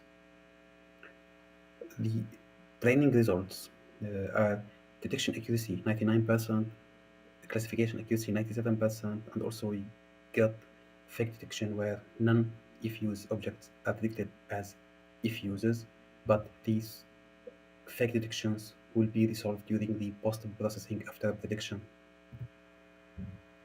Now we have stitched image. What do we do to extract the fuses? First, we tile this stitched image to 2,500 tiles. Then we apply the inference using the trained machine learning model. The inference results for each tile are three things. First, the coordinates of fuses in the tile, and also the classification of the fuses, whether they are on or off, and also the confidence score, which corresponds to how the machine learning model is confident about the classification. These three things, results from all the tiles, will be re-aggregated again on the stitched image. Then the duplicates will be removed with keeping only the highest confidence score. Finally, any fuse with a confidence score less than 95% will be visually checked. Finally, we will use PV-scan clustering method to define outliers out of the columns and remove them.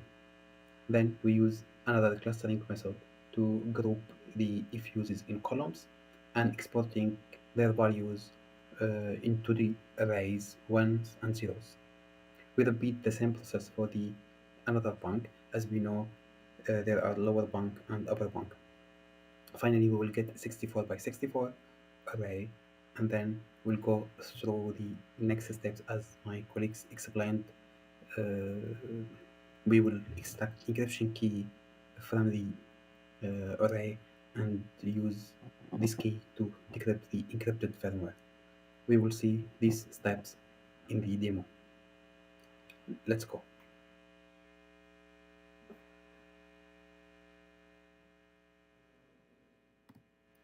we have firmware image where the main program prints periodically the sentence "Hello Las Vegas."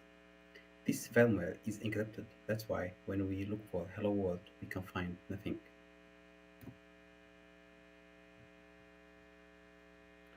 Here we will see the images of lower bank and upper bank of the chip holding the encrypted firmware.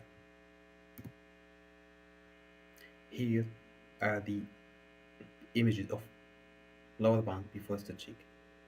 Here, the image of stitched lower bank. You can see the high resolution of the stitched image. Now we will apply the if used detection script. This script will go through the stitched lower bank and upper bank, do pre-processing, tiling of the images, and prepare the images to be optimal input for the model. These tiles will be stored in the folder for inference. This folder. Now the script will run the machine learning model, which is trained. This model will do the inference and detect the if uses coordinates, if uses classes on and off, and also the confidence scores of the classifications, starting from the upper bank, then the lower bank,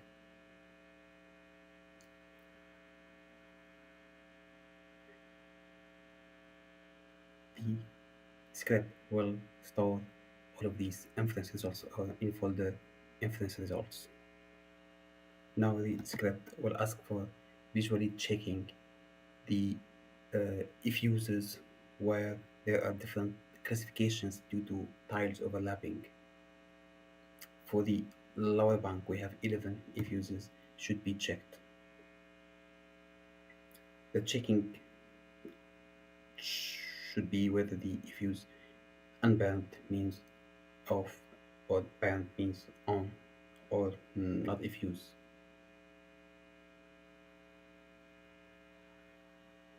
For the upper bank, we have 0 if uses to be checked.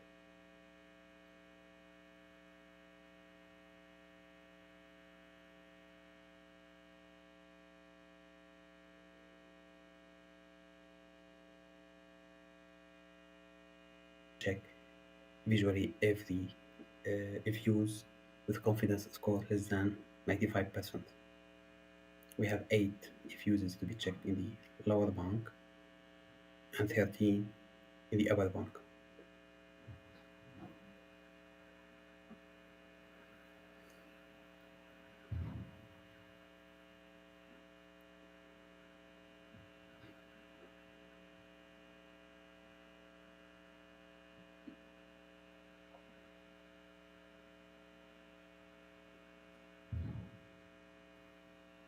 After that, the script will show us the distribution of the if uses the image.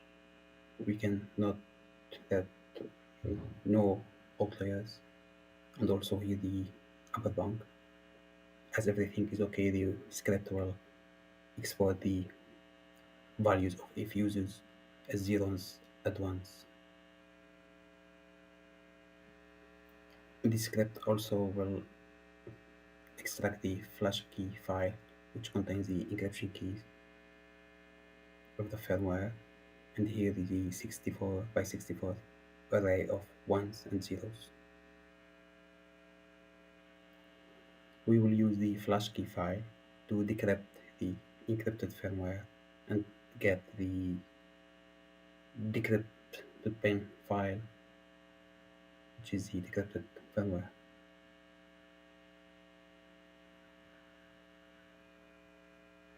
Here's the decrypted.bin file. We should look for hello world in this file, and we should find something. And here we are. Thanks. I will go back to my colleagues to conclude the presentation. I know it's 3 a.m. in Prague, but Hayan, if you're watching, thanks for the video. Now to conclude real quick. If you have an information that you would like to store, if you have an information that you would like to keep secret and you need to store it in a chip, and you have a choice to do so, please do not put it in an eFuse-based memory.